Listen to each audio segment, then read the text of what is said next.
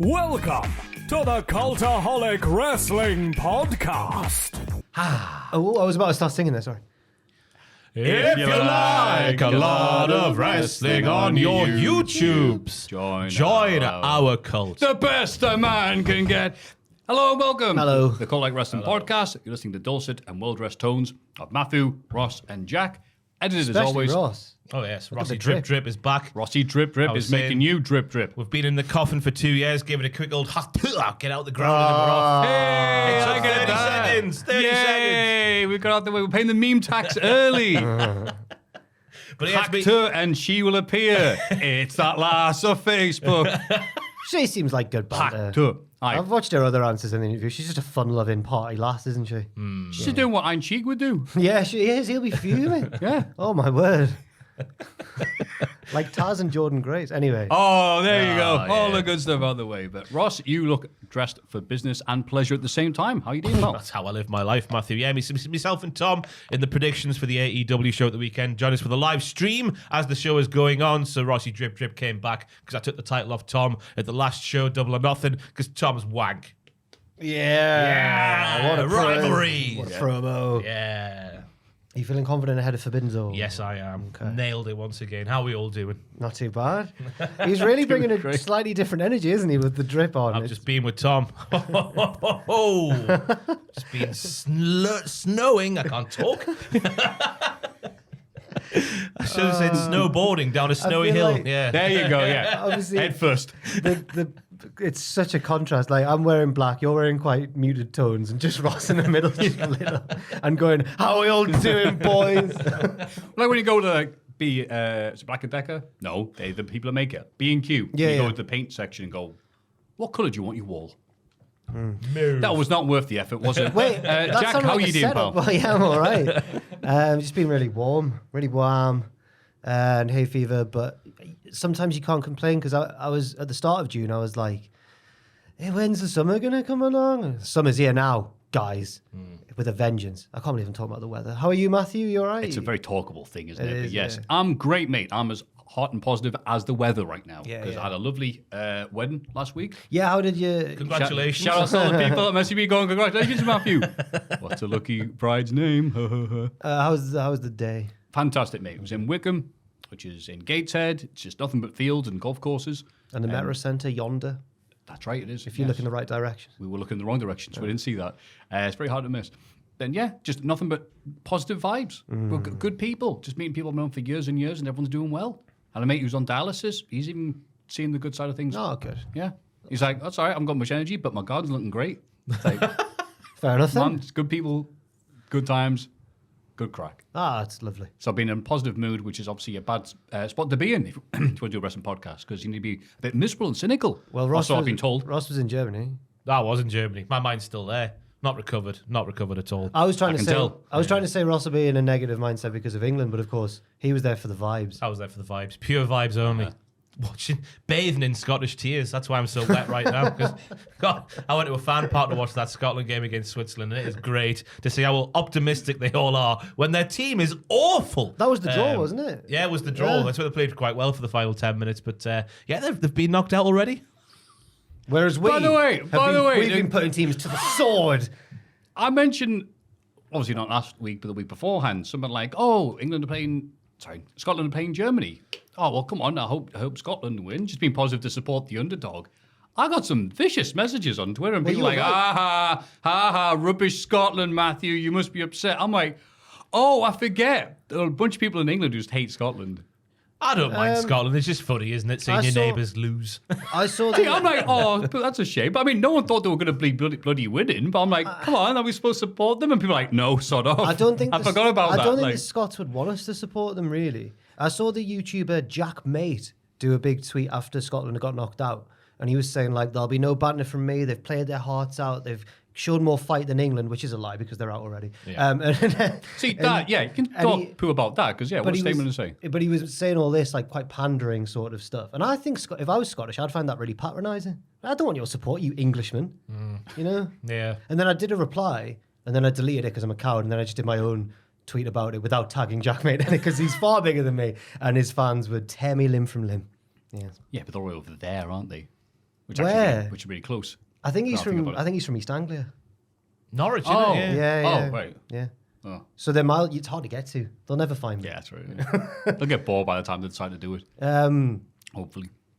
Did you see Bergman's Party House again? No, not this time. No, that was a Berlin exclusive. I was in Dusseldorf for a period. I was in Cologne for a period, and I was in Gelsenkirchen for a period. It was all You're just in Cologne. That's why you smell so nice. Yeah, thank you very much. It's very strange. Though. I went to Gelsenkirchen to a bar which is in the middle of Schalke's training ground. Really? No wonder they got relegated. Yeah, just sat there watching the England game, the second one, in the middle of Schalke's training ground in a bar. It was very strange. Apparently, Schalke and Borussia Dortmund are in a weird place where there's loads of towns all around, and it's The stadium's just in woodland, in nice. the middle of the woods. Like as if Enid Blyton did football and Tyler Bates there on a toadstool. Oh, and he passes to the Badger. You mentioned the Germany-Scotland thing. You accidentally predicted it. You went, because I went, I've got a crazy prediction, guys, and you went Germany 5, and then they did score 5. Yeah, that's one of those. Wow, well done, Maffew. You said the sun would come up today. Oh, that's more like it, Maffew. Yeah, I knew they weren't going to win. It's just funny, like going, oh, right, yeah, I like Scotland. And it's just like, oh, that's atypical for a lot of people in England. Right. I couldn't even brag because you were both away, but my crazy prediction came true. The Witches winning. Oh, yeah, the Witches. Yeah. It's gone well since. See, it's lost all momentum. I couldn't Old wait. news. I couldn't wait to brag about it the next week, but it's Adam and Andrew, so it's all the momentum's gone. And obviously, we care. I'm sure they did at the time. They were like, "Oh, Jack, prediction." I remember saying I couldn't see it happening at all. No. Thank yeah, you, you thank were you both. for. Yeah, they had no momentum. They lost their match going up to SmackDown really quickly. And that's why I said. And then they won. And you're like, oh, well done. Oh, aye. And then alarm bells. Are there going to be any more Scottish wins tonight, or is that it? No. No, there wasn't any. And wow, what a disappointment that was. Didn't get a chance to say about it. Obviously, there's some good bits of that show, but after all the hype, after all the, we're going to be D in this and we're going to be D in that, he will riot if Drew doesn't win. What happened? CM Punk can get a photo. Beer CM Punk. To be fair, Nothing. To be fair, nothing. No, there was heat for him when he came out, but he did manage to locate 3 lads in CM Punk t-shirts when he was posing at ringside. Oh, it must have been really hard to find them, right? I mean, one of them was I was in one. I was running, I couldn't get there in time. Phil, I'm not Scottish. Come back. yeah. Although Celtic fans like him now, Yeah, him and Sami Zayn are Celtic, aren't they? and Sami Zayn. Yeah, Sami Zayn had a Celtic trading top on I saw when he was over here. And Drew's Rangers, I don't know who else is Rangers in the Grado. Yeah. The Coffees are the Wolf. Sheltak. The Gallus lads are all Wolf. The Gallus lads are all Wolfgang. They're all Celtic. No, they're all rubbish. Oh dearie me. They're the kind of lads who'll go to the matches wearing Stone Island gear, pose, and Joe Coffey get a used- grip, man, Joe will Coffey you? used to come to his wrestling matches wearing Stone Island. Get a grip, man, will Who you? else wore Stone Island this week? It was It's in the notes, I think. Yeah, he had Stone Island on his top and his bottom. Yeah. Yeah. Was it Grayson? Get the badge No. in. Get the badge. Logan Paul. Logan Paul. had Oh, Stony of course, Island. the most Stone Island man in the world. News. Hall of Famer, Sika Anoa'i, passes away. Yeah, Sika, yeah. Aye, 79, on part of the legendary Wild Samoans. I think they were the first Samoans in WWF. Right? Am I correct in that? Sounds right. I haven't There was checked. probably 20,000 more before that I've just never heard of. They were the first ones, at least, that I remember. The ones I don't remember, remember. right. I wasn't alive, but they're the first ones that I've heard of that you go back far enough Yeah. to find out about. Yeah. Aye, that is crazy because then a lot of people know about them because of the emphasis they put on the bloodline in WWE on TV. So even if he's not been on TV much, he did appear one time though, not that long ago, didn't he? With, When he gave Roman. him the Hell in a Cell, wasn't it? they anointed him right, tribal yes, chief. well yeah, done. yeah.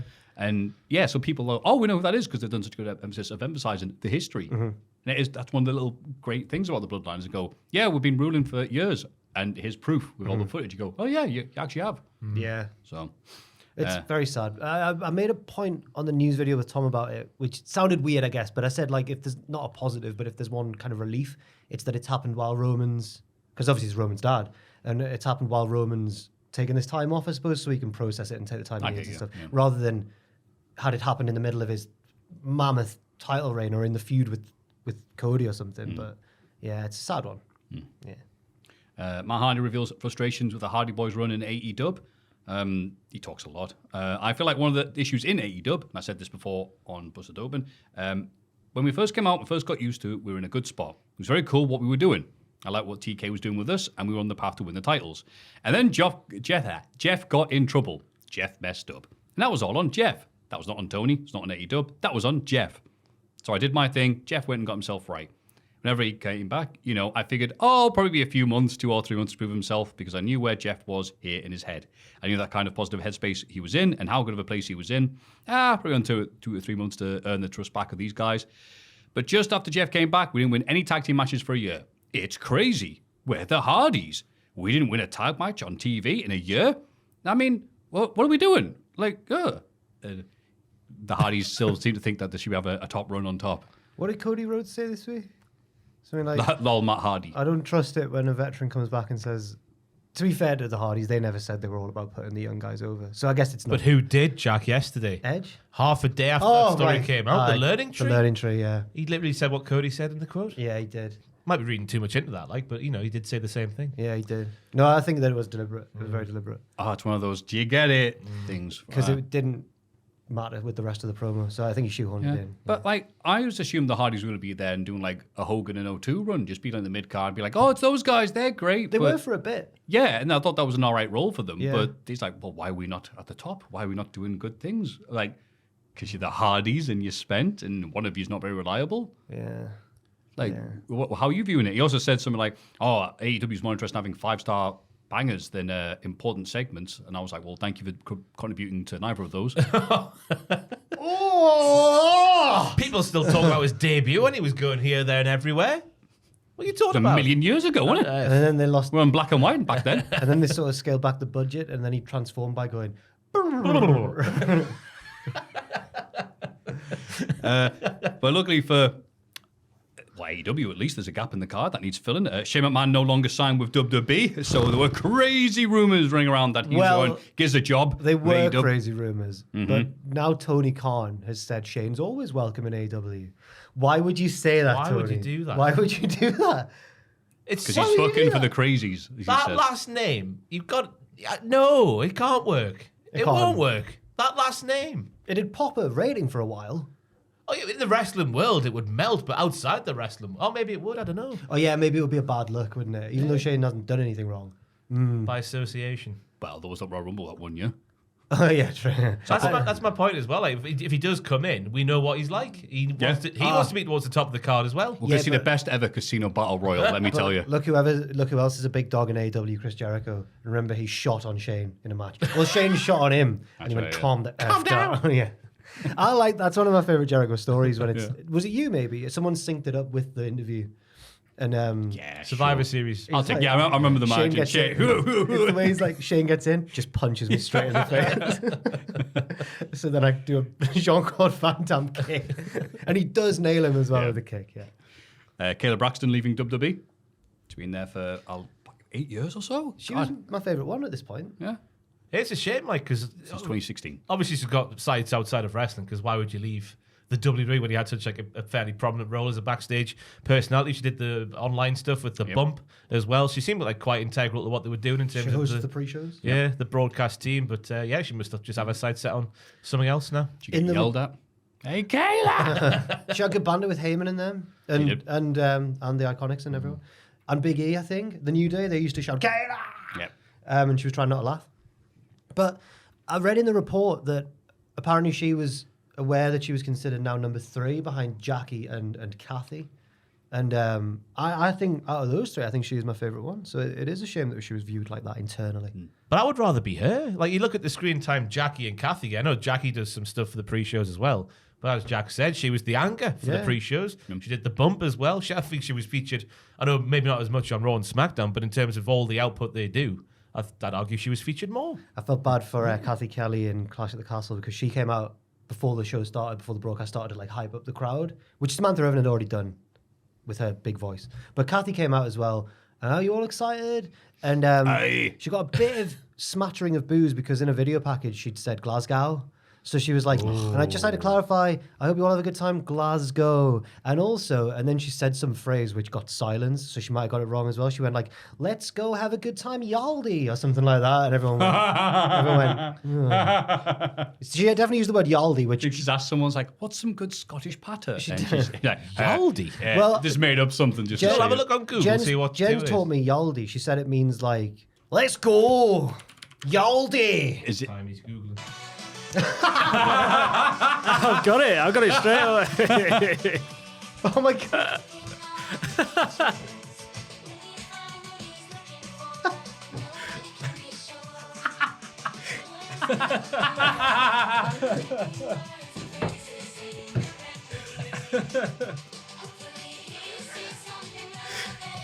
I've got it. I'm ready. He's got it. That was unbelievable. I need to get the lyrics because it's not very clear, but yeah. That was Joel is good. Googling. But just the fact that like Joe's like I found it. You can stop playing it. I'm Yaldi not is being sandbag. it's Scottish slang expressing. Oh no, my mic. Expressing excitement or joy. But you said y'all D. That She sounds like just- she's an American she just said it thing. in a weird way. And You it didn't- all D. It didn't get a big cheer. To be fair, you can't go Yoldi or Yaldi, apparently, according to this website here. Oh my god. And Do you like raisins? apparently we went to I'll be we went to Galdi. we went to the SmackDown the night before Clash at the Castle. And I didn't see this, but I think Sorry. Jack is talking. I knew that would go wrong. it's so aggressive. The subtitles aggressive disco music plays. Yeah, apparently there was a lad sat in front of Fraser, but I was further down our row, so I didn't see. But apparently he sat next to his mum, the thing. The lad said he was just on his phone on Kathy Kelly's Twitter feed, just looking at photos of him, occasionally zooming in right next to his mum. Didn't give a crap. Yeah. So she was over with some people. But yeah, Kayla's Some gone. perv was Googling. Kayla's gone and it's sad. Yes. Jimmy Kellner passed away, former head of Turner Broadcasting, passed away age 77. And it's so funny because he's so known for... No, hang on. He's known for wrestling fans. Disrespecting. Dead person. Disrespecting the dead. Maffew's disrespectful. Too little Dan. Yeah, Jimmy Kellner passed away, and he's responsible for being the guy that killed WCW. Gordon Hogan and many others, yeah. I was going to say, what awkwardly happening during the TV show being broadcast, which you don't need to watch. And it's funny, though, because he did so many things, was responsible for several networks, several dozen TV shows that he was helping, including The Simpsons, Buffy, Gilmore Girls, so many others. But to wrestling fans, to see him as that guy that killed WCW. His Wikipedia page, all the stuff that he's done in his career, is not half as long as the Kellner directly killed WCW. It's just like, it clearly was just just one day of his week. My view of it's sort of been that, like, if they hadn't lost the Monday Night War and they were still in a strong position, then maybe that merger and the new parent company would have wanted a wrestling That's the show. debate, isn't it? Yeah. But it was definitely not at that level. It was Not by then. all the way down in the basement. Yeah. Speaking of down in the basement, update on Ricky Stark's absence from AEW TV because God, there was a weird well-timed. thing. Obviously, I forget how good the wrestling media can be After sometimes, our- can't we? We have proper wrestling news people. Yeah, it was lots of them. They're so good. And After all it takes is one guy from Reddit. After our half-year awards, We shot that awards video, and then within half an hour of it going live, Twitter explodes. Ricky Starks got drunk. And we're all like, why aren't they using Ricky Starks? Yeah, What did they do? but with wait, him? the source was one guy on Reddit. who's definitely, I think that's genuinely a burner of someone in AEW. What? It's just some guy on Reddit. No, but I think it's someone, because how did they know? Because then a lot of it's been corroborated. By who? Sean Ross Sapp and Fightful Select. He did not say that happened. What? No, he said the Calgary thing didn't happen, but the other stuff. thank you. But the other stuff's true. So the Calgary stuff's the getting drunk in the bar. Yeah, Yeah. that was never a police incident or whatever. A lot of people have denied that in the Fightful report. Right. But the other stuff about him turning down pitches, there's been Fightful stressed that it's hard to get a clear answer because on different sides, like the pro Starks people, I guess, give very different answers to the as you'd expect. Ricky Starks himself. Is it true that you're hard to work with? No, our sources say he's not hard to work with. But apparently he turned down the breakup angle with Big Bill Mm-hmm. because because he felt like it wasn't beneficial to Bill. And I saw on Reddit someone say, "Oh, that doesn't work for him, brother," because Bill would have presumably lost the feud, and Starks didn't think that would be good for him. So I think That's fair enough. What a nice guy. Yeah, I think- So I don't think our things that we said about him are actually true. Yeah. He's a good guy. But he got rampant drunk. I'm not beating Big Bill in Calgary. You're right. That bit was Yeah. people denied that. It was a hit piece. But By some guy, and everyone lost their minds. He also- Please, people, please. well, not Starks directly, but sources close to Starks. I also had a point saying that apparently he believes that he was annoyed that there was no follow up to his strap match with Bryan, which is fair enough, and he felt like CM Punk leaving was a turning point for his momentum, like killed his momentum in AEW. Which, if you look at it, kind of did. He was becoming Mr. Collision, wasn't he, at the start? And then suddenly he was. Yep. I know he was tag champion, but suddenly he's in the tag division and he's going to be one of the pillars, I suppose. And was he? No. But he's pillar adjacent. He's a buttress. He was the door Yeah. to whatever the thing we're making here. Yeah. He was the door to the bar where he had that incident with the Calgary police. Officially true via Tony Khan's burner on Reddit. The Canadian mounted police, like, you're losing a big bill. He went, never! It is strange, though, because he's still, as we're sat here now, he's still very much in limbo. We don't know what's going on. Neither here nor there. Limbo Bimbo. Limbo bimbo. Limbo bimbo. Yeah. Sorry, that's from the Mighty Boosh. That's a 20-year-old joke there. Mr. Susan, and it's time for you to do the choosing in the mirror world. Right, sorry. Look at them shine. Look at them shine. God, But the mighty boot. What a Choose moment of time that wisely. was. There are over 17 mirrors in Mirror World. Oh, God. It was very hit and miss by the end, the Mighty Boosh. Yeah. That was the news. Everybody get excited for the Cultaholic Hall of Fame. The Hall of Fame. And condescending order Oh, from well. last week. Oh, Wait, well, hang well. on. Oh, There's, wow. Good evening. There's only 2 picks. No. Read Maffew with your eyes and No. speak with your mouth, young warrior. Owen, Pierce, and Fraser. That was my nomination because I Twen- didn't have one. Oh, I see. 21%. So mine came third. Wyatt's sick debut Uh-huh. and Gary from Scotland both won with 39%. And Ross checked the It's number of 2 votes, winners. and they had exactly the same number of 42 votes. Same votes number each, of yeah. votes and same percentage. What do we do? I reckon. Well, I was going to say arm wrestle, but obviously Andrew's got the COVID. He can't be here. So the next best thing's got to be Joel decides. Whoa! He's the independent party here. Word. Can we have some music Do they so not- we can think about this, Ross? If it's such a draw, do they not? He needs to Google his answer.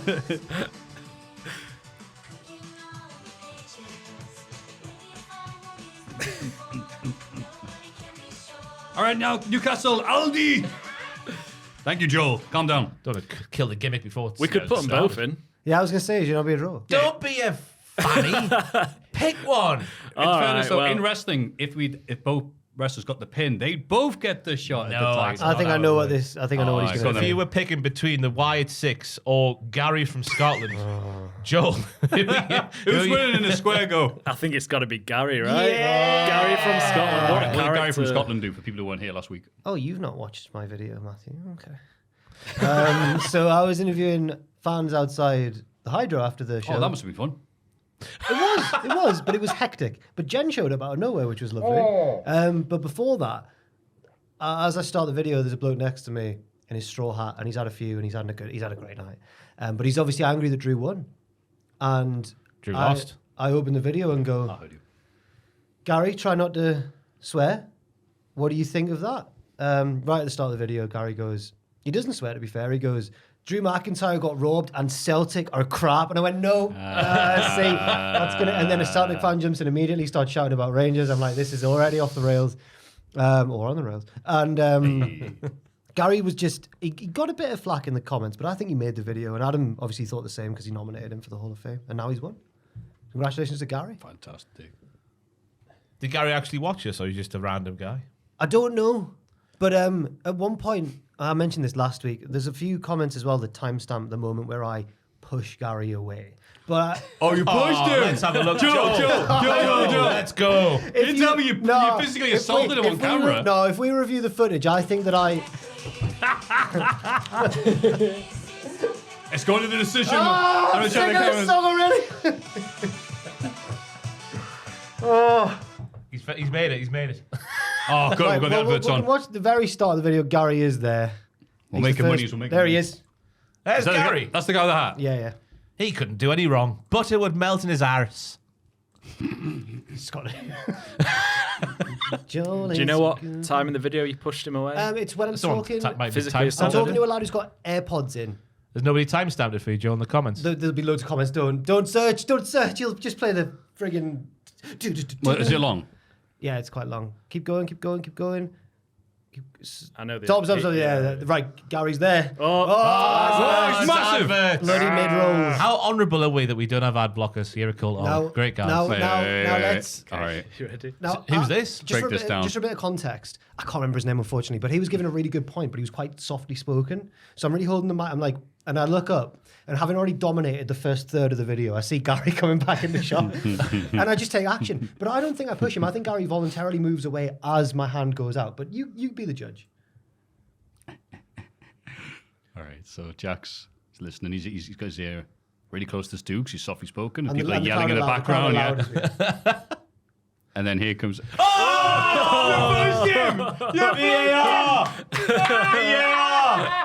Replay! It's assault on the streets of Glasgow. Oh! Assault on the streets of Glasgow. Look at him! Throw away the key! Joe, You can't do that to a stranger. Can I go slow? Yeah. Watch, I don't actually put any force into it. He voluntarily moves away. No, this Gary's back. Gary comes into the frame at 70 minutes and he goes back and to the left. Oh! He's not doing that movement without to the the shove. left. Back and to the left. This is like Joe Linton and Gabriel at the back post. This. Who pushed who first? Wait, Ross, can you give us Gary's voice as he walks in the frame going, very excited to meet his hero?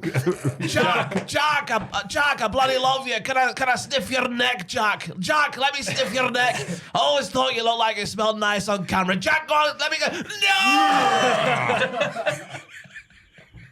No! Oh, God. 100% push. No. Press charges, Gary. Press charges. Gary, just to clarify, Gary was a lovely bloke. I mean, we got on well. Yeah, in fairness, you went to see him in hospital afterwards. You're not the Ultimate Warrior. I'm glad Gary's got in the Hall of Fame because he did get some flag in the comments, but it wasn't a serious analysis video or whatever, was it? Some people did. He did, and I think he deserves this Hall of Fame place. I'm glad you've picked him. So who? Two people win. Who's going to go first in the? Well, I guess who was in Adam's seat, so that's me. Cool. What have you got? Can you go on Joe Hendry's Twitter, please? Because Jeff Hardy's done a cover of. Oh no! Is he really? Really good. Oh no! He's made his own lyrics. Oh no! But I just before we play this, right? I just would like to imagine. There's a lot of obviously Joe's right. There it is. In a tree. He's in a tree. Do we need sound? Don't you like Michael Jackson? Don't you climb trees? No, Michael, you're 40. Get down. So I'd like to imagine Jeff messaging Joe and saying, "Hey man, I've done a cover of your song. Can you share it, please?" And I'd love to imagine Henry's like polite but sad, just like, "Oh, thanks, man. That's really good." Because wait, He's fixed it. he's fixed it. He's bloody fixed it. Right, ready? Right, here Are we we go. back at the start of the video? No. Oh, thank you. I believe in Joe Hendry. Oh Jesus! Your music rocks, deletes the rest. I believe I'm chosen What? to go back to what I used to be. I believe I'm rising Yeah. to create my own history. The officer goes. Eyes by the leaf. The officer goes. That's great, sir. But actually, it's like the alphabet.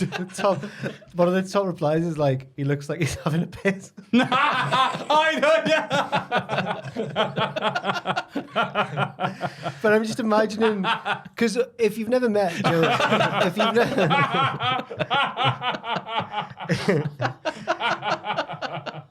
if you've never met Joe Hendry, he's a very polite guy, especially if you don't know him that well, or it's in a professional capacity. So I imagine there he's had to be like, "Oh, thank you so much, man." But I'd love to know what he's really thinking. You can tell it's a Jeff Hardy song because he's doing that thing where he's emphasizing the wrong word in the sentences, even when he's singing. I believe in rising. Joe Hendry. Your music deletes all the rest. I'm having a piss. Wow. So What was that? Jeff Hardy singing Joe Hendry's theme song is your pick. He's a frontman of a band.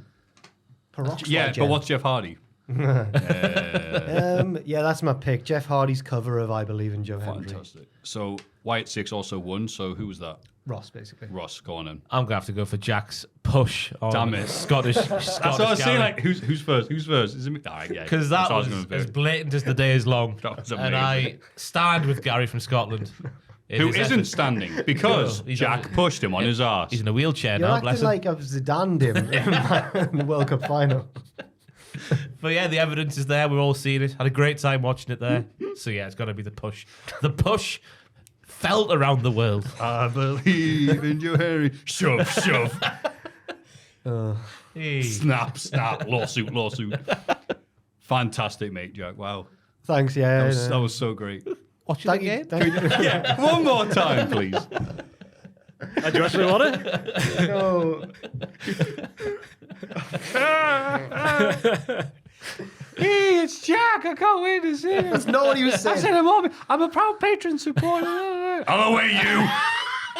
You're blocking me shot. I'd like to point out. You've had your turn. Piss off. No, I'd like to point out he had more than his turn. At one point, he just kept shouting.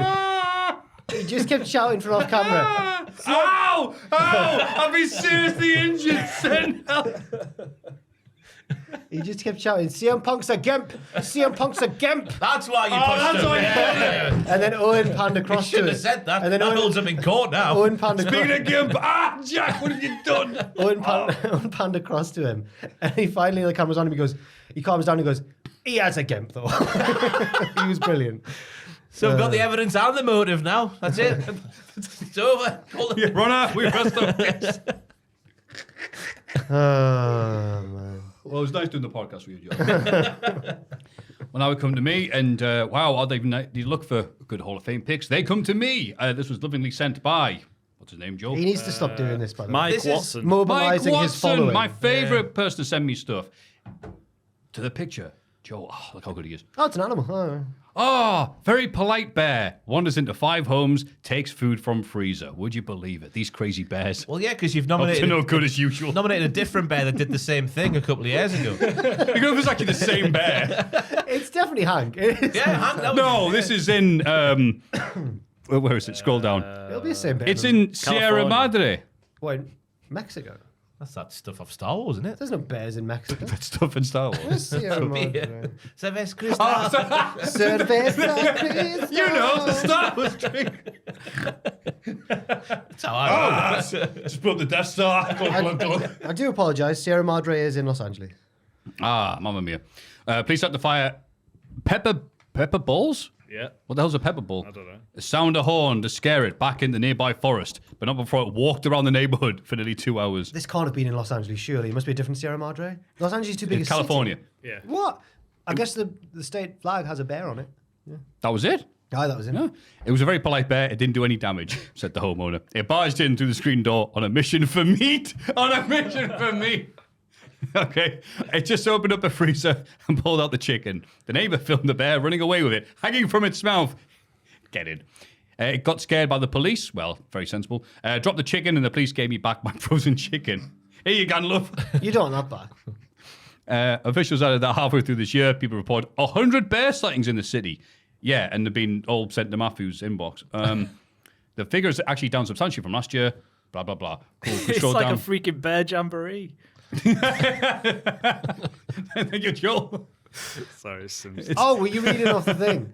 I thought you were just. I thought you were. One owner said it's like a freaking bear jamboree. I thought you were chiming in with your own thoughts there. A Simpsons quote. I didn't. So the owner, they've all said, I don't feel threatened by them. They're only bears. They're not as deadly as Jack in Scotland. Oh, they listen to the podcast in the future, in the past. Wait. Well, that was great. Well, that's another bear doing wacky bear things. God. Let's see if the well is run dry this week, because there's no way it's winning against Vicious Jack. Presumably, the rest of California are too busy dancing to Kendrick Lamar's diss track, Andre. Because everyone's Well been- done. Yes, I actually know what you're talking about. Yeah. I brought back one caption for one of the shows this week in This Week in Wrestling, but I deleted the rest because I thought it's not up to scratch. But Pleasure. You've one always of them, been a very big critic of your own work. one of them was going to be, say, Liv, I hear you like them young. Don't you ever go to Cell Block Dom, because that's from the song of the... Wow. Well done. But I've got an even better one. But that's the only one, just for Raw this week. Wow, just for what a Raw. teaser for the people who obviously just listened for the Hall of Fame segment. Yeah. Wow. Well, the 3 picks we have are, of course, Jack. Jeff Hardy's cover of I Believe in Joe Hendry. The state of it. Ross. Jack's assault No. on the Scottish Gary. The state of it. Some people have been calling him Gary YouTube. Gary, Yeah, Gary we YouTube. found There he Gary is. YouTube, yeah. He can have it. That's my gift to him in this time of peril. Gary A&E as well. And mine's a bear doing bear things. Is that you want it written down? A bear doing bear things. It's not going to win, is it? It might do. How can I put it? How can I word it that might win? Bear tweets out in support of Scottish Gary. We're not having Breaks that. in the home to steal a homeowner's phone. It's not winning. These can be voted for at patreon.com/cultaholic. This week in the wrestling. It's this bloody week in the wrestling. This week in wrestling. Friday night diddlers. There was a sign. Yes, there was. We didn't put that in the Hall of Fame. Bollocks. That can only be us, can't it? Hope so. Yeah, surely. Oh, something's happening. I mean, it is wrestling. It Unless- could be a myriad of different options. That's like that person who brought that sign and like their group of friends. Maybe that's what they call themselves. Maybe it was a shout out to them. I haven't received any notifications from people saying, yeah, that's us. We love the podcast or all like that. So, No. And I guess you guys haven't. So No. maybe they like signs but don't like emailing. Maybe they're shy. Maybe they are shy. They're shy diddlers. CM Punk opens the show in Chicago in SmackDown. He talks about the pressure of delivering on your promises in front of a hometown audience, just like he did at Money in the Bank 2011. But Drew couldn't do that. Punk defends his actions in Glasgow and reminds us that he set out to get revenge on Drew by burying his career. He didn't think it'd be so easy, but Drew has quit. He did quit on Raw. A visibly nervous Paul Heyman interrupts. Heyman talks about their friendship and says he's here to do Punk a favor. He wants Punk to get out of here before the Bloodline attack him. Punk is not afraid, but the Bloodline arrive. Solo gives Punk 2 choices. Pay respect now, or I'll make sure that he never wrestles again. Heyman asks Punk to escape along with him, which angers the Bloodline. Punk calls them a bunch of fake-ass Usos and a cosplay tribal chief. The Bloodline prepared to attack, but Cody Rhodes runs in with a pair of baseball bats, so they back off. He wants a match of Solo tonight, one-on-one with nobody at ringside. Ooh. This felt like a particularly silly opening segment, but I enjoyed it. You think? Just the Heyman going, take me with you, and Cody making the save with 2 baseball bats, and Punk and Cody go, and he like did the throw in one bit. Yeah, it felt like something from Star Wars, but it was. Which Star Wars? There's one where someone throws a lightsaber to someone else. It does episode 1, didn't he? Maybe 2. Like I can Qui-Gon's picture. chilling. Oh, is it? Yes. Like skids on the floor, didn't it? In the Darth Maul fight, maybe. Yeah. Yeah. Or is it when they're fighting the droids? Anyway, it was. I thought it was wrestling at its silliest, sports entertainingest, but it was fun. Fair enough. I loved the bit with Punk and Heyman. With blurry-eyed Heyman asking his one-time Heyman guy Punk to take him with him. Obi-Wan, you're my only hope. I thought this was a lot of fun. I enjoyed the setup there. I think there's some stuff with Cody that we'll get into later on. That's why they rushed this slightly. But yeah, I thought Punk just getting to be Punk in front of his home country and just be a dick. But them going, yeah, but he's our dick. I thought it was good, well worked. Heyman again carrying the load. Talk about again the half-year culties about all the work he's been doing. Going, help, I'm trapped, but I still have to do what he's doing. Yeah, he needs an Oscar. Just for that line that you said there about take me with you, but also when he was struggling to say Solo is the head of the table, it's clear that he wants out, but he's telling Solo otherwise, as we'll learn later on. I thought it was interesting that Wade said he was reprimanded for what he said about Punk after the Scotland show, because he was like, oh, there's bollocks about him changing the culture backstage. I think that's wrong. So he got reprimanded, which I found interesting. I like. I wonder if that's going anywhere. I thought, yeah. Just, No, but I like that because it feels more like they're existing in a real world. Like Wade is friends with Drew, and he would be annoyed. Yeah. Yeah. Yeah, I thought maybe it's that and a bit of trying to be like, the Stephen A. Smiths where they're giving the loud, shouty opinions and stuff like that and the headlines. After Clash, Wade got to the ringside area and was trying to calm Drew down, so it fed off from that as well. Yeah. Right. Yeah. And Drew was like, you could hear the camera record Drew going like, no, the Americans don't understand. But Punk's promo was fantastic as well. I thought the line about not wanting to kill a man, but killing a man's career 6 feet under, and it being easy because Drew already quit. I thought he was back on form because he hasn't been quite what he was. I'll push you. I'll give you a push. He will. And I'll fight for the right of Gary YouTube of Scotland. Yeah. But yeah, I thought he was back on form here with that line in particular. And I like the little barter, the little deal they had. Paul wanting to make like a little swapsies. Take me with you in favour for something else that we found out a little bit later on. Good stuff here. Yes. Yeah. And yeah, I agree. Punk's nice when he's like this. It's much better when he's like, hey, watch out for the glass. I hope there's no boys in the jungle. It's like, all right, we get it. Shut up. Move on. When's he done that? He's done a few things like, hey, there's some backstage issues here, and I know about them. Yeah, all right, we get it. Backstage, Jade Cargill wants to ask Nick for a tag title rematch. Bianca Belair agrees, but first she wants to concentrate on qualifying for Money in the Bank. Ooh, not quite trouble in paradise yet, but Just keep in their own lanes, don't they? It's much like the main roster stealing from one of NXT's most prominent storylines at the moment between Nathan Fraser and Axiom. One of those. Actually, yes, you're right. Wandering eyes on different prizes. Yeah. Axiom wants the tag team titles. Axiom's wandering eyes. No, it's Nathan's wandering eyes. He can't help it, man. Leave him alone. Randy Orton and Kevin Owens ask Cody if he's sure about leaving them backstage tonight. He says he has a cunning plan. All right, Code Man. He did it again. All right, Code Man. Code Man. I didn't understand this by the end because I was waiting to see what Cody's cunning plan was, and it was to have Orton and Owens run out with him to save him.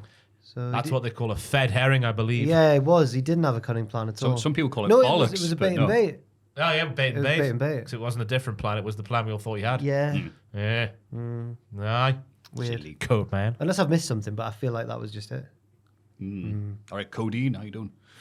Chelsea Green qualifies for Money in the Bank, sting a pinfall from Bianca Belair on Machine. Yeah. Deserves it. Her Great. work on camera every time she's on, no matter how long she's on, she always just makes the most of what she's been doing. That's signified by the reaction she got from the crowd as well, because she's getting that heely, cheery, poppy sort of reactions now, which shows it's working. As for the match, there was just a horrible fall for Chelsea off the backdrop spot of Brett's rope. She had really high on her shoulder, but recovered. And then Machine did a bloody Styles clash. Yeah, she did. Bloody hell. Too sweet. Because she's in that group, kind of, Yeah. The Ock. sometimes. Yeah. Up the Ock. I've realised as this week progressed, because at first I was thinking, why are these Money in the Bank qualifiers all triple threats? It's quite strange. I realised it's because a lot of the winners aren't the biggest star in the match, so you need a third person in there to take the fall. Yes, exactly. It's quite clever. Yeah, He knows what he's doing, Paul. he's so smart. And he thinks more. And so, but Chelsea Green, see the pop she gets? You get Chelsea the vet, more like. Yeah. I always appreciate seeing somebody outsmart the much better opponent. Yeah. It's nice when a plan comes together, like in the 18. Blair Davenport confronts Bailey backstage and says she can't wait to cash in once she becomes Ms. Money in the Bank. This was much better because she wasn't speaking like a thesaurus. She wasn't using the long words where she didn't have to use long words as she did in NXT and her first couple of promos on the main roster as well. So it wasn't much, but it was better than what it's been. Yep. There's an interview with Jack Grealish a couple of years ago where they go, I've heard you're a football thesaurus. Is that true? And he goes, what does that mean? Blair Davenport confronts Bailey backstage and says she can't wait. I've already said that. Yep. A terrified Paul Heyman is told by Solo to give the rest of the Bloodline a message. We don't hear what it is because the audio cuts out. And I thould, they're doing more shenanigans. Maybe the audio got cut out. No, it just stopped working. It cut out at the At the crucial exact point. same time. Yeah, So- Yeah, he told told Paul to tell the Tongans to take out Kevin Owens and Randy Orton. Okay.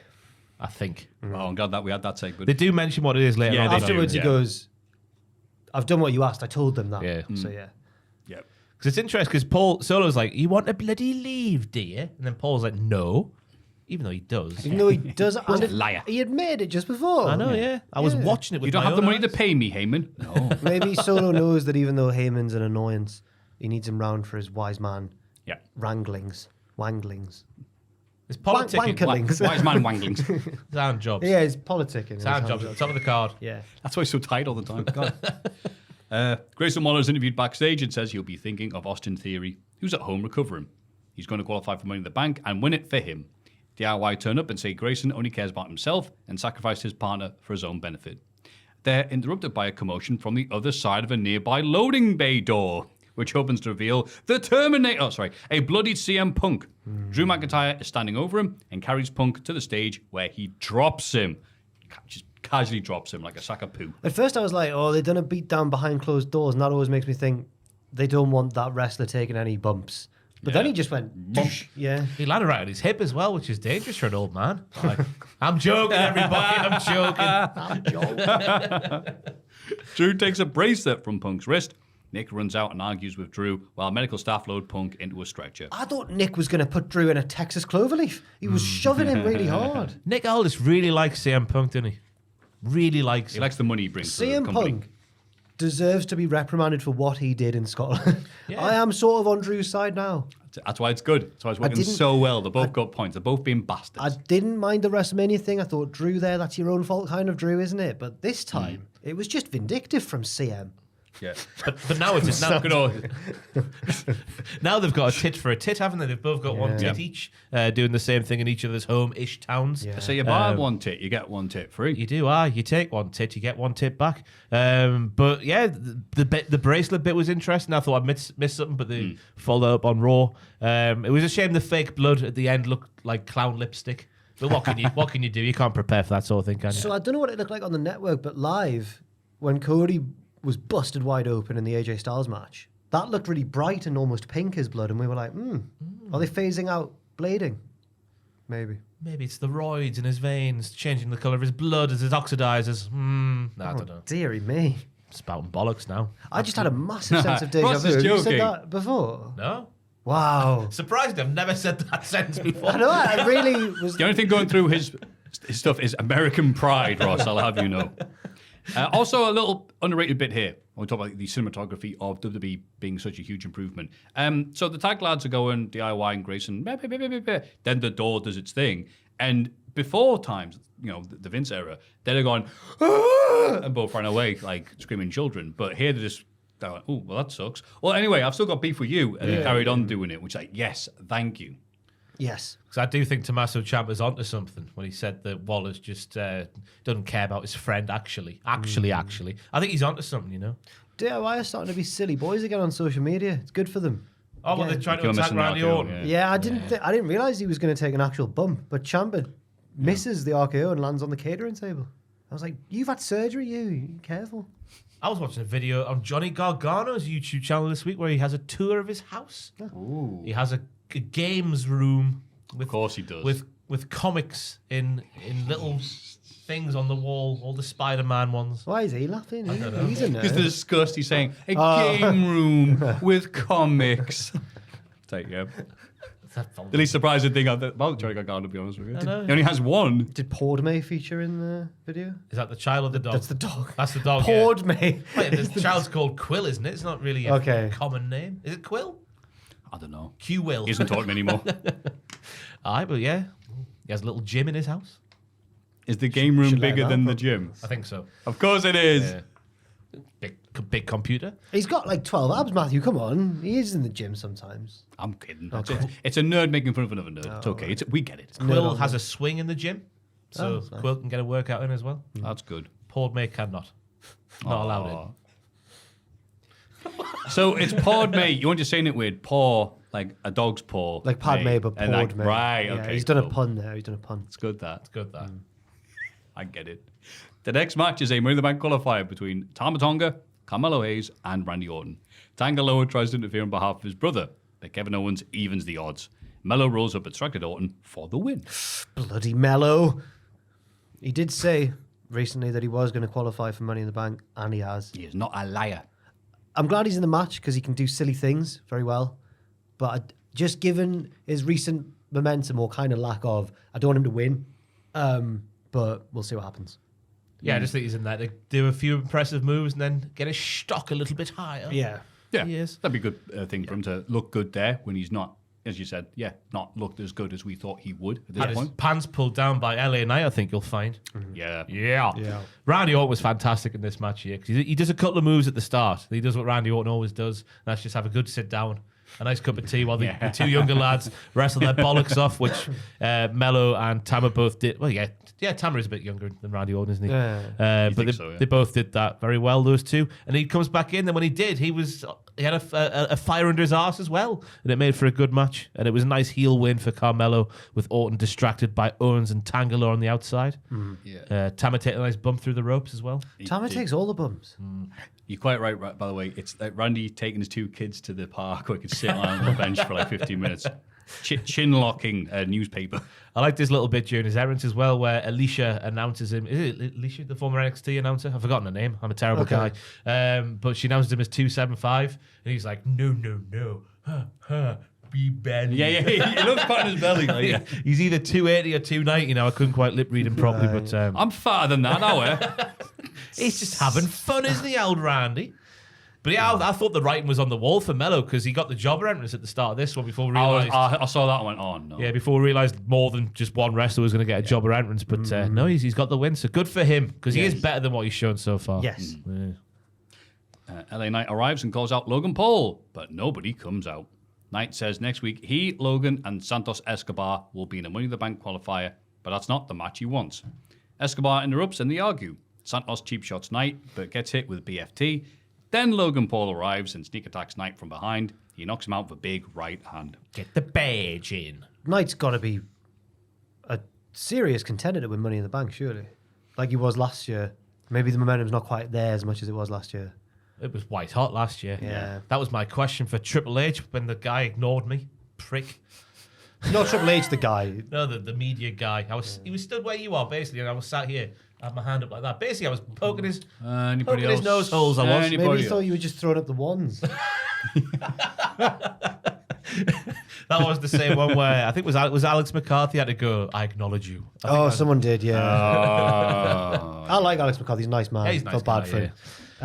What else? I didn't feel bad. I think someone at the press conference apparently, Fraser said, because it was Fraser and Pierce who went to the press conference from our team while I was having a 5-star match with Gary.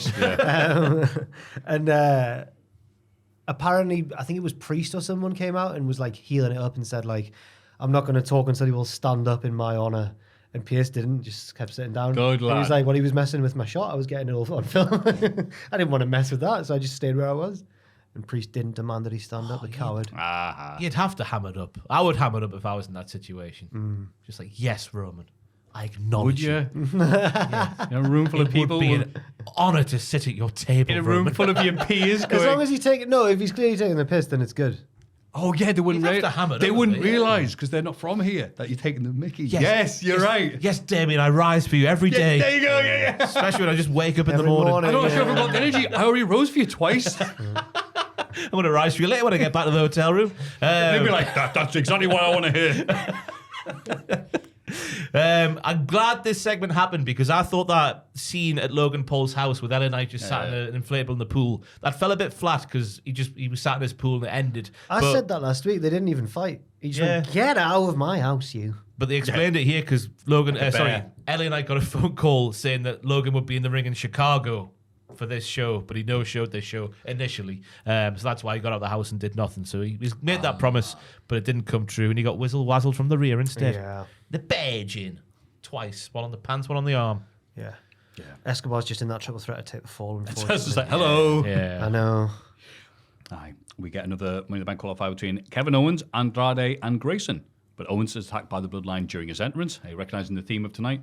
Randy Orton chases them away with a chair, and Owens makes it to the ring. If Aldous was a good GM, he would have actually got extra security in and mentioned it all night. Aye. But the extra... And blamed all the referees for all I was fuming with Ava this week, but we'll get to her later on. Andrade wins, get the pinfall on Waller. He had his working boots on this week, did the Speed Champion. Because he was winning. He nailed Waller with his back elbow, which should be his finisher. Oh, yeah. He did lots of chops, a sunset bomb off the apron to the floor. His working boots were on, as I say. The Message was the finisher this time, though, after the roll-through stunner attempt from Waller. I like that reversal, though. Even though I agree the back elbow should be his finish, it was a nice, inventive way to end the match. Yes, it was. And I'm glad that the Tongans followed their marching orders from Paul. Because if they didn't, that would have made the storyline a lot more predictable. But the fact they did, it makes it a bit more in jeopardy. In limbo. Jimbo limbo. Oh, limbo bimbo. Trimbo limbo bimbo. Proper Grimbo. Yeah. Selector. I agree with everything you said. I don't think it's because Andrade was winning. I think he saw the AJPW champion Grayson Waller in the ring with him, and you had to work his ass off. The bumping machine himself, didn't who? I tried The All to be Japan funny Tag there. Champion. Did I say tag champ? I just made a mess of that. It's not called the All Japan Pro title, is it? No, I just meant because I just The work assumed- rate machine himself, I Grayson assumed Waller. you meant tag champion just because he is. It was just a bad line, baddie You're delivered. saying he's got loads of fighting spirit. And he bumps Yes. a lot. Yes. Not like those other wrestlers you hear about in American wrestling. No, it's all Grayson Waller doing all the crazy moves. He's great at bumping. He is. He's a great not comedy heel, just a great heel actually now, isn't he? Like, Yeah. good. Yeah. I'm Shaking worried up about with this his cool moves. because it still looks like they're going to do the face turn for Theory, and I'm intrigued to see how they're going to try and make that work because I can't think of a single reason to boo that young, handsome, in shape, lovely arse. I don't know what else to say. Uncharismatic, Last week, Andrew was like a big advocate for an Austin Theory face turn, and me and Adam were a bit like, but his face, but his smug face, his heel's face. Yeah. So I'm not too sure about that, but I am hopeful for Waller in a singles capacity. Austin face in Theory. Hey, that's better. That's I'll get there. We're getting there, yeah. Episode 300. Finally, I'm growing up. Tiff Stratz mocks Michin backstage for losing. Michin slaps her, but Nia Jax runs in and takes Michin out. She gives Stratton a nod of acknowledgement. I acknowledge you, Tiffany. Like you at the press conference, yes. Jericho vibes. Yeah. Yes. Yeah. If Jade and Bianca were still the tag team champions, that would have been the team to beat them, I would have said. But the fact that they're not the champions anymore, who knows what they're doing? I think they could still beat the Witches down the line. Oh, yeah. A queen fighting the witches on It's the like battlefield of Game of Scotland. Thrones, yeah. isn't it? Yeah. Yeah. And then Barbie's also there for some reason. Just before that, there was a segment where Cody was walking through the backstage area. I don't know if you've got that next, but we see the Good Brothers are clearly checking him out in the background, hinting the name. Yeah, they're more like, look at him. Not get many of him to the pound. So maybe AJ Styles is still in the title picture. Subtle from the game It's again. 2-0 to Cody now. Kayla gives us an update on the Drew McIntyre situation. She tried to interview him, but he just said, "See you on Monday." Punk will be staying overnight at the hospital, so I can say hello to Gary. That sounds like some sort of local medical facility that does a hospital. It does. It's crazy they stopped doing it now, haven't yeah. they? I mentioned it later on, but on Raw, Michael Cole gets handed a small box-like structure. But he calls it a box, which I was like, oh. What's that? What's a box? Wrestling's weird now. Paul Heyman talks to Solo in Gorilla. He's done everything Solo has asked, but now Solo is breaking rules set by Heyman and Reigns. Solo says Roman isn't coming back. Heyman is very gutted. This was good, because I was not aware that one of the rules they laid out is that we can't attack CM Punk because Punk means a lot to Paul. And Roman agreed for that to be a thing. He mentioned it quite recently, but he didn't go that far into why. So this time he's actually explained why. What's the other rule? Hands off Cody. Yes. Roman's going to deal with Cody. But no. Well, the Good Brothers are going to go rub later after checking him out backstage. So, yeah, Roman's getting a proper dirty face pop when he comes back. He's going to... And teams up with Austin Theory to take on the new bloodline. I reckon it'll be end of SummerSlam, like show closing moment, maybe. Is it a 2-night this year, or is that not? SummerSlam? No, it's Only next one year, night. So yeah. this weekend. I reckon it'll be end of the show stuff. Anyway. And Cody and Solo's main event match is quickly disrupted by interference from the rest of the bloodline. Owens and Orton make the save, but Jacob Fatu makes his debut. He slams Owens on the ring steps, spears Orton through the crowd barricade, and splashes Cody through the announce table. The bloodline stand very tall to end the show. He is a boss. Yep. He's everything they thought Solo Sikoa was, but better at everything Solo Sikoa This is. narrative's been taken off. Because it's in the match. I know Solo Sikoa in promos is very laid back and quiet and whatnot, but in matches he does the umanga. When he's going. I like that duality, you know? Oh, no. He does exactly what I do, but better. Yeah. It took him 3 minutes to show he is just Solo, but a bit Yeah. better at most of what Solo does. I just see him as a quicker Solo who's a bit more wild. But then so is Tamatonga. He's like the midpoint between Tamatonga and Solo. There's a reason they introduced him last. Because Do you no think one he's the- else do you in think the he's the best bloodline's going to one? follow him. Yeah, he's the best one. I can't wait to see more of him. And even better, my mate got married on the Thursday, which is why I wasn't here last week. And then this happened on the Saturday. My mate has worked with Jacob Fatu. Your mate's what? My mate has worked with Jacob He's Fatu. wrestled him? Yes. Bloody no, hell. I think he did something with him. Did he win? Yeah, of course he did. No way. My mate who don't know the name of beat Jacob Fatu. I've met both your mate.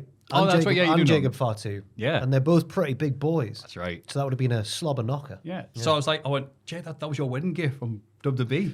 Your mate, your best friend, Jacob Fatu, was on SmackDown. He looked trim though, Jacob Fatu. I think I read he's dropped 25 pounds or something to. You can tell. Yeah, he did look trim, but the splash he did on Cody, which ruined Cody's life and injured him indefinitely. Probably, no, it didn't really. It's just a storyline injury, I think. But He's meant to have damaged his ribs, but we don't know. Yeah. Wrestling. Hell of a spot. Because I thought the entire setup for the match was weird. There was less than 10 minutes left on the show, even though they said that Fox have agreed to go over the end of the show. Oh no, The we're run gonna over. have a Dave Bryan discussion about tape and stuff again. Yeah, and then just it just felt weird that was the match, but it feels like Solo Sikoa is going to get a title shot, maybe at SummerSlam or something. No, at SummerSlam? Yeah. Yeah. Because Gunter goes after the world. Cody and Solo, Gunter and Priest. Yeah. Cody and Solo. So this feels like a weird setup there, so maybe you could see it coming, but I didn't see it coming, and it was a good debut. Mm-hmm. It was. Also interesting was Tama Tonga and Tangaloa's reaction when they did the ones at the end. Oh, what did they do? Because they were a bit like, and then they throw the ones up. They were a bit unsure about what just You happened. sound like the big stone in Mario. Quite checking out noise. But they looked unsure, so they didn't know it was happening. Yeah, well, he's not a Bullet Club boy, is he? He's just part of the dynasty, but he's not a Bullet Club boy. AEW Collision. Samoa Joe, Hook, and Shibata beat the Premier Athletes in a 6-man tag. That feud's over now. Put a fork in them. Yeah, forking them. Fork them. Thank you, Ross. My note is that Hook needs his own towel for the entrance, right? Because Joe's got his white towel, Shibata's got his red towel, and Hook's not got a towel. Hook needs an orange towel. Hook needs an orange towle. Yeah. Yeah, but then if he tweets about it, his dad's going to get mad. That was a weird turn of events. That I know. Hook will end up having to give 5k to Benoit. I think that Taz. I think that I can see both sides of it, but Taz did sort of overreact. He apologised. Yeah, he went, has, Look, he look, has. I overreacted. I'm sorry, I got to Yeah. protect my IP. It's like, all right, fine. yeah, I can see where he's coming from, but it was a bit of an overreaction as well. I think that most wrestling fans would know what Jordan Grace was doing there, even though she probably should have tagged him or whatever. But yeah. As for the match, Tony Nese looked a bit buggered after landing on his head after a German reversal attempt, which was horrible to see. I'll put that. He counters a German suplex from Hook by landing on his own head. I thought this was going to be a moment where the implication being Nice's head is so massive he can't be German. Has he got a big head? Horrible. Nice has got a 5 head. You Has he? horrible, horrible man. He makes JD McDonough look like I've Bobby got a Lashley. big forehead, right? And I don't like this bounce. in terms of heads. I've never And then he realised. went, I'm like, oh, that's so great. He's like, you can't German me. It doesn't work. He's like, oh, this messed it up. Oh, sorry, mate. I've never noticed this massive head before. He did- kidding? that's not his most defining feature, I would say. I wouldn't say. Oh, it's those Abby Clancy's on his midriff. Or his knees. His Tony knees. That was his. No, Sam, I remember telling us once, because Sam was the 205 Live guy when we used to do graded. That's right. And Sam, we were watching the match, and Sam goes, "It's the running niece," and we thought he was joking. We're like, "That's isn't it?" And he went, "No, that's his finisher. His finisher's the running niece." Yeah. Love that story. Because I was on 205 going, yep, I know it's actually his finish. I put, wow, a match that's been built up to its natural conclusion on Collision. Well done. I like Joe with zero respect for Lisa's attempts to do anything to him early on. And then when Shibata did the side step, Joe was, hey, I thought of that move. That was nice. Josh Wood's German suplexing Hook halfway across the ring looked really nice. Yeah. He looked like the small child. Like, yeah. But then Hook immediately tagged out, and then they beat them. And I put, look, a feud-ending match that didn't overstay its welcome. This was fine. I was listening to a Deadlock podcast recently, the most recent one, and they're saying that they're talking about 1999 WCW, and they're saying that Ultimate Warrior claims at the time that he was going to go into ECW, but only if he had a 30-second shoot match with Taz. And if he stayed on his feet, after 30 seconds, then he got control of the company or something. That was the stipulation. And they were like, if that's true, I would still love to have seen it because Taz would have destroyed him. They were like, he would have just grabbed him immediately. But What the hell? I don't know. I've never heard that. I've never heard that one before. They also mentioned a bit. No, this was on Reddit. Sorry, this was a different thing. It was like funniest fan shouts in the middle of a segment. Like, he's got a good point, Sting. And there's one I've never seen, which is Bully Ray comes out in TNA with his lawyer, and he's like, "You don't know who this guy is," and someone goes, "It's Kevin Nash," and the guy just looks like Kevin Nash. I've never seen that one before. I don't know. Was it Ziggler challenging Moxley, and he goes, I don't worry about you. I don't worry about losing. And someone goes, you should be. Anyway, the Bang Bang Gang got a promo backstage. Juice Robinson is annoyed that they weren't allowed to defend the trios titles under the Freebird rule. But it's okay because Jay White is going to come back better than ever. And Pac better watch out. Guns up. Guns up. Very interesting that the Freebird thing's not allowed. Very interesting. It's almost like a retcon. Yeah. Also announced White was coming back with 10 abs. The crowd cheered from watching the promo. Well, it's a good sign you're over. Well, are they tweeners now, the Bang Bang Gang? Because they're feuding with the House of Black, who are faces, evil faces, but they're also feuding with the Patriarchy, who are definitely... The House of Black are just heels. The House of Black are faces against these lads, surely. House of Black are faces. No. They beat up Buddy Matthews. I said no, yes. They beat up Buddy Matthews.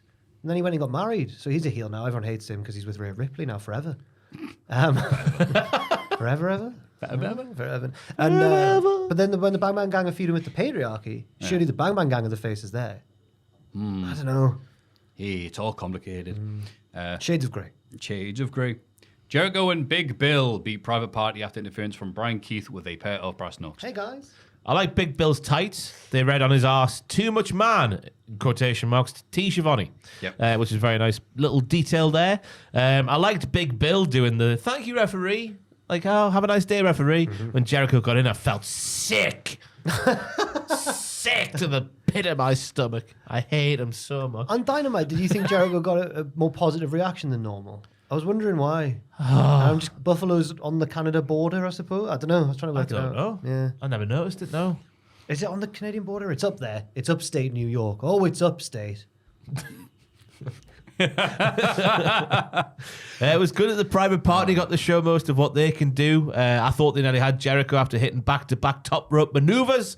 This one went way too long, though, in my opinion, because we had Jericho kicking out after those two back-to-back top rope maneuvers, kicking out of a gin and juice as well. But I guess Brian Keith getting the heelish win was all right in the end. They keep doing these matches where they pretend Jericho can still go at the younguns level rather than changing his style, giving us some horrible-looking exchanges. Worse still, this feud has done nothing for PP, who got no cheers or love from the crowd. That's true. Jericho got mild cheers despite being a deliberate heel. This was the worst of both worlds. Yeah, I wasn't a fan of this. Buffalo's right on the border. It's like a border town. Thank you. Sorry. That actually makes sense, then, doesn't it? Yeah. There's buffaloes and they're buffaloes. When you hear the name Buffalo, you imagine like a Wild West town, but it's in New York. I was amazed when buffalo wings aren't made of buffalo. Why is Buffalo sauce called Buffalo? I don't know, but Joel. I swear that Jessica Simpson's made this exact mistake before because she thought buffalo wings were made of buffalo. But it's in the name. It's an animal. We eat those. I think on buffalo extinct. Flying buffalo going around. Or nearly extinct. Buffalo wings are named after Buffalo, New York, where they were invented. Oh, obviously. Wow. Yo. It's not as if that's confusing. This sounds like a great place, Buffalo. Well, then again, there's no Yorkshire and Yorkshire pudding, so who we do? It's got wings. It's got Daniel Garcia. Joel, why are Yorkshire puddings called Yorkshire puddings? Were they not invented in? Were they not invented in Yorkshire? Is that not just? He's so nervous you're going to play that song. He's just doing anything you ask him.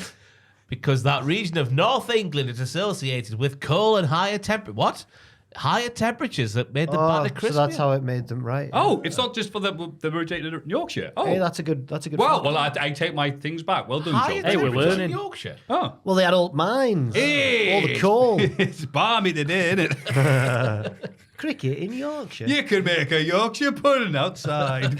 So hot. Hey, these ones are crispier than the other one. All right, enough of this. Let me pick my horse's hoof up. If you turn it the wrong way up, put some batter on there, you could cook a Yorkshire pudding. Oh, watch out for bears. Oh, we don't have to worry about them. We're not in Buffalo. Okada beats Ultimo Guerrero, whose mask keeps falling off. Oh, what a pathetic state this was. So this is one of.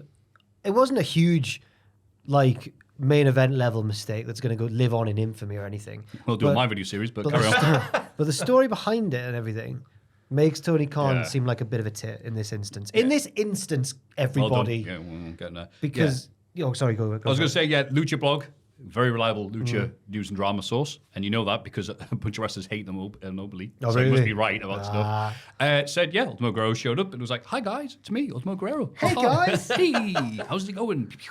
And they went, where's your mask? He went, what mask? I've worn my bloody mask in 10 years. And he goes, oh, we're big fans. Like, so we just assumed oh, you're a big fan, are you? You haven't seen me work in 10 years. All right, great. So Tony used to watch CMLL like in the early 2000s, he said. Right, okay. And he went, all right, okay, well, whatever, big deal. No one cares, right? And he goes, no, we need it for the finish. He goes, what? He goes, yeah. So somebody hastily constructed a mask, and Ultimo Guerrero, even though he was very honest about this on his Facebook, said, well done, and some guy making a mask in like an hour. Yeah. I mean, it was rubbish, didn't fit him, It didn't but fit, the fact, but- you know, in an hour, I'd struggle to do that. Yeah. So yeah, he put it on, he did what he could, and the match was absolutely nothing as a result. He lost it apparently in a match back in 2014. The Was mask. that when? Yeah. And Lucha Boy point out that people are like, look, he's wearing a mask here. He goes, yeah, okay, a lot of wrestlers who have lost masks, they come out, they wear them during it, and then take them off at the start. Andrade used to do that. Yeah, because one thing is they can then go, well, it's a ring-worn mask, and sell it to someone. But, so yeah, he said, well done, thank you, that guy who made that mask. But he could barely do anything. Apparently he had to cut out some bits that he was going to do because he couldn't see very well. Yeah. And thank God it was pre-taped because it fell off twice before the finish, Yeah. which saw Okada go, aha, took the mask. And God bless Ultimo going, no, you've removed my mask. My face can't be seen. And then rolled up 1, 2, 3. But so honestly, everyone said how great Ultimo Guerrero was, but this match was just whatever.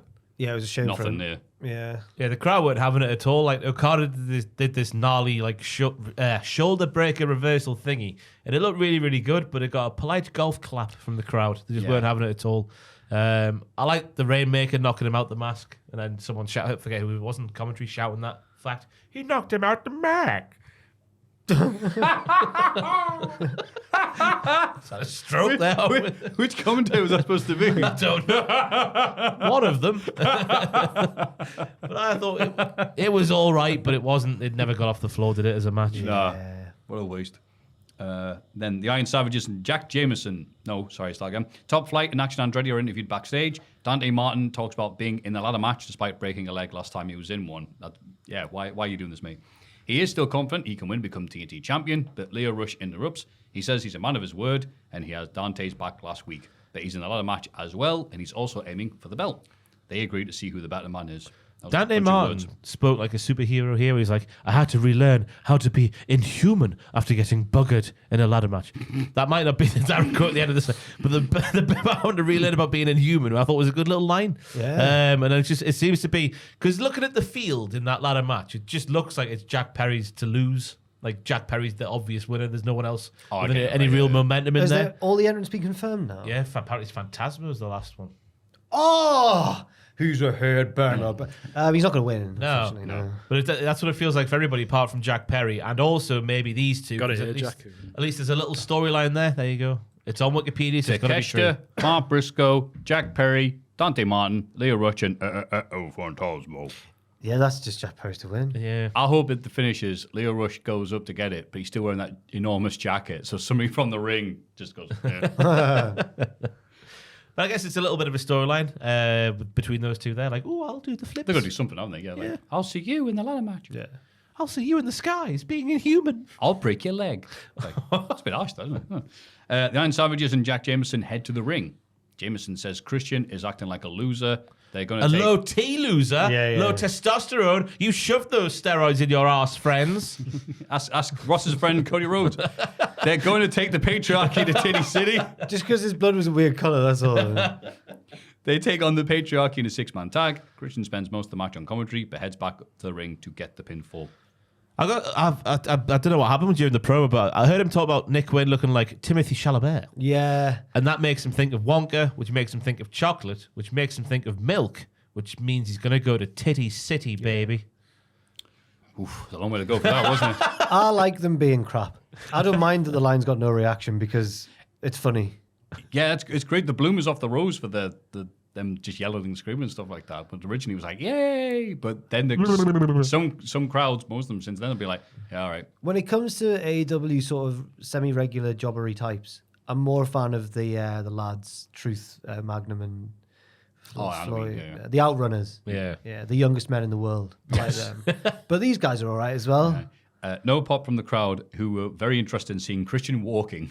Yeah. That got a big pop. Yay, he's walking. It was some Yeah, good... he's back. Because to be fair to the high T winners, I guess they are, if Christian Cage is a low T loser, Yeah. they did take Nick Wayne down to Titty City very early in the match. They did deliver on their promise. Yeah. But it was all about Christian just being a prick. He was on commentary, and then Wayne and Killswitch do all the moves. They dominate the match, obviously, and he walked down and did the pin. Yeah. Because he's a dick. Yeah, that I like. Good Christian. Yes. He's a good Christian. He's a good Christian. He's a Christian boy. He's on the right. We see a video package of Mercedes and Monet going to CMLL and getting into a brawl with Stephanie Vaquer. Am I getting that right? Vaquer, yeah, I don't know. Her opponent are the FD. Yeah, it was very nice. Yeah, it was. I know that Mercedes isn't the most consistent live promo, so that a lot of her story development seems to be done in these video packages, which is fine. Nice. We're sent to a place that doesn't speak English. It's good, then. Tony Storm you and Ryan May. horrible bitch, Win a tag as you match. would call him. Maybe not horrible, but That's fine. Everyone can call Maffew a bitch. Go on, Joel. Go on. Go on, Joe. Give it Go on. some welly. Go on. You bitch. Why, I really went for it. You bitch. I thought he was going to half-arse it, but no.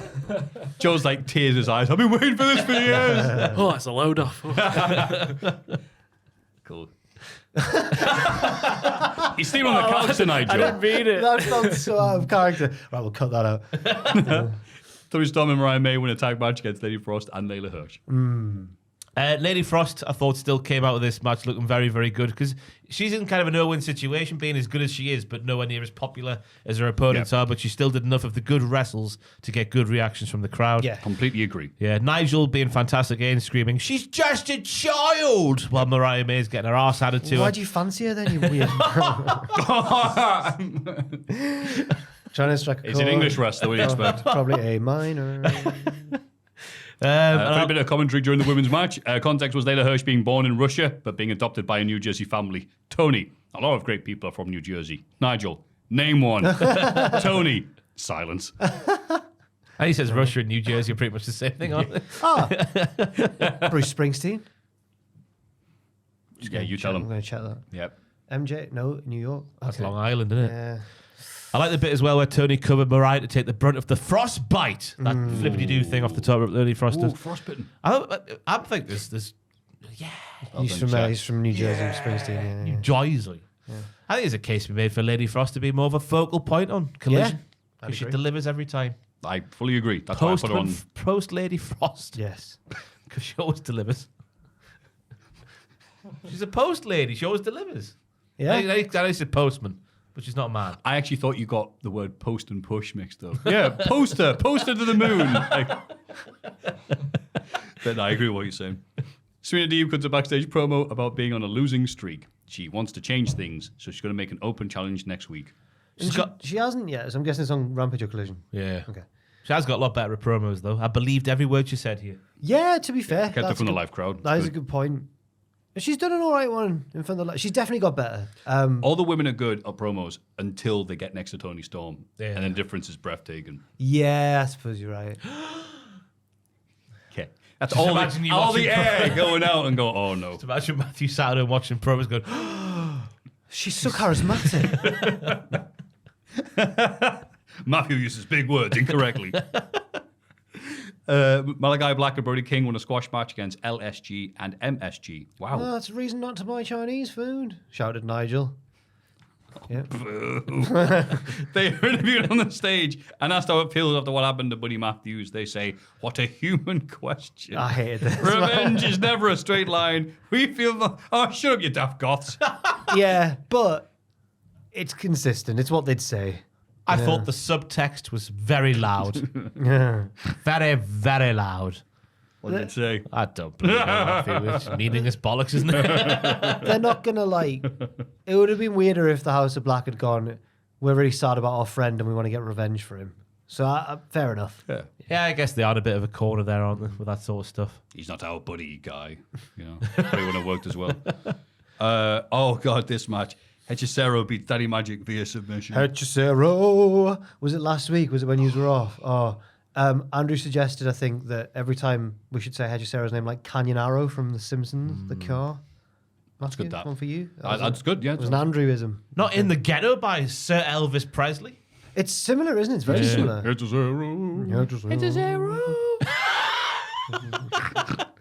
That's the accompanying band around him, I guess. Is CMML mates. Little luchador was He's a born. beast. There's Ultimo Guerrero in the background trying to put his mask He's on. a beefy boy that wears a mask. Oh, dear. He's gonna kick your ass, it's a zero.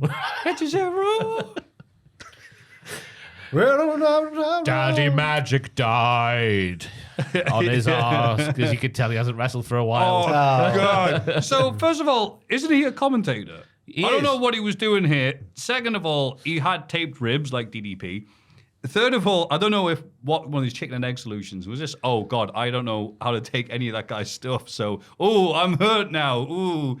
Yeah, Hedgesero tried doing stuff, and Mark Manhar was just like, I think this is how you take this. Yeah. So this was rough, but thankfully it wasn't very long. But Hechicero is like a great feat for a big man.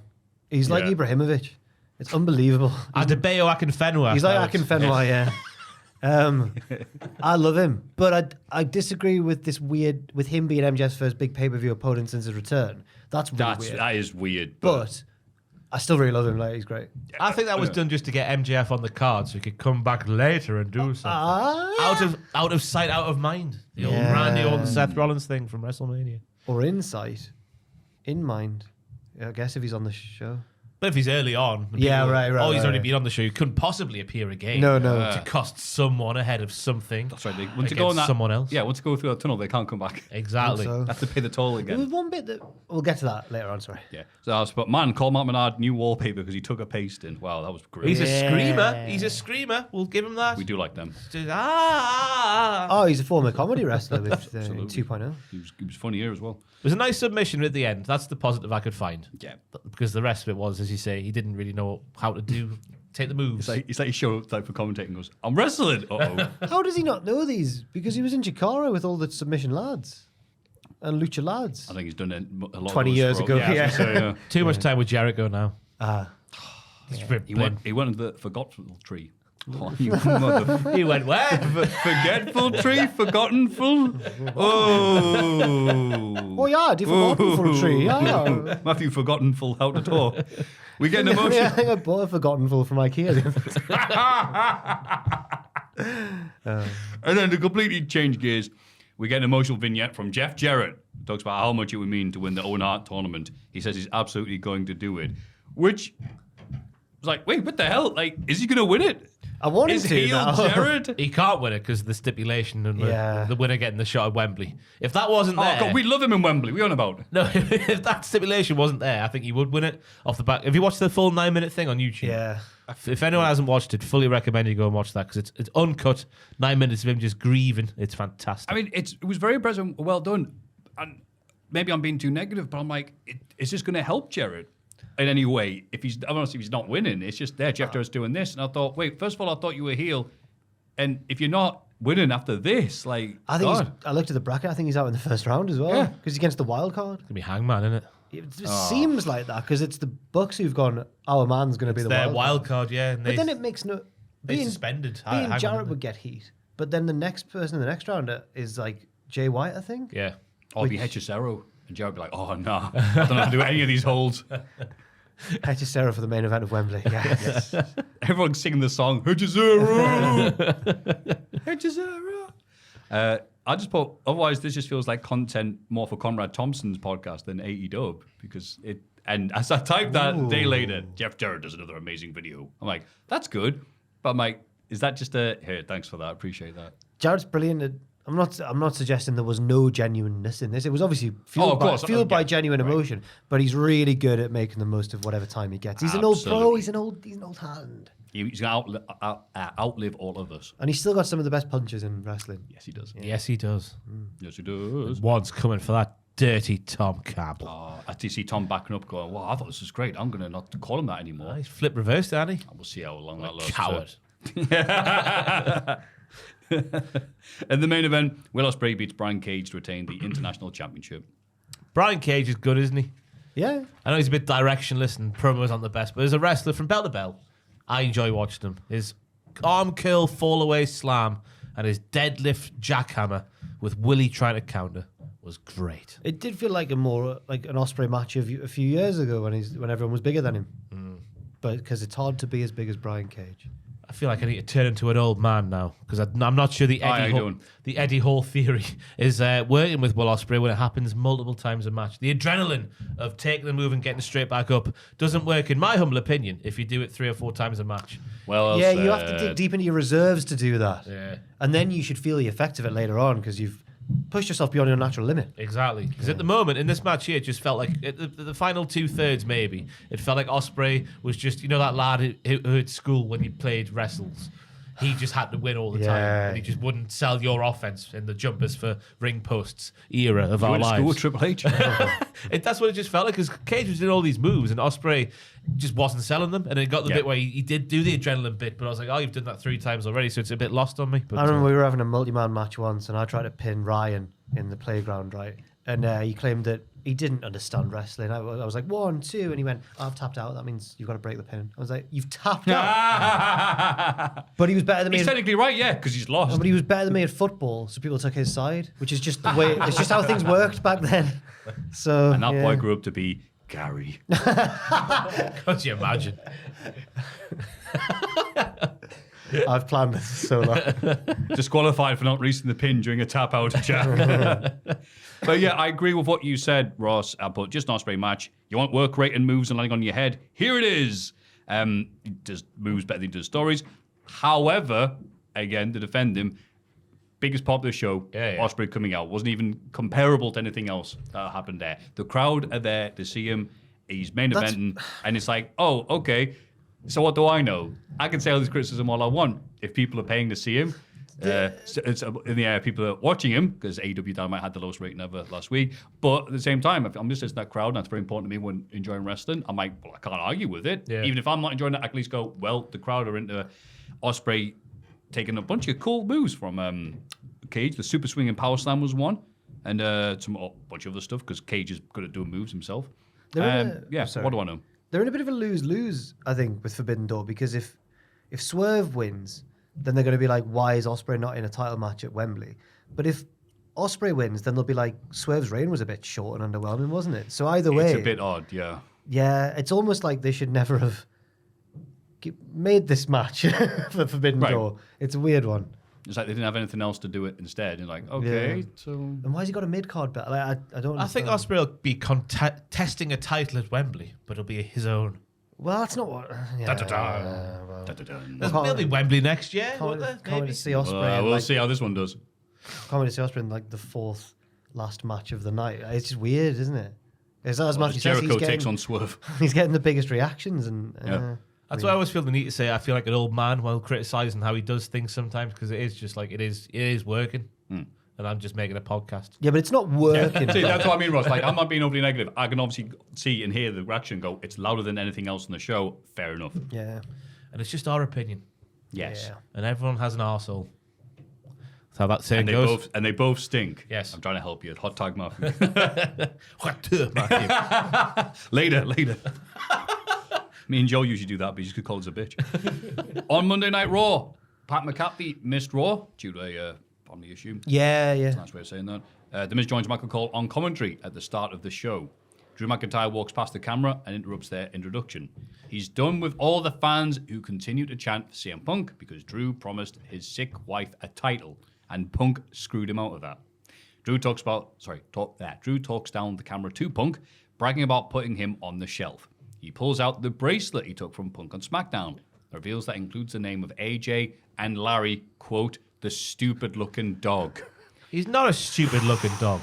He went too far when he said that, in my opinion. I don't care about your wife, but Larry, how dare you? I couldn't care about Mrs. McIntyre, not Mrs. Punk, AJ.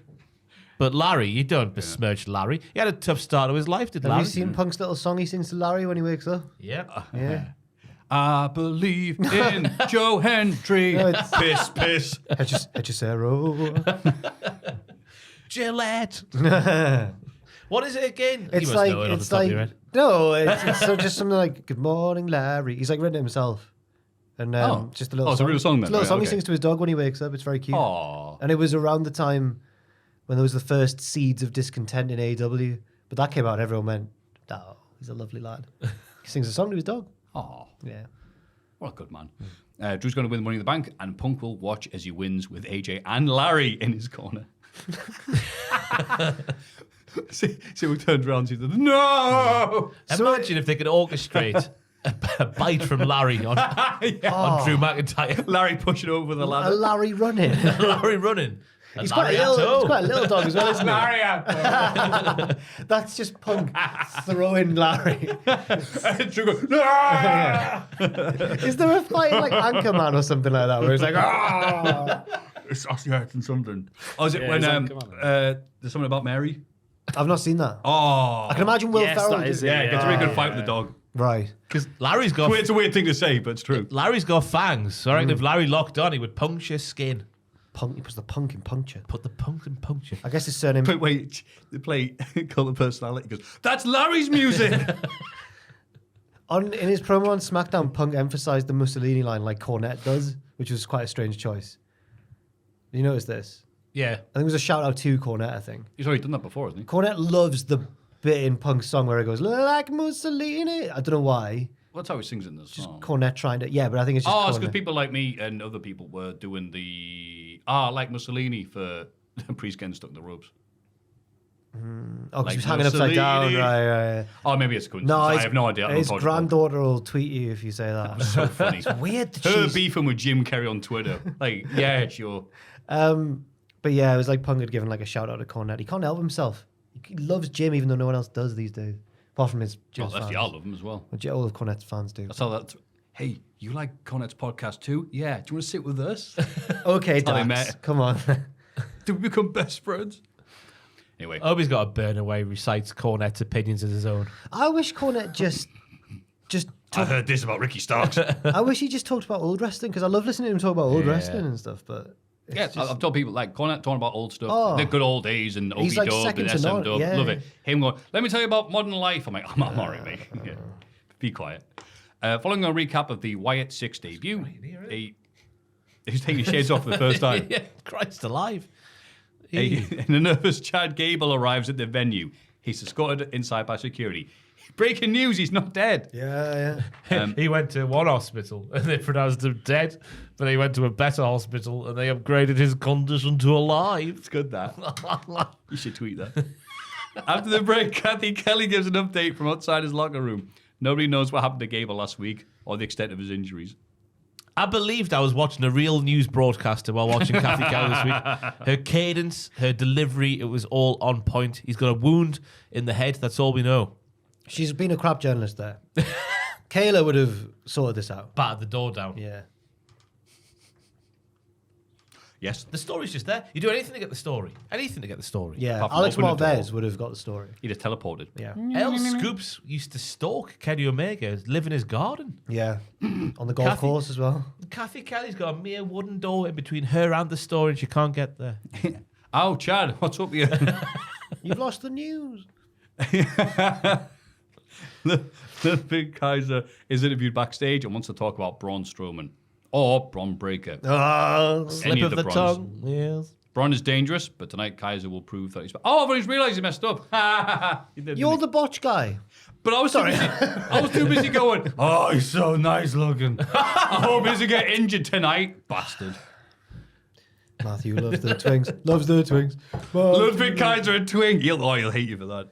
What? Why? He's such a twing. That's the Are you biggest- kidding? He's the biggest twink I've ever seen in my life. He's a twunk. a twonk. No, that's what a twunk. Twunk. You. Put the U in twunk. Hard. Not like that. A twink hunk. Yeah. Oh, he's A bigger. hunky He's twink. bigger than a twing. Yeah. No, he's too skinny to be a twunk. Probably he's quite tall though, isn't he? I'm defending this dude, man. Surely a twunk is... Like a tree twunk. Every week, apparently. Twee twunk. That Jeff Hardy pisses Just a again. suey boy. Every week we get a bit more gayer. Ah, but I We get closer to God's light.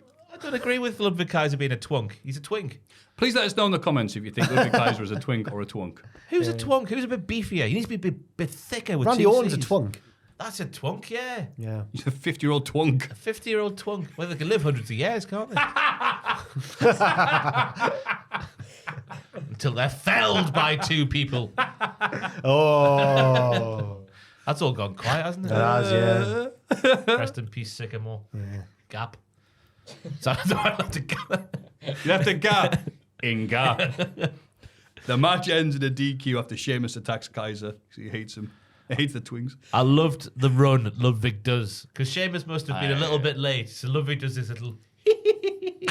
Just so Sheamus can get in at the right time and kick him off camera. He's not beating the twink allegations, is he? It reminded me of Becky Lynch. She runs like a cartoon. She sometimes runs in place for a second before. Pew. Yeah. Whoa, here I go. She's very arms when she runs. Yeah. Oh, very much arms. Bang. Bless you, mate. Karma's a bitch. Unfortunately, That's for Gary. unfortunately, That's his hitting fist as well. I can't believe the timing You of have this. to kick Gary next time he sees him.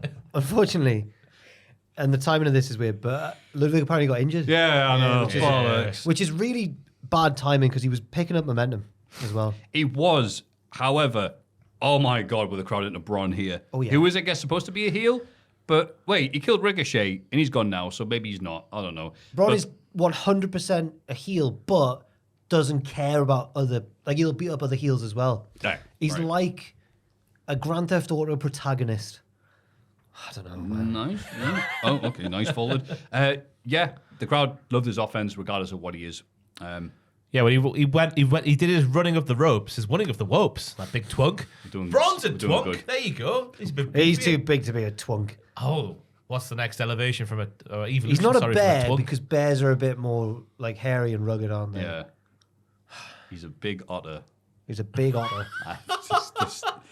Yeah, the big greasy otter, they I loved thought him. like Jay White was an otter because aren't otters like ripped ones? And Otto's smooth. Yeah. You know, all wrestlers are really, aren't they, with the shaving? So there's not. You'd say bear. Well, Bronson Reed's a bear, but like, Yeah. Drew, It's hard- is Drew a bear? Or is he too... yeah. But But he's a Drew's- daddy. Oh right, because Drew's got daddy Drew's bear. got like no body fat though. Gunter used to be a bear probably, but he's trimmed down a lot. Gunter's a twunk. Twee twunk now. Yeah. Yeah, surely. Yeah, he's an Austrian twunk. Yeah, but what do you Happy rather? Pride, everybody. This is like the scene from it's like the scene from Life of Brian. He has a wife, you know. When Braun ran the ropes and just ran into Ludwig, that was a hell of a reaction he got just for not really doing a move. He just ran into him. It was Just ran into fantastic. What would do it? The clothesline where he jumped off the apron on the announce table. I've never seen Yeah. that move hit like that before, but it was good to see. And yeah, good on Sheamus for getting payback against that twinkie, that loudmouth twink. Have you seen how Bron is really in real life backstage? Have you seen that clip of him shyly asking Xavier Woods if he can bring his Nintendo on the road? And Woods is like, yes, that would be Don't amazing. tell me he's actually like the fisherman. Bron's like, He's not really do you a guys fisherman. play Super Smash Bros? And Woods is like, 100, all of us do, yeah. No, you nerd, get out of here. And then he's like, oh, Boo, he's like, I you play- stink. me and my brother play all the time. I've got a Nintendo, whatever, it's on 64 or something. I don't know what it's on, the old Smash. And he's like, can I bring it? You're can I- killing Ross. Can I bring it on the road? And he's really shy about it as well. And Woods is like, yeah, man, 100. Of course, he got 100%. Yeah, he's a shy boy. It'd be great if That's a all the shame. games it brings are like fishing games. Super bass fishing. Isolation simulator. Just that one bit of the Zelda map in Ocarina of Yeah. Time, the big lake. Just that mini game. How come you've not killed Ganon once? He goes, no, I just fish. Just fish? That's all you've done? Yeah, man, love the fishing game. This is gonna kill the business. This what are the dirt? Undertaker was right. What are the dirt she's going to report on in 10, 15 years' time when everyone's just a friendly gamer backstage? No drama report. They're all too busy playing Fortnite. I know, yeah. No, there could be That'll some... be the massive star ratings. Bron Breaker on Mario Kart, 5 stars. No, because... Observer gets reduced because it's like, no one's got any drama. Because I'm like, what's up? Because, oh man, you've been Res Evil to me. what I've learned from YouTube video essays is that the gaming community, the esports community, The gaming has community. even more drama than wrestling anyway. So Oh, it'll just get replaced with new yeah, drama. to say the least. See, people can watch this podcast at any time in history and go, yeah, because that thing that happened this week. But yeah, just what an aura Bron has. He has it written all over him. It's just hard to see because of his tan. Rubbish, Maffew. No, Rubbish. it's true. It's got a big, thick tan. Yeah, he Makes does. it look like a tweet twunk. As Jack was saying. Yeah. Okay, oh, good. Yeah, but yeah, no, I love the match and love the action, the little feud that they're building between these lads. It's a shame one of them got injured, but at the same time, Bron was battering him. Yeah. the Iron Savages and Jack Jameson are 3 tweet ranked. 3 tweet. Carry on. Checking his big grin. You three- saying three it. tweets. God. Lads, wait till you hear this. 3 tweet ranked. Carry on. 3 tweet ranked. In the JD's clubhouse, Dominic Mysterio has a huge plate of chicken nuggies. Oh my God. Yeah, it was a big So many plate, that, nugs. like. Yeah. That's Someone a asked good me- Sunday afternoon in that. Thank you. That's all I said. Oh, No look at that. dips though, which is weird. Someone asked me, so what would you have with your chicken nuggets as a dip? Mayo. Just mayo? A bit of tomato ketchup. Okay. If it's McDonald's chicken nuggets, I'm going for the sweet curry sauce. That's my favorite condiment from Mackey's. But if it's not, if it's anywhere else, I like a hot sauce, you know. I do. Or I like mustard, but some people really don't like mustard. No, I'm with you for chicken nuggets mustard. Yeah. Matt Hardy, who strongly dislikes mustard, of course, as we know. But I like mustard. I like ketchup, of course. I like barbecue sauce. But I'd have a range. If I had that many, I was you've gonna say, if got to you have had a line 100, of yeah, having they're both it, the yeah. same, that same one, yeah. He had none. Sicko. Had them dry. Yeah. Bloody hell. Dry Dom. Well, it came from Liv Morgan. The chicken She, nuggets. she put she's never dry on Twitter today. Okay, right. So the chicken nuggets Oh. would have been wet because they came from Liv Morgan. Really do bring the podcast down. And the podcast comes to a screeching halt. I'll try hoisin sauce if I can get it. But if I'm But at that's a normal duck place, thing, not a chicken. it goes with many things. It's the close relation, the chicken and the duck. Aye. They've got feathers. To do, yeah. What do you have it on the side with chicken nuggets? But if it's duck, you hoist some sauce on it. Yeah. We're on the Just a Joel grown Joel, what would you have? With nugs, I'll go ketchup. Keep it simple. Yeah, fair enough. Keep it simple. I can Good lad. respect that. You know, How when do you're you, going eat for your birthday, how do you eat the chicken nugget? What do you mean? I'll put it in my mouth and I chew. Sometimes when I'm feeling a bit fruity, I have a McDonald's chicken nugget. You sometimes take the batter off. Stop. Yeah. That's the worst thing I've ever heard. Just And like, then- open up the chicken and give it a parcel stroke. and give it a little bit of sauce, and then have it like a little accoutrement, like a little bonbon. I hate that. Bonbon? I absolutely hate that. Vol-au-vent, that's what I'm thinking of. Vol-au-vent. Horrible. Okay, no. I hate that image. Because the skin is loose from the whatever don't it is, not the meat, the substance in the middle. Yeah. What don't you like about that? It just feels it's wrong, dead. man. The It just skin's feels the best wrong. part. I'm unskinning the already dead animal of its nuggety battery skin. Batter. I'm not going to be made out to be the weird one here for the way that. I mean, I agree. I'm not that's saying I do it odd, all the but time, I'm not I just- repulsed just for a by treat, it. just for a treat You know. occasionally. You like you're going to vom? It was something about that. Really? Yeah. Ross the other week as well mentioned like seeds or grass growing out of a wound or something. That was proper bad. Oh, that was disgusting. Yes. Yeah. I have no idea because it really was just like, Alex, it was a good match on Raw, and you're like, you see that wound? It's coming out of it. It's never totally random. We must have mentioned something that triggered a thought in my head about yeah. the grassy. Yeah, we said, hello, Ross, how you doing? Well, I'm glad you asked, Matthew. Anyway, the Love Lads are playing 2K24. Hey, it's that game. They were playing as Rhea, which was funny. And Ah. I think Lita as well. Yeah, Elliot was there. Damien Priest arrives and asks Carlito if he's responsible, but Dom reveals, as they says, no, these are gifts from Liv Morgan. Yeah. Priest is angry about this, but Carlito says she helped him win his match last week, so she can't be that bad. Priest glares at him and he backs down. Dom gets a message from Liv, which we don't see. Boy, others are like, By the standards of today, it's probably the newest N64 game. New Smash Brothers character now. People have been on Twitter. People have been speculating. What do you think Liv sent Dom? And it's all like really innocent stuff. Like, yeah. It's good. Yeah. Priest asks Dom how Liv got his number. He doesn't know. Priest advises Dom to cut things off with Liv tonight and tells the rest of the group to focus on stopping Braun Strowman's momentum. Good development still. We're going on the very, very, very slow burn here, but I guess it's getting more accelerated at the end of the show, as we'll talk about later on. But Liv Morgan still doing well in her attempts to rip apart the Judgment Day from within. Bron Breakker hammers on Adam Pearce's door and says he's sick and tired of other people getting involved in his fish business. He demands a title shot against Sami Zayn. Sami interrupts and offers Bron a title shot anytime, any place. Bron wants it at Money in the Bank, and Sami agrees. It's on. Pierce is there and he makes the match then. he Right does. there and then. And then he goes for a drink. Pierce's response to Braun battering his door was, "Good God Almighty, calm down. What is your issue?" Said exactly like that, which I thought was great. Whereas if it was Ava, She would have gone over in this segment. She'd have ripped the door off the Yeah, I was going to say, people's elbow in the corridor. Referee, piss in his eye. Yeah. I am Ava. Honestly, it was the worst episode for me. Not her performance, but the things she was written to do. Yeah. I hated her. It was by her the end of best performance because for the first time in history, she managed to say a sentence in a different cadence. It wasn't, Well, you know. But instead, she made the champion of the division look like a little tit. Yeah. Great. To the spare of Maffew, hey, that's me. Lyra Valkyria. Lyra Valkyria. Flyer Valkyria. Valkyria wins a triple threat match against Shayna Baszler and Kairi Sane. With Lyra's victory, Lyra qualifies for the Money in the Bank ladder match, which will feature Lyra. Oh, I see. I wrote her full name every time there, but he's sidestepped Come on, Maffew, it. give it a go. Give it a go, Again, Maffew. Read it all Lyra- in full. Valkyria. Valkyria. Valkyria. Yeah! Lyra Valkyria's victory. Lyra Valkyria qualifies for the Money in the Bank ladder match, which will feature Lyra Valkyria. Oh! That's how I've always pronounced it. Have I put any stuff down here? No, I haven't any notes. What have you got? The DDT on the apron from Kairi to Shayna, where Shayna went for a suplex, was all kinds of wah-wah-wee-wah. They had great chemistry back in Was that NXT, good? remember? Really good. Okay, Could not be better. Just to clarify.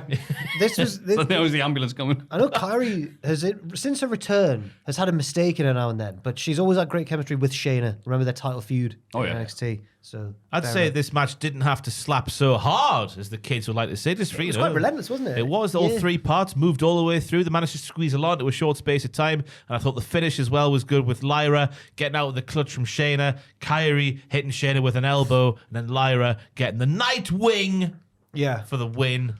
I do still think Lyra needs some kind of edge rather than just Becky's Irish pal. But there's time for that. I agree with what you said. She's doing really well in the Raw roster, and I'm In very the happy matches, for her. yeah. And we said every week she needs more of a stuff. She needs something else other than just knows Becky. But the crowd is still into her. There's not much to her at all, but she's having great matches. She's a very natural babyface. Yeah, Yeah. well done. Yeah, fair play to her. She always looks like she's burst through the wardrobe in that story fable that everyone loves to read from time to time. The Lion, the Witch, in the Wardrobe? Yes, that's the one.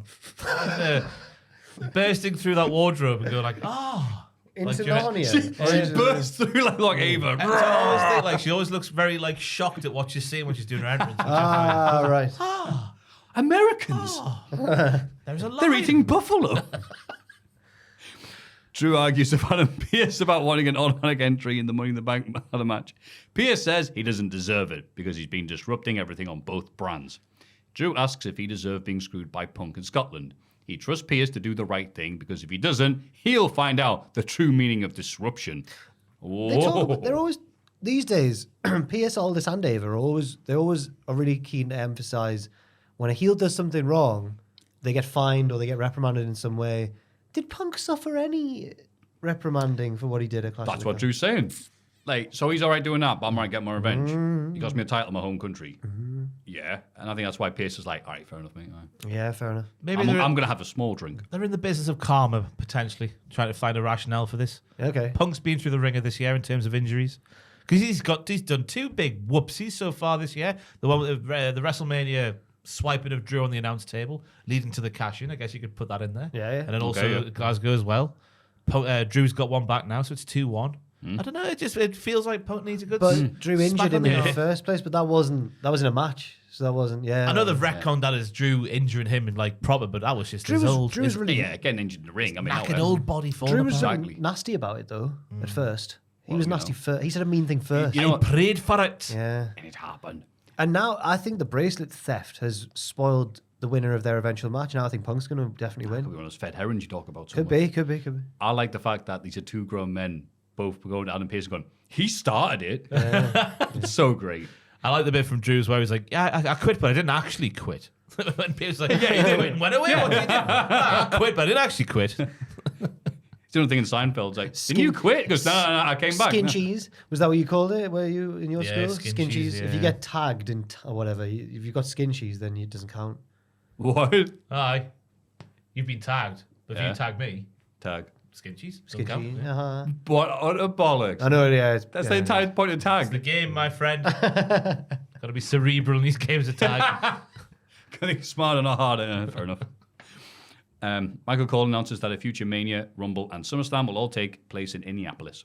Then The Miz celebrates with NBA star Tyrese Halliburton in the front row, who's in the middle of a video call with Logan Paul. Just dropping all the names there. Why was Miz not fuming about that? He's feuded with him. He hates Logan Paul. He should do. He likes success. By the way, I think The Miz deserves credit for just stepping in very last minute and just being really good. I think, obviously, Miz, he did all right. He didn't say a hell of a lot, as Michael Cole made a little joke later on. But Did good enough. Michael Cole deserves all the bloody credit. Oh, he gets all the credit these days. Sorry. Yeah, Michael Cole, you suck. No, I mean, it's amazing, like, the recovery he's made post-Vince, be able to actually relax and just hang out with his mates, be it Pat or Graves, and just have a good time, and call a Raw episode without having someone going rah, rah, rah, rah, Yeah. in his I remember ear. the seeds That's Larry of the this. dog. Do you remember the first like NXT UK tournament? And everyone was like, Cole's really good. And it's blatantly because Vince just wasn't there. Even earlier than that, on WWE 24/7, the thing that would become network eventually, him and Foley did commentary retroactively on Showdown at Shea Stadium. Oh. And him and Foley are just like chilling, relaxing, going, nah, only the nerds are going to watch this. So that you just like, Wait. you're like, wow, he sounds really cool. Ali and Anoa'i? Or was that No, Bruno and Pedro? Bruno Hogan, and that train. Larry. Oh.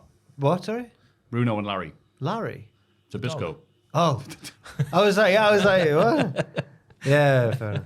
There were a few Shea Stadium ones, weren't they? Yeah. But yeah, fair enough. Yeah, The Beatles played there. that's right. I've seen that footage. It's crazy. What was it? Yeah, Was 'cause it you the hear height of Beatlemania? Yeah, you hear these stories about like, oh, they couldn't even hear their own instruments being played. You're like, yeah, whatever. Then you watch that, go, oh god, they kind of like they're insanely loud. It's like Taylor these days. Ah. Let's just say Bad Bunny, but that'll work. As Don't well. incur the wrath of the Swifties. I'll take them head on. I'll be right behind you, It's Ross. a cult, Maffew. We're a cult. Cult. I know, but Like Taylor Swift. we're not a real one, though. We don't have people outside this door crying when, the pictures video starts. Jack does. I'm from the Scottish police. Hey. There's been a murder. Liv Morgan cuts a promo and hopes Dom enjoyed the gifts earlier. But when he realizes Liv is what he really wants, there'll be plenty more in store. She asks Daddy Dom to come to the ring. That got a boo. Boo. Yeah. But Zelina Vega arrives instead. She says Liv has lost sight of the Women's World Championship because she's too busy chasing after Dirty D. Liv says the title is the most important thing in her life. Zelina wants her to put it on the line tonight, but Liv says she's in the middle of something right now, so she'll see her next week. Okay, bye. Dom arrives, the crowd chants sloppy seconds. Liv replies that she doesn't care. Dom wants to be in Zelina's corner if the title match happens, because he'd rather see anyone than Liv hold the belt. Vega says she doesn't need Dom's help. Liv cheap shots Zelina and they brawl. Rey Mysterio runs out to break it up, but Dom shoves him down. He storms the back and Liv follows him. Did you read my... Sorry, did you read my subtitle at the start of Raw? It's the only one I've done. I just said Raw. Oh. Oh, never mind. It was Live in the V-Dom Loca. You didn't actually type it. Oh, sorry. It's okay. Yeah. That's my He got cut off by a page break. my bad, guys. Oh, Yeah, it was Live in the V-Dom It was Loca. good, that one. Thank ruined you. the podcast. That would have got a good reaction. Good segment. A very good segment. I wonder what gift Liv was going to give Dom if he came down the I ring think at it the was right a time. Bluey J. Do you reckon it Sorry. was Bit on that thing. She did it to her belt. She did, yeah, Gave yeah. it the hock to her, Maffew. You know what that means? She's going to suck off her own belt. She was polishing the belt. No, I think it was implied that it would be something naughty. But Zelina obviously ruined it. Probably a Dreamcast. Some Even more. Go on, sorry. Some driver would have knocked him out of the way. Oh, a Dreamcast! I think that Zelina was funny when she did a little impression of Liv at one point. When Liv goes like, no, sorry. And she goes, no. She did like mimic her voice exactly, which was quite a talent. This segment reminded me how good she... Because remember when she used to be Andrade's manager and she used to just be really good at promos and then she just Yeah. became Rey Mysterio's little... What's the right word here, Maffew? Gamer friend in headphones with little ears on. Yeah, that's right. I was A about to really say, cool person. I was about to say Weebo there, but I'm not entirely sure what it means. His fur. I'm trying to mash together the words furry and Puerto Rico. Right, it's Puerto Rico. It doesn't matter. Because she's a bit of a furry. I hear you're very big in the Puerto Rican community, Roger. Now they know they can fight, they love you. But I heard line-wise, she's like, if I were to hear anything out of you, Dom, I would have tossed a coin into your begging bowl. The way she said it to pop the snap. She's back. I felt like there was. I don't know. This is total speculation, but I felt shades of like when Charlotte and Becky didn't like each other for real, and their promos they talk over each other a bit. I was like, oh, Liv and Zelina. They kept on interrupting each other, and Zelina was like, I'm still talking. Right, I think they would do. Yeah, I think they were doing the more relaxed thing that Drew and Punk were doing. So, all right, I'll do this, then you do this, but not that much planning. Which again, I'll prefer over like you say something, wait for the crowd to go ooh, then I say something. Fine ooh. speech. Yeah, but let me line out my 5 points now. Yeah. Yeah.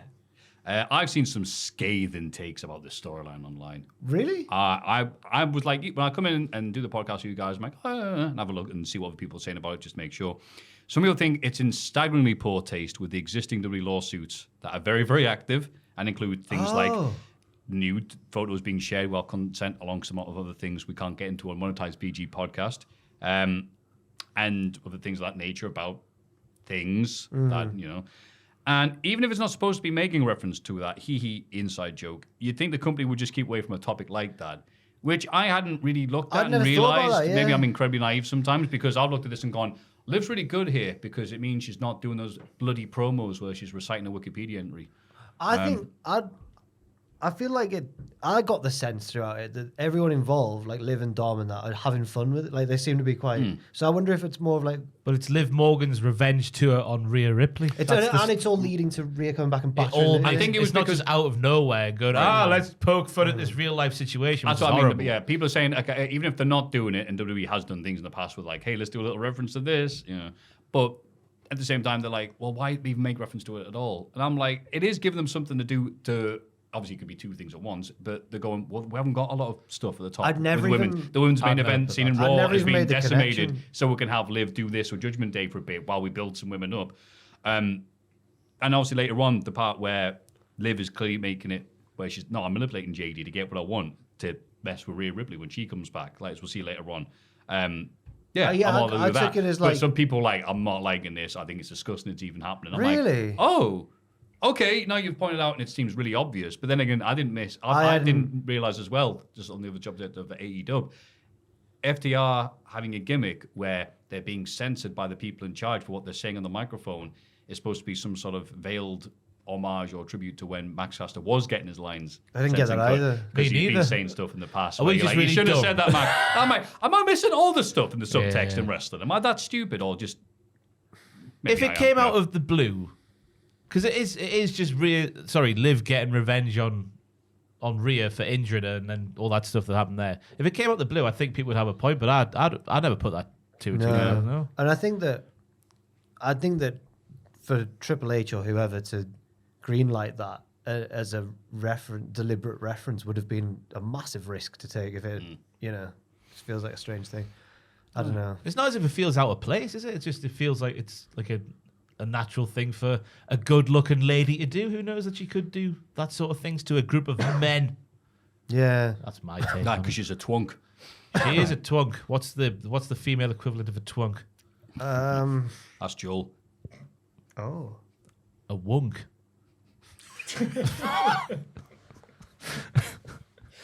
I don't know. Kathy Kelly is still outside Gable's locker room. She's been there the entire time. Adam Pearce comes out and reveals that Chad is medically cleared to compete tonight, but still isn't ready to talk about what happened last week.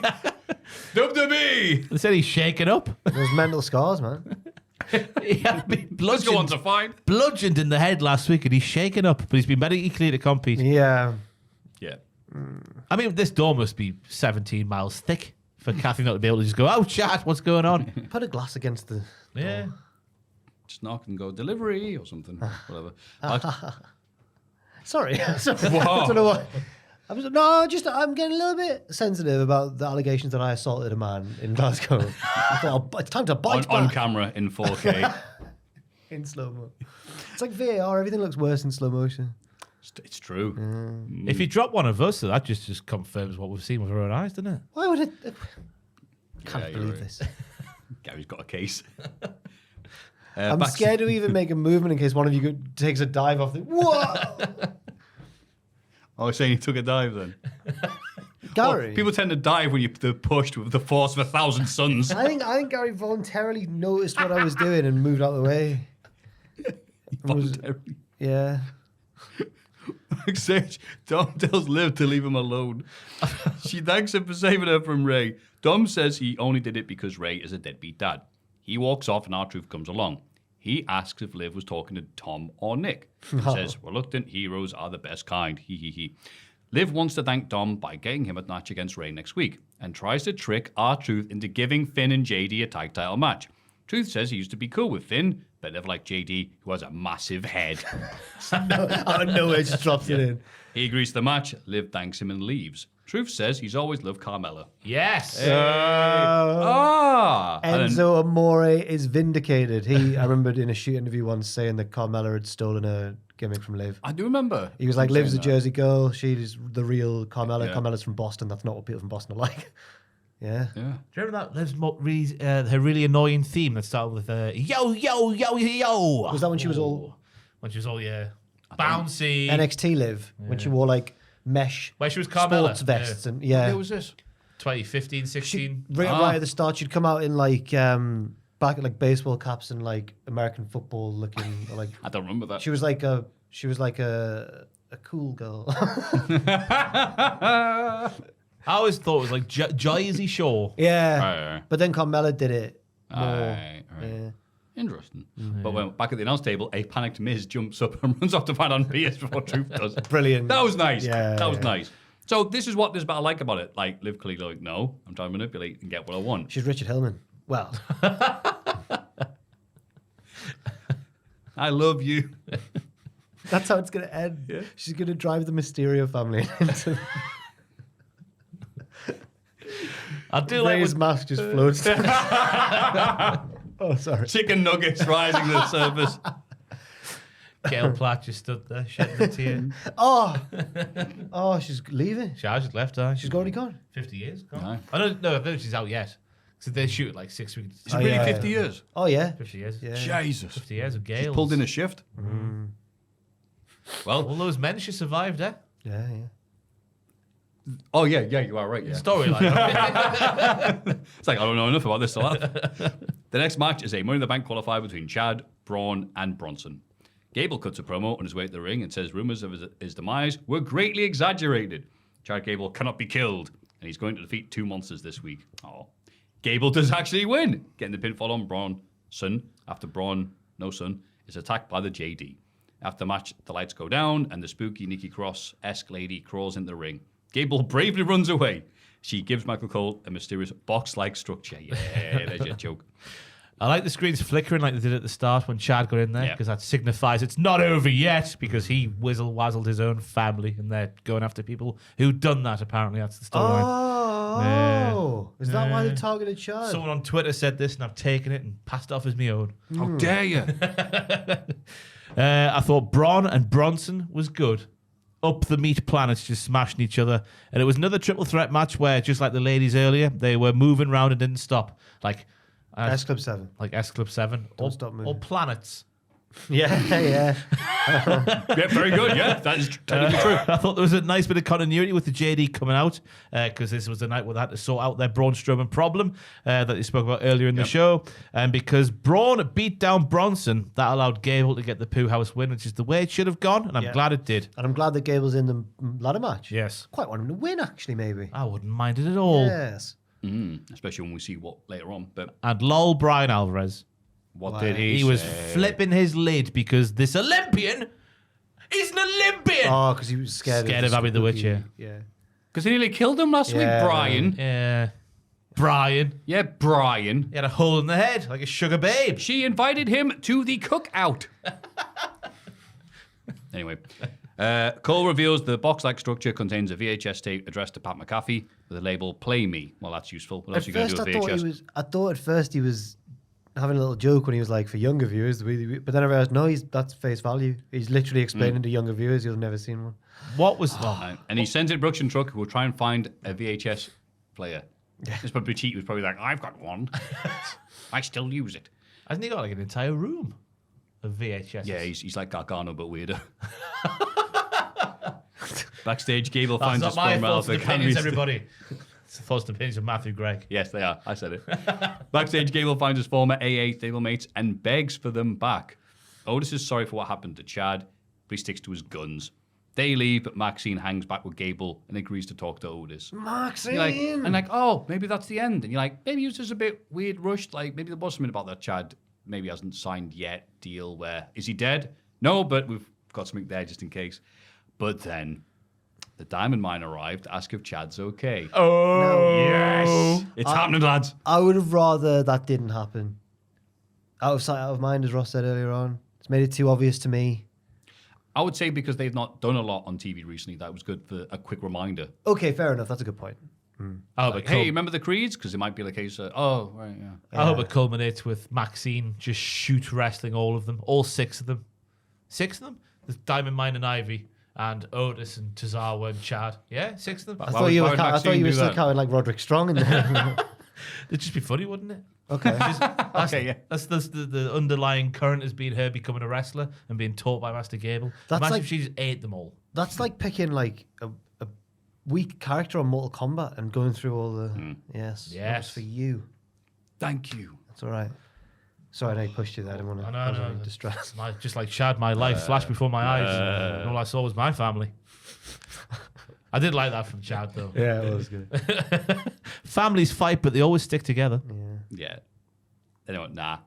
The pop photo is going, no. We're done. He went for a pint with it was Jericho. I saw on Who when did? you're on Instagram and you see like people. Oh, so it wasn't just one then. You know, you see on Instagram when you like also posted on Threads. I saw one from Jericho's Threads and it was him and Otis having a little beer. Him and Otis? Yeah, Oh, fair enough. must have seen each other. Wrestler, eh? That was Otis speaking there, Yeah, not fair. Jericho. That's nice. Alba Fire and Isla Dawn, even well done, successfully retained their tag titles against the Cowie Girls. Damage Control attacked the champs afterwards and beat them down. It could be an immediate title loss, but I feel like Triple H wouldn't do that.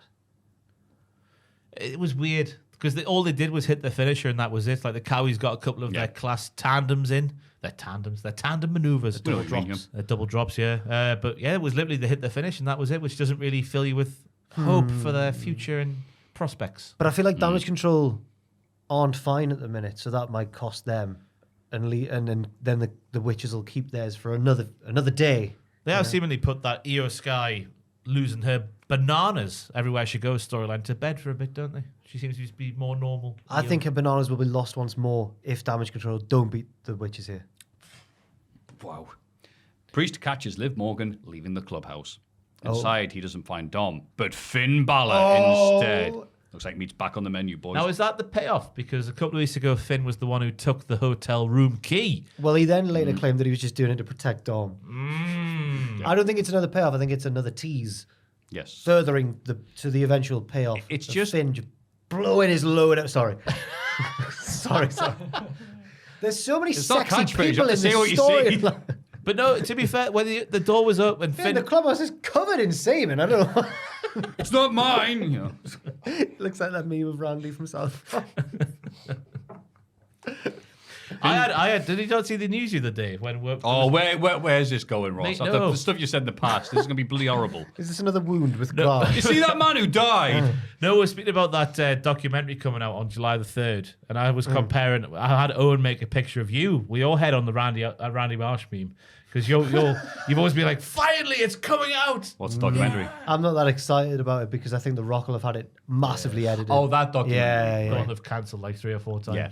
Yeah. I was like, Jack's like, yes, it's finally coming out. No, so I'm and not- Owen make the Randy Thank Marsh you. meme. Like, Oh, Kurt Angle's no milk one's not truck. told me that. Owen's obviously Little a weasel. little traitor. Yeah. I fear for his He safety. was there in the war zone with me with all the drunk Glaswegians. He had the camera to carry as well. Oh. And then after we'd finished filming, I went, "Run home, Owen! Run home with the camera and don't stop for anyone." And he ran back with the precious footage, like Oliver running home with his Christmas turkey. God, that was a bit dangerous having a scouser run around with a camera. We went. Thought he'd nicked it. We went to Ibrox and Sorry. Owen. We went to Ibrox and Owen asked a local bloke. Like people came to like take pictures with the gates at the Rangers Stadium, like famous gates, and there was a dad and his son, and they were taking pictures of each other, but both trying to get in frame. And Owen was like, "Do you want me to take a picture for you?" And we think the bloke went, "I wouldn't have trusted you if not for that accent." And I think that was a Steven Gerrard reference because obviously Gerrard won the league with Rangers. He did. He ended Celtics reign. He just mistakenly thought Owen had a Scottish accent, but surely not. Yeah. Do you want to take a photo of it? You're from around here, eh? Matthew's never met Owen before. Owen's got quite a mild Scouse accent. I know, but you have to like... Yeah. I know. If you do a proper impression of him, you're like, who's that? But you're like, here's a stereotypical accent. It's Owen, that is, like, aye. Who's probably going to kick us. But it's another, back to the segment, it's another commentary. Here we go. Sorry, I was going to read out the rest. On the modern wrestler, though, because when the camera pans around to Finn, guess what he's doing? He's got a bloody PlayStation controller in his hands. Thank God. Maybe that was the actual implication there. A hot and steamy game of 2K24. That's what they were doing. Why are you hot and streamy? I can't believe I beat it. I've won the title. We need to go back because if it's Finn versus Liv on the game, then it's innocent. They were just playing themselves. Sorry, Matthew. Yeah, do carry on. But what if Finn was playing with Liv and Liv was playing with Finn? Well, Whoa. Finn tells Priest to relax. Liv was only here to pass on the message about the matches she managed to arrange. Priest wishes Balor luck in his tag title match and leaves. Balor rolls his eyes like a sassy little bitch. He does. He went, ugh. He's so cute. He's about to turn heel on Priest. So turn face. No, I think they're building Priest up to be the face coming out of this breakup. He's brave. He wants to take on Rollins without any help. Is Priest being a face, though? He just sounds like a moany old man. I don't need you guys' help. And then just sees him five segments every Raw. Come on, guys. I don't need your help. I think it's set up for him to be betrayed by those jackals, those hyenas, the Judgment Day. I can see that. What if he turns heel and goes, I'm supposed to be the bisexual Undertaker. I'm getting out, me. Miz finds Truth backstage, is horrified to learn that the match is already agreed. Truth says he did it in the name of love. Aww. Miz says that he isn't about Liv and Dom, it's about himself and Truth. Truth says, I love Miz, but only as a friend. And Miz is incandescent with rage. Yeah, he mentions that Liv and Dom is the classic rom-com, and then mentions Shrek as an example of one of those classic rom-coms, which I thought was a fair point. Yeah, it is in a way, isn't Classic. it? I do think Classic rom-com. I do think that it was a shame the Truth now was calling her Liv. He should have thought she was Carmella the whole way through. Oh, yeah. Triple H out the kitchen for that point, not cooking. By the way, someone said, have a discussion at the wedding, believe it or not. That's just come to my head. Shrek 1 and 2 are worth watching, but the rest are like, not. I've only seen right? the first three, and from what I remember... I remember seeing the three once and going, I don't need to rewatch that. I thought at the time that I'd just had become too old to enjoy it. Right. But I've since seen Shrek 1 and 2 again and still enjoy them. Yeah. So it must have just been 3's fault. Right. Bloody Justin Timberlake. Is he in that? I think he's the kid. He's Arthur. Oh. Yeah. Ruins everything, him. There's another one being made, isn't there? And another. Another Justin, a clone. No, another Shrek. I think Right. Eddie Murphy said another one's coming, and Donkey's getting a spin-off. Oh. Nothing to do with Justin Timberlake's driving. Oh. Sorry. Oh, it was not. Heyo! What am I ruining the tour? That's what he said, didn't he? Uh, What tour? The world There we tour. go. The Muffin Man. Damian Priest heads to the ring and agrees with Seth's words last week that there are a lot of similarities between them, but he also doesn't want them to become someone like Seth because he'll be standing across the ring from someone bigger, stronger, better. It's Daft Punk. Rollins will never see the mountaintop again. Seth interrupts and disagrees that he can't take the title from Priest because the champ has needed interference in both of his title defenses so far. Priest says he never asked for help, it just happened. Seth wants to add a stipulation to their match at Money in the Bank. If Priest wins, Seth will never challenge the belt again as long as Priest is champ. If Seth wins, Damien has to leave the JD. Priest agrees, but they're interrupted by Gunther, the ring general. Gunther wishes both men good luck, but whoever wins will end up losing to him at SummerSlam anyway. Sorry, I'm trying to burp. I think that is true. I think Gunther will win at SummerSlam. It was an alright exchange of words. I was like, whatever. But Seth saw Gunther coming out, and as Gunther made his way to the ring, he flashed his jacket open at him. Why? I don't know. You couldn't see what was supposed to be there. Okay. Yeah, I was wondering Was it that. like an alpha move? Yeah, seen this. Do you want to buy a watch? Yeah, I was thinking that. Sort of buy watch. I did find this one a little bit like Seth's so over since he's come back. He's not been away that long really. And And I do think that he will lose to Priest at Money in the Bank, and I do think that will help Priest. But then as this segment reminded us, with Gunther on the horizon, it's over. It's over. It's over. It's over. It's over. Uber. I might be showing my age here, but I always don't like when Rollins is calling out other people for he's lambasting other people for asking for help in their title matches. I remember the days of J&J Security. Seth, you dick. John Stewart. Yeah, aye. The Authority. SummerSlam. Yeah. I remember that as well.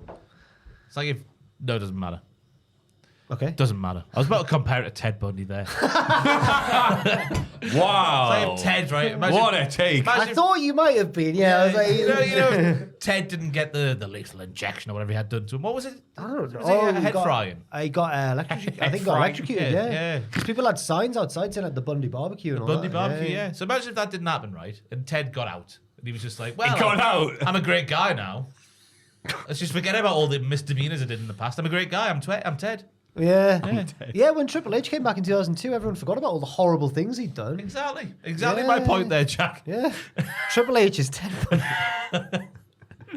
Hey, It's Ted. How you doing? But then there's a generation of wrestling fans who won't know that Rollins was a dick. Yeah, it's fans who don't know what a VHS is and don't remember Rollins being a dick. Because the rest is stay here, but the fans come and go. So, yeah, you can get away with doing this. We have in Triple H's regime seen people not forgive, like Drew didn't forgive Jey Uso, though. We've seen occasional Makes sense. examples of people not trusting people just because they're good now. Bailey and who doesn't trust him? Bianca Belair, yeah. And it is funny how like some wrestlers will then use that, oh, look at him, he can't get over that. And fans will either go, yeah, he's right, or yeah, he should get over it.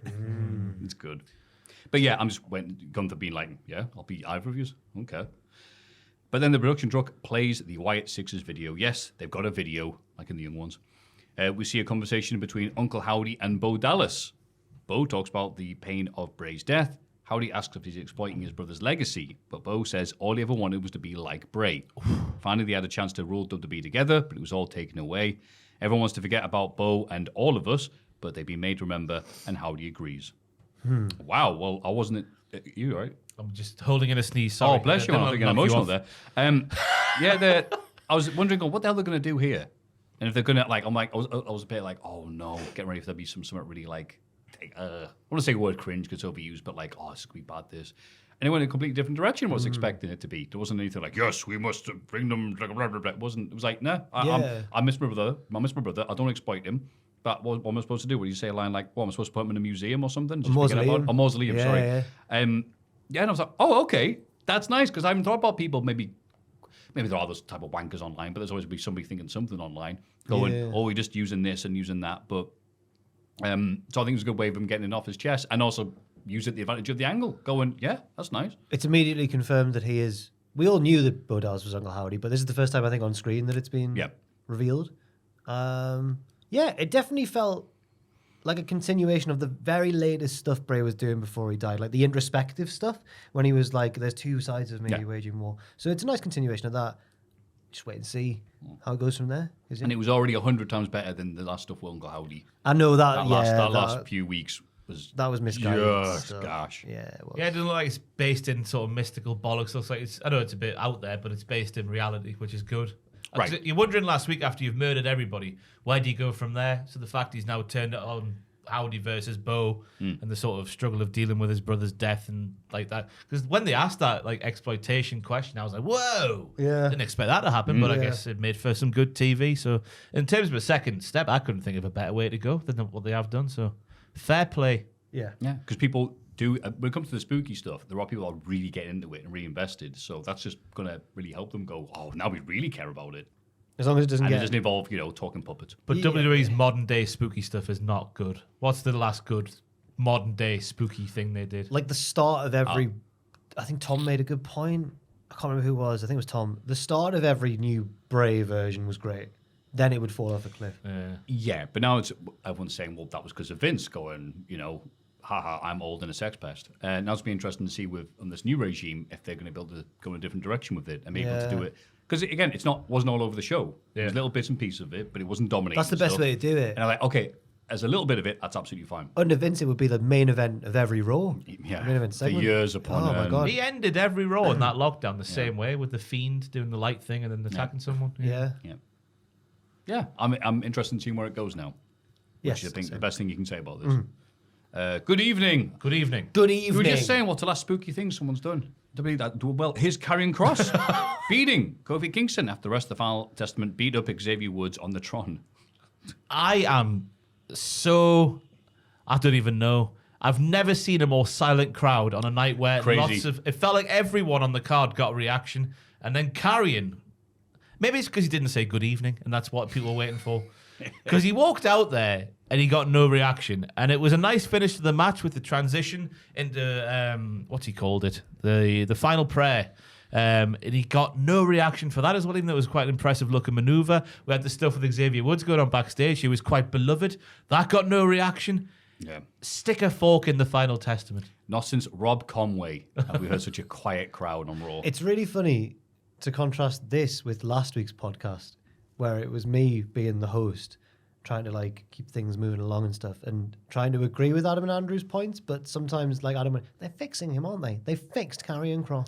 Yeah, but Pachichi Well, says they cut stuff his like, bollocks off, have they? Last week, whatever happened last week was actually all right. no. I've missed last week's Raw, so I didn't see So it. You can tell Pachichi doesn't watch it all the So, time, doesn't he? so Kross is carrying on this thing If at all. of like trying to break the New Day apart, Yeah. playing mind games with them. So he had a little promo where he was like, I want a match against one of you next week. Don't care which one it is. I know that it would probably be Kofi because he'd rather leave Xavier in the back. Then New Day got a promo in reply. And then Kofi, it was quite well done. Kofi was like interrupting Woods all the time, but Woods wasn't going like, ugh, like they would normally ham it up. He was kind of being like, yep, okay. And it was kind of, it was sort of trying to make it seem like what Kross is saying, there is a bit of truth to it. He tried, but it only needs the New Day going, yeah, we're never breaking up. And if we did, we're not going to join Ye. No one believes it. Why Imagine if would they? After not breaking up for 10 years, they finally do because of the Final It's the Testament. Final Testament. Wow. Rubbish. Oh, no, interesting. Not interested in the slightest. So Pachichi thinks Karrion Kross is good, and he thinks the Jericho Learning Tree is good. He just doesn't watch wrestling. He did also think the Learning Tree was good. Yeah. Yeah. So did we for the first few weeks, like. Yeah. Not since... No, I didn't. Been a No, good No, month. to be fair, Nah. Matthew never did. Yeah. Yeah, he was always against it. I stood firm, Yeah. like a palace guard. Like Finn Balor's penis. Yes, Jack. We'll move on because I know Jack's got places to be. Liv Morgan comes out to watch the main event tag title match between the Awesome Truth and the JD. Dom and Carlito interfere to help the challengers stay in the match. Truth seems to have the match won, but that dastardly Liv attacks him, which leads to Finn and JD winning the belt. It was heartbreaking scenes, but it worked so well. Yeah, the finish was done really well with Carmella going for the hug. Truth going in for the hug. Then they changed the facial expressions on Carmella. It was quite cinematic. Yes. I needed a da-na-na-na. And Truth going, no, you're not her. Or the whimsical one that goes into the advert breaks. Yeah, I put good. The titles were doing nothing. Yeah. With Awesome Truth, they got the the big pop at WrestleMania because everyone loves Truth, and then JD finally look a bit more credible, and it helps the Rhea Ripley storyline that they're going for. So yeah, all the pieces fit, like the Tool song. Yeah, the match itself was pretty rancy. What? All right. I've just thought of a possible thing they might do, and I don't know if they will. Obviously, Rhea's going to come back and want to kick Liv's arse. What if Liv, by integrating her way into the Judgment Day, apart from Priest, who still doesn't trust her, what if when Rhea comes back, they're like, no, we're all right with Liv, actually. She's the women's champion. They wouldn't dare. They wouldn't dare turn their backs on Rhea. She's a killer. They could do. She's a wrecking machine. It's just a big prison rules thing, isn't it? She'd beat all of them up. Yeah. in It might be the sequence. way they're going, though, because Michael Cole ended the Raw by saying Liv Morgan has become the Judgment Day's Yoko Ono. Oh yeah, he did say that. Or, sorry, he asked the question, has Liv Morgan become the Judgment Day's Yoko Ono? Like I said, I went with it because that means that they're going to break up. Yeah. Yeah. Huh. Does that mean Dom is John Lennon? Dom Lennon. Dom Lennon. He's got the haircut and everything. Imagine all the nuggets. Imagine I all said the- John Lennon. Look. Sorry. Imagine all the nuggets. Right, if he sings that next week, someone definitely watches the podcast. Hey. Good roll. Nice roll. Yeah, nice. Do you think roll. Dom's supposed to be the best wrestler in the company? Is he? Dom's not even the best wrestler in the JD. Hey. Bit forced out of one, but whatever. You got the best line. See him off his lips at Taylor Swift. Ringo Starr? Big Paul. Oh. Big P. Big P muck. Was he? Aye. Big P muck. Big P muck. Jesus. After I haven't watched the full Get Back documentary because it was like hours and hours long. Yeah. But from the Owen did because he was legally obliged to because he's from Liverpool, and it was when we lived together. So occasionally I'd just be in the same room while he was watching it, and I got the impression that the one coming out of it, I was like, Paul's the soundest one. And I was told that to Jack Atkins, our other scouser here, and he went, yeah, but Paul's the sort of bloke where if you were just drumming on a table, he'd be like, hey man, that's a really cool, what are you doing there? And just like, he was too keen, I think was the point. Oh. I think Paul seemed like the soundest one. Yeah. George Harrison gets a lot of He was a bit of praise. an arsehole, wasn't he? Was he? Stole Ringo's wife? Whoops. Did he steal a song from the Chiffons as well? That damn Liv Morgan. She's been doing this for a while. My sweet lord. This is going nowhere. Let's have a Oh, break. let's talk about the Beatles. NXT. Ava. Wait. Before we start, there has been news break during the podcast, man. Oh, that's right. Ava is the best GM in the world. But Oh, also, that's not news. But also, do you want to read all that? I can't be I'd arsed. love to. Here's the truth. WWE never... This is from Dijak. Oh, okay. That's good. Mr. NXT. Thanks, Jack. Never negotiate with me. We attempted to negotiate and they stonewalled us. They never made me a single offer. Then they offered me... Then they informed me, beg your pardon, they would not renew my contract at the 11th hour. 2 months ago, I was in one of the best matches in NXT history. Amen, sister. And a top match of WrestleMania weekend. Don't laugh, that's true. On that day, a top exec in WWE told me I was crushing it. I was slated to feud for the NXT title, but I got called up to Raw instead. I consistently outperformed everyone's expectations, especially throughout 2023 and 2024. I never complained about anything or was difficult to work with. I tirelessly pitched ideas to anyone who would listen as recently as the day before I was notified. I never once missed a booking, and I was injured one time in 7 years for 3 months. I'm thankful, disappointed, but also excited. This has lit a fire under me to relentlessly prove myself to the world. All I ever wanted was a fair shot, and now I have the opportunity to go out and take it. That's enough talk. Now it's time to do or die, Jack. My last day under a WWE contract is June 28th, 2024. Booking interviews, bookdiejack@gmail.com. Get ready to feast your bloody eyes, lad. D.D. Donovan Dijak. P.S. Jack assaulted a lad in Scotland. I tell you what, though, if I was the powers that be, I'd be very wary. I'd be very wary because he'd try and lock you in his dungeon. What was our match of the year? My match of the year. I don't think. Did you go for it in the end? Did you? He did, yeah. He We went, certainly bloody did, It was mate. Oba versus JB versus Dijak from Stand and Deliver 2024. He did both of those things, and now he's not here. Strange. Wow. So he was in line for an NXT title sort of contendership run, Which certainly makes sense given the lack of stars, as we'll get to later on the main event scene right now. and they called him up to Raw instead, and then did an out with him. Yep. I like he was keen to stress that, look, I haven't been hard to deal with because he did a while ago, years ago, he was like taking shots at some people. I was Kenny Omega and Sammy Guevara and stuff like that. And I don't know how it looked to him, but it didn't make him look amazing because people were like, yeah, tribalism. And people were like, oh, wait, man. Only those weirdos at Cultaholic are tribal about NXT. it didn't help as well because I think it was around the sort of time he was T-Bar. Oh, I think it was it before? Okay, T-Bar? Oh. right. But yeah, you actually know. I don't know the timeline. It might be. And yeah, it was like you But say then he went obviously back down to NXT and then started to remind Yeah. everyone, oh no, he is really good. Yeah. Yeah. Interesting to see what he does. Because he did. To be fair to him, he did exceed expectations. Because I remember when he first debuted the Dijak gimmick that it was with the entrance and whatnot, and the coat and the glasses. I remember saying it was like a 7-year-old's imagination of what a professional wrestler would be. Yeah. But eventually, when he got the sex dungeon and the rivalry with Joe Gacy was really where I thought he hit his stride as Dijak. He did exceed the expectations. So wait a minute. We said all those things about Ricky Starks, and then reports came out about him. And then we said we gave him match of the half year. He's being released. Cody Rhodes better watch out. Yeah, he's injured. Well, Yeah. Oh no, what have we done? Sorry for everyone who won. Better than NXT. Ava, the best GM in the world, opens a show talking to the refs in the car park. She says she doesn't want any issues with intruders. I don't want anything going wrong. Yeah. I shouldn't have done that impersonation. Well, I don't want anything going wrong. she was more Stephanie-esque in Stephanie, this. yeah. Yeah, she was really Steph in this. But what's she putting all the referees for? I know security guards were also there, but what's the referees meant to do? They're only little people. It's so great. You ever see an episode of The Chuckle Brothers where like they'll get hired to work at a hotel and then the guy shows up and goes, remember, No slacking. that's all this looked like. And also, who are you to tell refs in security do this? while wearing an Austin 316 shirt. The man who always respected authority. I never noticed that, yeah. What a mark. You're going to notice it. She was front and center, and she's 8 foot tall compared to the rest in security. She was wearing big shoes. Well, she got them Phil, hasn't she? The opening contest is a tag team turmoil match for a title shot. And we start off with the No Pop Republic. Nothing for them. This crowd were not... The plants needed watering this week. They eliminate Edris Anoa'i and Manic Blade.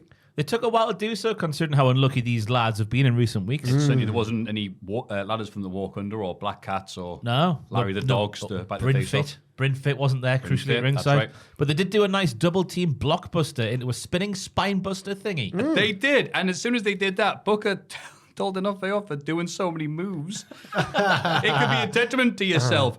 And then 2 minutes later, they lost. So, wow, yeah, listen to Booker. Do less. Booker's on commentary just going, slow it down, kid. Grab a hold. We had to kill him off last night. And then they defeat the Shagging Cousins after distraction from Apollo Crews. Carrying on the little feud on SmackDown. We'll literally watch the new Cats Republic are on Raw, but they were on SmackDown for a long time, feuding with the Angel and Berto. So it just felt like watching SmackDown. Apollo came back to distract Legado because they've been attacking him on SmackDown. Yep. God, they all want to be on the show, don't they? Yeah. They certainly do. Yeah. Bate took a blockbuster spinebuster combo in the first bit, and then a gory bomb cutter combo against the LWO. And he still won because of Apollo, who saw that coming. Apollo. Oh, he did see it coming. Because he's back in NXT. That's it, he's got the abilities. Dunn and Bate also eliminate the Good Brothers. Who look like a right pair of dicks. But it's funny seeing them look like It is because Tyler and Trent Alexander-Arnold, Tyler and Pete, they took 2 massive moves back to back. Then the Good Brothers come in, and the Good Brothers do that. Is it Magic Kick? I think they call it. What do they call Magic it? Killer. Not Magic Killer, but the kick. The other one, yeah. The other one, yeah. Whatever they call it. They do that, and then instead of going for the pin on these clearly knocked out lads, they have to stand and pose because we're going to a commercial break, which is a bit of a shame to see, but it looked funny all the same. They're ready for TV, brother. Gallows takes the airplane swing and then yells, "Oh, shucks," afterwards. Holy poo. Yep. OTM get to laugh at OC for 2 seconds before Chase U come out for the big pop. Why weren't they in the match? I thought they were coming down as the next entrance. Yeah. They survived, got chased, that was it. When it was revealed that Chase U were the last tag team and they only had these really tired lads to beat, it was spine tingling. Ooh. What are the odds on that, Andre Chase, that you were the last team in? What are the odds? I should have put it down. Chase U the final team and pick up the win after Ridge takes a dive for Andre Chase on the outside. Andre and Delightful become the #1 contenders. Ooh. And when they're all celebrating at the end and throwing up the U, Duke Hudson, because he's had his fingers broke by Pete Dunne, is going. He's like. Go on.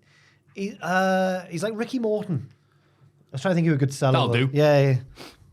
I was going to say Mizawa, but he would have powered through and straightened those fingers. He would have. Thank you, Jack. The Ridge stuff is so interesting, though. Yeah. So You're interesting. a liar.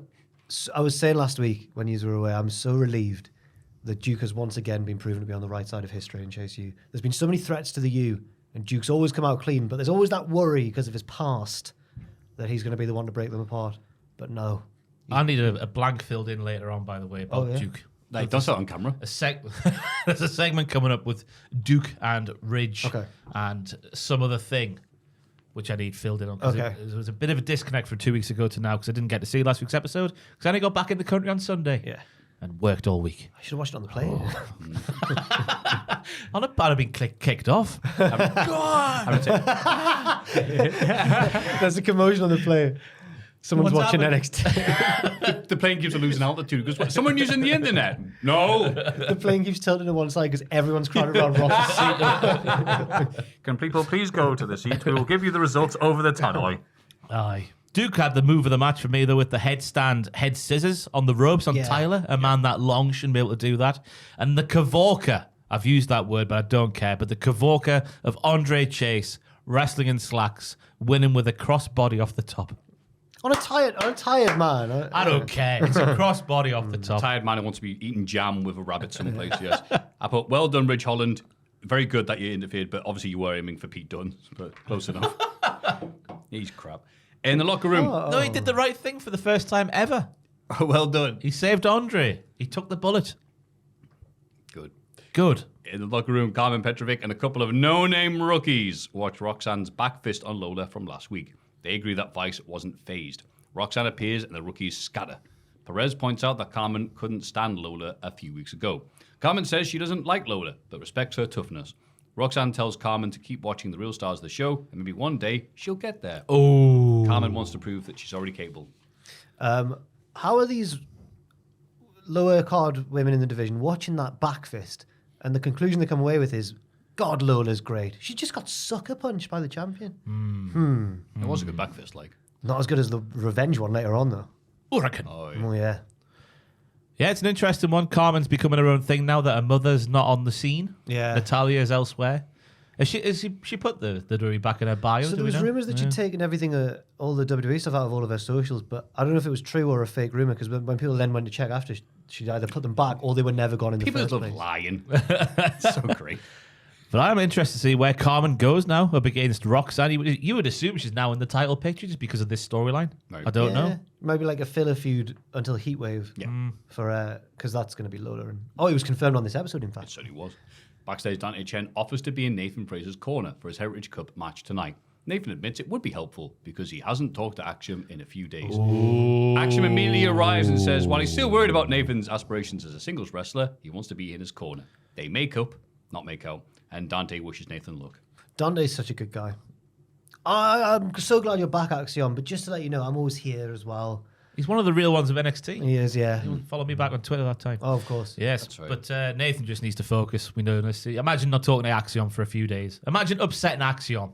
That seems impossible. Upsetting Axiom, a superhero mathematician.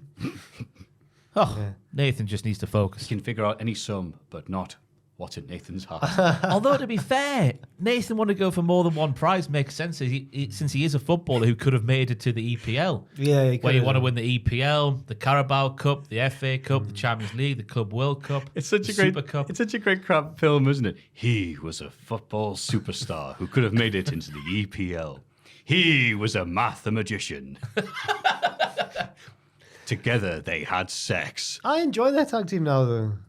And I'm scared that they're going to break apart, which it looks like they might. Yeah. Yeah, I think Action was ready. Then he went, wait, Dante Chen wants to... No. The people who you don't like suddenly get a lot hotter when you see someone else talking to them. Oh. So Nathan's been on Speed.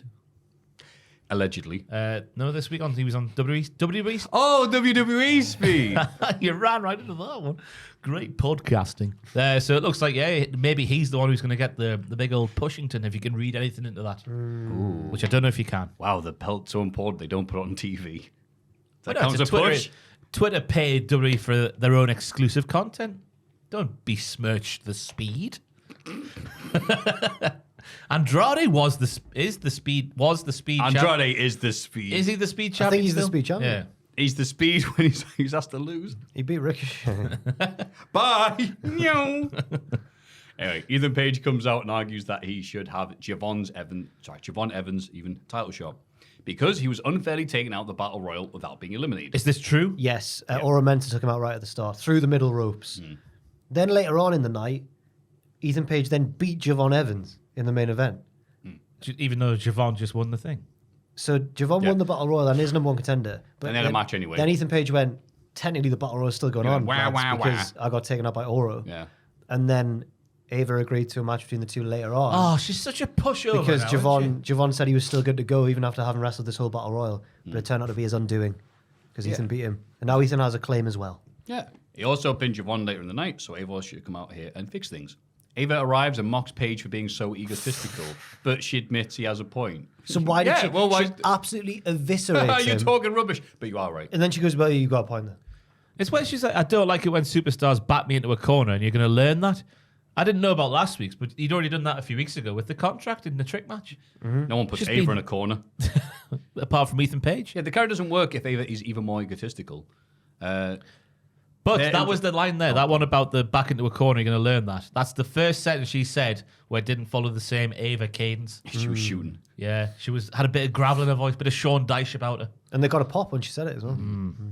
They're interrupted by Sean Spears, who points Sean out Dyche. that he beat, Good evening. that he beat Javon before Ethan did. That's right. Okay, Page reminds but- us that Javon eliminated Spears from the Battle Royal, so shut up. Spears says that tonight he'll beat Trick Willie and make Ava's decision easier. And I was like, yeah, right. Yeah, Trick arrives and says it doesn't matter who he faces at Heatwave. The heels attack and beat him down, but Evans runs out to make the save. The faces clear the ring, and Ava's security holds the heels back. Hey, good security. Scared of Ava. It's all feeling very main rosterish a couple of years ago because it's clear there's no very good direction at the top of the card these days. Because why are we having Sean Spears lose to people like Ridge, then a few weeks later having Sean Spears good promos and then actually say what's going to happen in these promos? Yeah. He's taking Apollo's foresight. He can see the future now. But yeah, it just feels weird that why would you bring Sean Spears in early on, have him clearly pinned as like a veteran who can show these young whippersnappers what to do, but lose all the time on TV and make the other ones look good? And now he's cutting promos like a main eventer and telling the truth. You missed the ending of last week, so it was even more predictable what was going to happen this week about the Heatwave main event. Because the whole question this week, the whole thread running through was, who's going to be Trick's opponent? But last week, all these four, Trick, Javon, Spears, and Ethan, ended up all down in the middle of the ring. And the belt's in the middle of them, and they're all crawling towards it. Symbolism. Like a top-down view of the ring. But the belt, when the last move was hit to lay them all out, the belt hadn't landed in the middle, so Javon had to grab it and like put it in the middle. It was really bad. Oh, really? Yeah. Like, it's the only thing he could do, because otherwise it wouldn't have made it. It wasn't his fault, but yeah. Simena. Yes. Wow. You just missed a good one. This is all covered last week, though, because I saw some recaps about it. This was a segment where they talked and said things badly. Crowd loves Javon and Trick, but the main event scene looks a bit rocky. So it was just a Raw opening segment that wasn't opening Raw. Yeah. Yeah. The new Catch Republic angrily confront Ridge for his involvement in the tag team turmoil match. He walks off to do a chase you. Yeah, I was like, why are they? And then I was like, oh, he used to be Pete Dunne's tag partner. Yeah. So, yeah. You told us you're going to walk off on your own, and now you're wearing that. I actually forgot about that, didn't I? Yeah. Hang and Tank arrived to praise Pete and Tyler's performance. They agreed to a match next week. These boys have the best energy I've ever seen.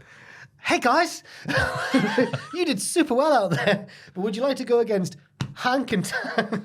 They're really good. So much. They're brilliant, yeah. Yeah, they were like, yeah, you guys look easy, we'll take you on. When Pete Dunne, Tyler was like, oh, sounds good. Pete just walked off. He was like, oh. That's who you don't want to see after you've been screwed up for a shot. Hey Hank guys. and Tank. Hank and Tank. They're so happy. Oh, I can think of a few more you'd rather not see before that. Hank and Tank. Oh, we'll see them later on. There might be a couple now. Robert Stone and Stevie Turner Yeah. bicker over who is Ava's better assistant. These two just can't get along.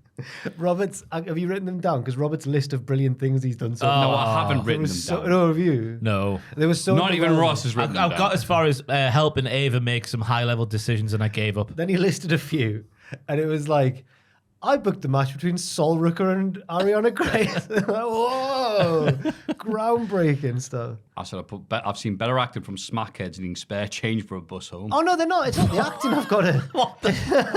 This was rubbish. It's not the action I've got the I forgot. You take a week off and then you have a look at results so you know what's happening on the show, and you forget how bad the acting is in some of these bits. The acting's not the It's issue just here. wank. Because it's pantomiming over the top, it's wrestling, but the issue for me was the content. Like, it's them going, who's going to be Ava's best little buddy? And I don't care. Stevie Turner's doing it all right because she's very sarcastic in her delivery of everything. Like, I don't know, you've not mentioned it yet, but the next thing she says it fit what she's trying to do. Like, oh, I even helped Ava make a few decisions, like taking that match against Jordan Grace. She didn't. She was put in that match because Ava said so. Yeah. That works. Robert Stone. You're right. Snake. She's I the cruelly, rat. I cruelly underrated this segment. And I give her the inside scoop on what's going on around the locker room. I'm a snitch. And Robert's there going, like it's the most important feud. It's brilliant. I'm glad you liked it. Yeah, it's really good. Wesley beats Joe But Coffey. no, sorry. The segment ends with Oh, God. Robert Stone saying, Stevie, you couldn't beat me on your best day, which means they're going to have a wrestle. Oh, He would assume so. He's done intergender stuff before. okay. Yeah? No? Has he? I can't see it. Robert Stone, he used to wrestle Musawa. Masawa. No, who was it? He's wrestled a lady before on NXT. ODB? Or on NXT? Yeah. Oh, God. can't think. Has he? Have I just made that up? Robert Stone. Robert Stone. Talk amongst yourselves. I'll find it in the background. Yeah. Ross is Googling. Do, Ross do, do, is do, do, Googling. do, He's do, a do, Google do, machine. do, do, He's do, looking do, at do, porn. do, do. He's not airing about the podcast. I told you to speak amongst yourselves, and I'll find it in the We're singing background. the songs. Wesley beats Joe Coffey in a singles match. Obafemi interrupts his celebration from the platform. He'll see him at Heatwave for the final time. Obafemi looked terrifying up on the platform. He had a handicap match, Robert Stone versus... Aaliyah! Yeah. Robert Stone and Aaliyah versus Rhea Ripley. Oh, Rhea. Dankeschön. Right. Bit What happened to Aaliyah? Did she get released? Released, aye. I liked her. She had a nice way about her. She did. That was in 2020, that match there. Jesus. Oh, wow. Wow, he wrestled in ECW in 2008 under the guise of Rob Eckos. Who did he face? That's right. Kofi Kingston. Oh. Aye. That And was he his, wrestled 3P dub name. Rob Eckos versus Matt Morgan in 2005, in May of 2005. 59 seconds long that match Yeah, was. Matt Morgan would have. Yeah. 3-on-1 handicap match. Mark Henry defeats Gus Harlacher, John Trotsky, and Rob Eckos back in 2006. Thank you for that dramatic. I need me reading. glasses, man. I can't see. I cannot see. Aye. But Joe Coffey's a screamer. He was loud in this match here.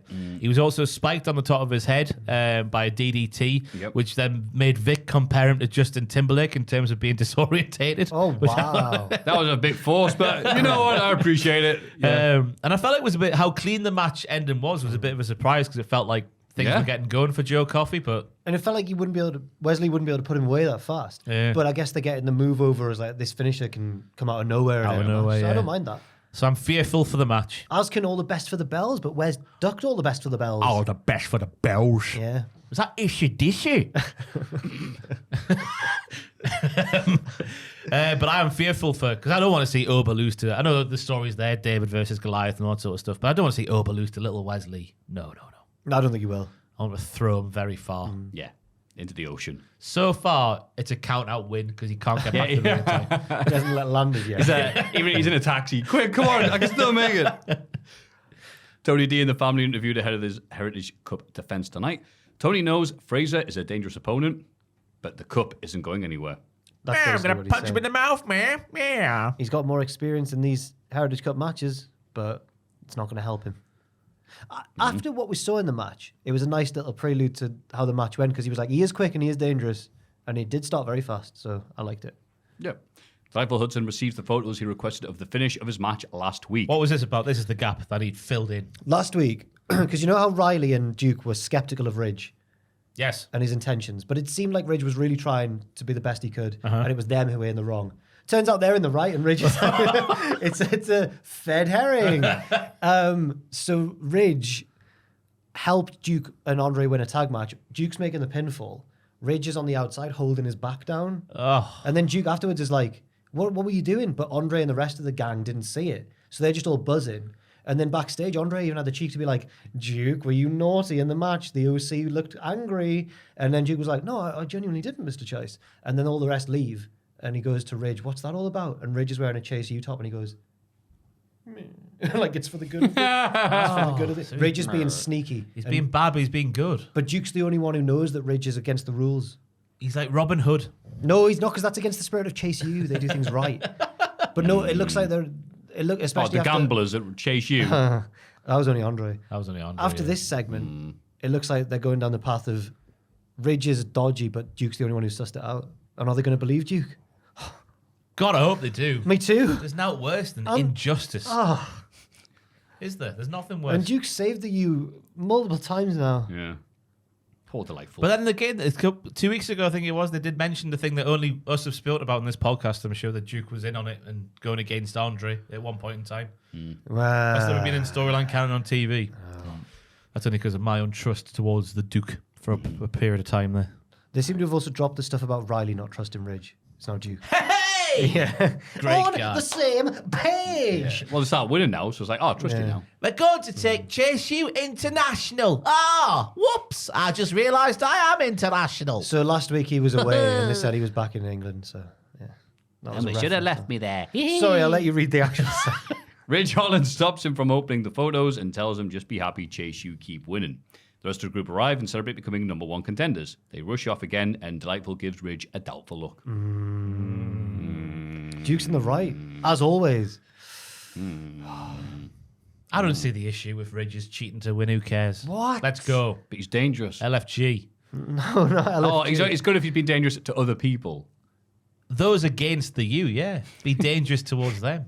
Keep the you safe, Rich. Injure other people. We don't care. Keep the you safe. Tony D beats Nathan Fraser to retain the Heritage Cup, but it sure ain't no cakewalk, partner. I didn't know what to say. It was a good. I really liked this match actually. I've gone round for round because each round had a little story within. Yeah. Tell us. The first one, Tony was he couldn't handle the quickness of Nathan. That was round one. Round two, Tony then smashed him in the face like you said he was going to do and did a massive spine buster. It's 1-1. It's a clash of styles, everybody. Round three, Tony was saved by the bell. Nice, simple story. Round four, Nathan's hanging on now because Tony's just doing these big power moves. Then Nathan's saved by the bell. The yin and the yang. That's both happened to them in consecutive rounds. Round five, never seen so many spine busters in a match. Tony has done so many spine busters. Then that coast to coast where Nathan flew in out of nowhere just as Tony was beating the count. That should have ended the match there. What a spot that was. But then Tony is once again saved by the bell where Nathan must have been in tatters. And Axiom would have been happy because he's going to lose the match, you would think. Then there's the massive belly throw in round 6 off the top from Tony with another massive spine buster for the win, which is how it ended. But each round had its own point. Yeah, it was lovely. Yeah. When Fraser wins the first fall shockingly early, I was shocked at the complete lack of crowd reaction for that. But by the end, you could tell they'd done well because the crowd were fully into it by round 5. Your round 5s, your round 6s. Yeah. I think at least the crowd who are there, obviously regular, because they're paid to be there. No They're holiday not, matches. man. not. We're not in 2021 anymore. The ones opposite the hard cam, they're mavericks. They do what they want. They take Mavericks. drugs. Yeah. They kick babies and do what they want in the shed. There's no control in them. Ava needs to get on that. Yeah, she does. Yeah. They're so I think feigning when when Jada gets her ass slapped. That lad feigned that time. You're telling me that's a plan? That one was weird, actually. That one was you suspicious. tell me that guy was up. Yes. What? Hey, that one guy might have been What, because he faded? he was framed perfectly in the camera for it, but But yeah, I think they go, well, when this is going long, like keep RNG. And yeah, this worked really well with what Tony is able to do. You're right. They will use the the match's gimmick, I should say, to the story's benefit. Yes. Which is just being everything you just said, I know. So we could do everything there. But stuff like, oh, he hit him with the Phoenix. Didn't get the round though, did you? Well worked. If Tony needs a bit more moves in his offense. I've never seen some. I wish I counted them now. I liked. I think Well, when Gunter chops lads loads of times, everyone's like, "This is wrestling. It's brilliant." yeah. And Tony's spinebusters were slightly different. Sometimes he didn't sit down with them. Sometimes he did. You're right. He's To be exactly fair, like Gunther. That first one he hit where he just went, "Way waboo." It was like a Farouk one. Yeah, like a Farouk. Dominate. Not dominate, that's that one, isn't it? Yeah. Just Farouk's lazy spinebuster. All the great spine Protecting busters. his own knees, Farouk, spinebuster. Anderson, Arns Triple H. is the best one. Come on. On The Undertaker in that Flair match. Carl Anderson. Yeah? The other Anderson. Bob Holly? No, Alabama Slam, wasn't it? Oh, never mind. The Rock. Batista? Yeah, I was like- Batista's, I was like how he bounced up in So one good. movement. Yeah. Must he, his knees must bend the other way. Not that way. That way. Not that way. Lola Vice joins the You announced prick. team for Roxanne Perez versus Carmen Petrovic. Booker T is very excited. He wakes up for the first time on the TV show. Roxanne wins, but Lola gets in the ring. Perez tries a cheap shot, but Lola avoids it and lays the champion down with a back fist. She leaves with the belt. It was a great back fist. It certainly was. Yes. Booker T came alive because Lola Vice obviously was walking towards him, but also she tried to shake Vic's hand and he lost his marbles. You don't want to shake his hand. He's a snitch. What? Is this just be what? He's done that a few times. It's like, yeah. Vic the snitch. Is it something to do with Jada Parker? That's where my mind's going. I just reckon that can't remember. Vic once probably grassed up Booker for something backstage and he's just gone, all right, that's it. It was He was on DoorDash during the show. That must be it, yeah. Blames him for that. because there wasn't 7 fans who photographed him. But I thought this was good for Carmen, this, because she was like competitive in the match with the women's champion when her mother Natalia was nowhere to be seen. I like the moment as well where Lola's speaking Spanish towards Roxanne and Booker's going, yeah, you tell her. Oh, what does that mean? He's so crazy. Booker was so conflicted because it's Lola and his daughter. I think he's realising his daughter's a bitch, though. He likes heels. Yeah. Oh, yeah, he does, doesn't he? Yeah. Maybe she's not Yeah, a because bitch he's enough. another heel because he doesn't pay attention to the show. I think it was some match where like Booker hadn't, one of the faces had been done really horribly by the heel. I think it was JC Jane or someone, and Booker goes, they'd like injured them deliberately in like a Pillmanizing thing. And Booker went, I love it. Because like everyone else is trying to do really serious. I hope they're okay. Booker's like, yeah, here again. I think it's interesting what they're doing with Lola and Roxanne as well, because Lola's not taking anything Roxanne does seriously at all, just because she keeps. She took the title here. She did the Shoot Hurricanes. Yep. It's either going to make Lola a proper star by just having a flatten Roxanne, or Roxanne will get a pop rocks in because Lola's taken a bit too lightly. I don't think Lola has yet had enough of a story yet. Like, she's only been around, it feels like she's only been around for a little while. I know she's been around for a bit longer with Elektra Lopez and that, but she's only been this prominent for a little while. So I think Roxanne will retain, but by the skin of her teeth. Yes. Well said. Lola Vice, I've just done that bit. Noam Dar FaceTimes the rest of the metaphor. Right. Reveals that Ethan Page has put him on the shelf for a while, just to change gears again. Ora Mensah says he isn't just trying to get revenge on Page for the attack on Noam, but because he loves being part of the metaphor. When he was a kid in Nigeria, he could never have imagined being here. He talks about being placed in foster home when he was a child after his dad almost died in a car accident. It was a hard place to fit in, but with the metaphor, it really feels like he belongs. So he won't rest until he gets back at Page. Dar says, that was beautiful. He's poured his heart out, and then you just hear on the FaceTime call, that was beautiful, mate. I found this one conflicting because this was a babyface turn in a promo. Yeah. Oro, I like that it gave a reason why Oro is going so hard after Ethan Page. It's felt weird how much he's been attacking him. Did it again last week in the Battle Royal, which led to Ethan Page being eliminated but not being eliminated. This explained that. It helped turn the metaphor face. It explained why Dar's on the shelf for a bit. But I just found the whole background stuff, and I'm assuming it's real because it was way too specific not to be real, which is, it's great that he's come through that and everything, but I found that bit quite shoehorned in. He just like monologued for a bit. It was like the Family Guy thing goes, oh my God, I just sat down. Who starts a conversation like that? It came out of absolutely nowhere. Right. Like, okay. But yeah. That's not Oro's fault. That's the Yeah, of course. I'm not being horrible or anything else like that, but it was just like, okay, this was very abrupt to say the least. I care more about Ora versus Ethan Page than anything Ethan Page is doing in the title scene now because of this. I care more about than Drew versus Punk. Then I put, it's a bit oversharing, mate. Calm down. Then we cut the commentators. No. And Booker looks choked up. He ruined it for me. Really? Do you think so? I opposite. paused it on the screen of Booker doing that, made it full screen and showed Fraser. I was like, guess what's just happened? Because Booker's like... I thought it came across like Booker was taking the piss. That's my No. fault. I know he wasn't. I know he wasn't, but just the way his acting was. It was just the unintentional, the cut, and then Booker's going... And he couldn't talk. Vic was like, come on, Booker. Yeah. He's just like... I thought, wow, I thought Booker really sold it. The opposite. Fair enough. Defending Booker. Fair enough. So I like Booker when he's not talking. Non-wrestler of the year. Confirmed. How? We didn't even mention him, did we? Booker T. Well, of course we did. Should have really. But I thought he, because I was on wow, this has come out of nowhere, obviously, but it does make sense, as Jack said, makes sense for everything that's going on. Then when it's just the sudden cut to Booker and he just sat there. You often see him, so he's just like, oh no. I burst out laughing just when because Booker doesn't care about anything. Yeah. And now he's in tatters, he's in tears, which I guess, I don't know. You think actually Booker was upset because Lola's left?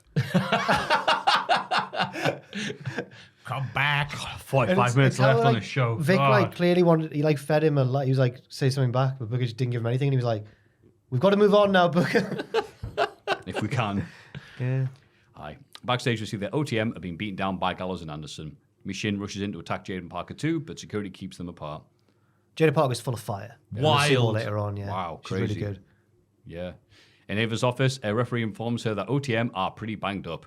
Ava then informs Carly Bright and Candle Gray that Carly Kendall Gray. I don't manage that.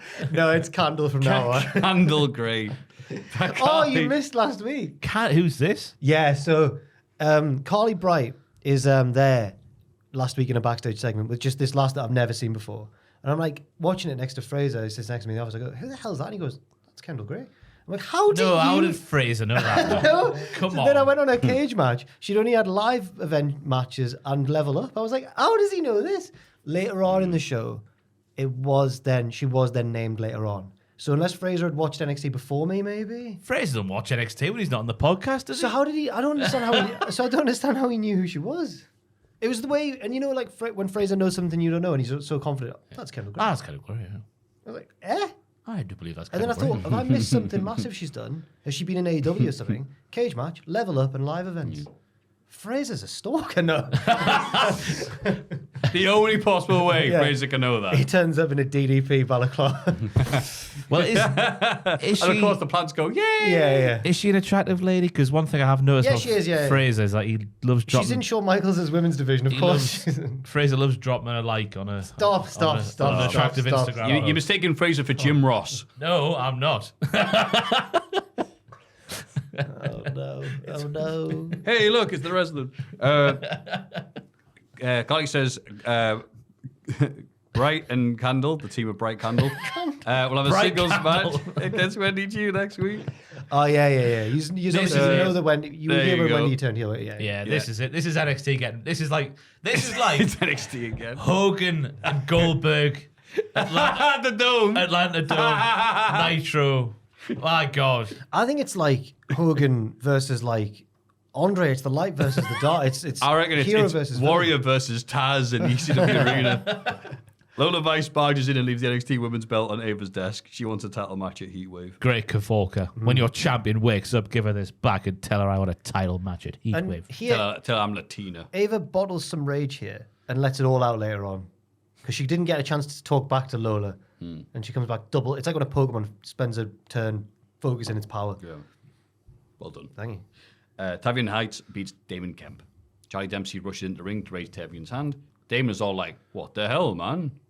So last week we had a classic Charlie Dempsey and the lads backstage, and he's brought Tavion there to convince him to be part of the group. Yeah. But Charlie's mad, so it doesn't go exactly how you'd think, lads. So Charlie goes, Hilarious he consequences. goes, I'm assuming you know why the lads have brought you here, Tavion. Tavion's like, I've literally got no idea. And he goes, Miles, you were meant to tell him why he was being brought here. And Miles goes, I didn't hear you.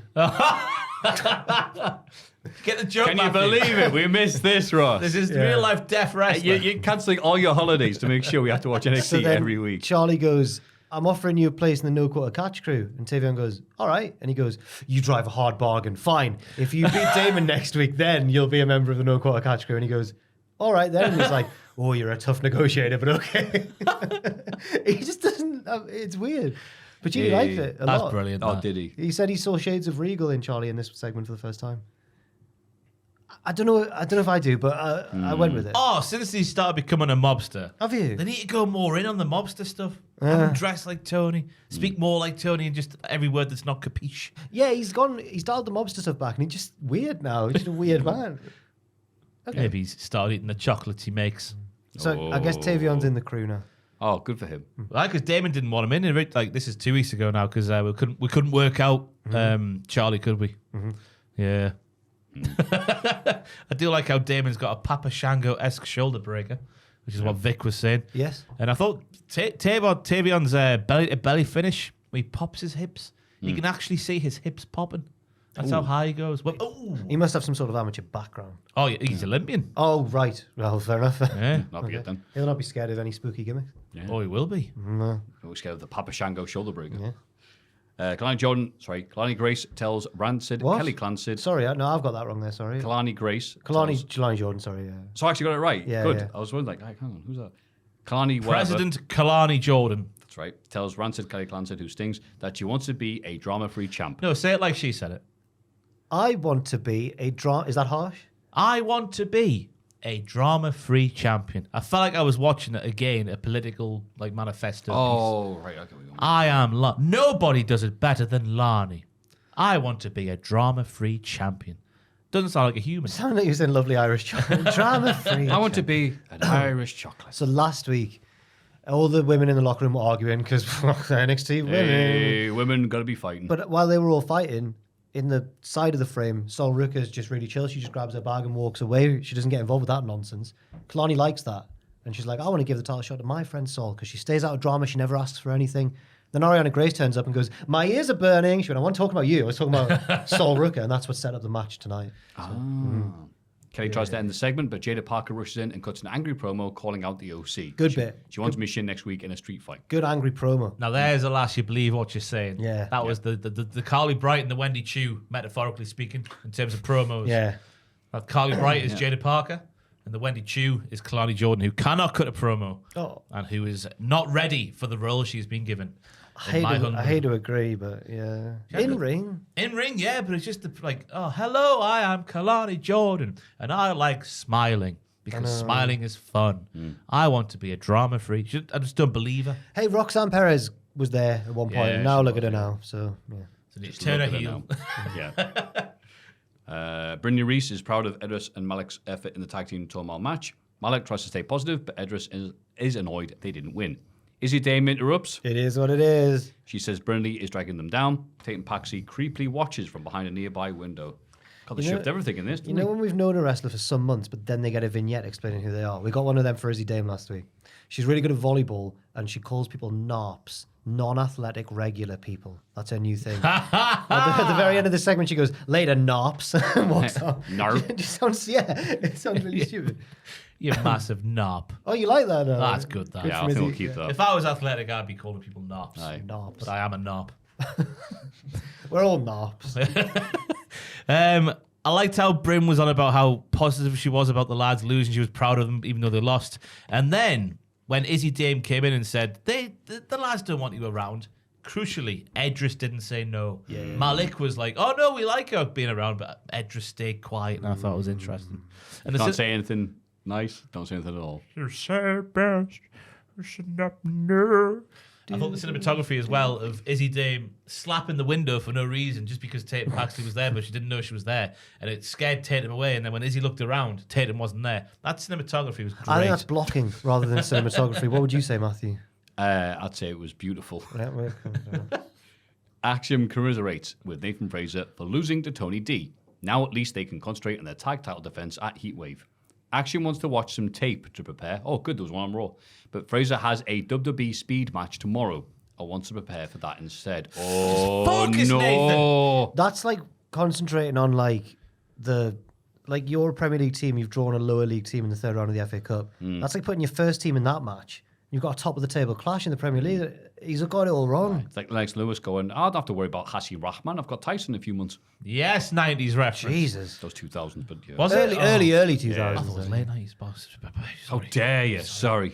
But yeah, it's a very brave thing for a not Greek person to say in Nathan Fraser because he's spinning too many plates. But he's Well, where that was not going. Greek.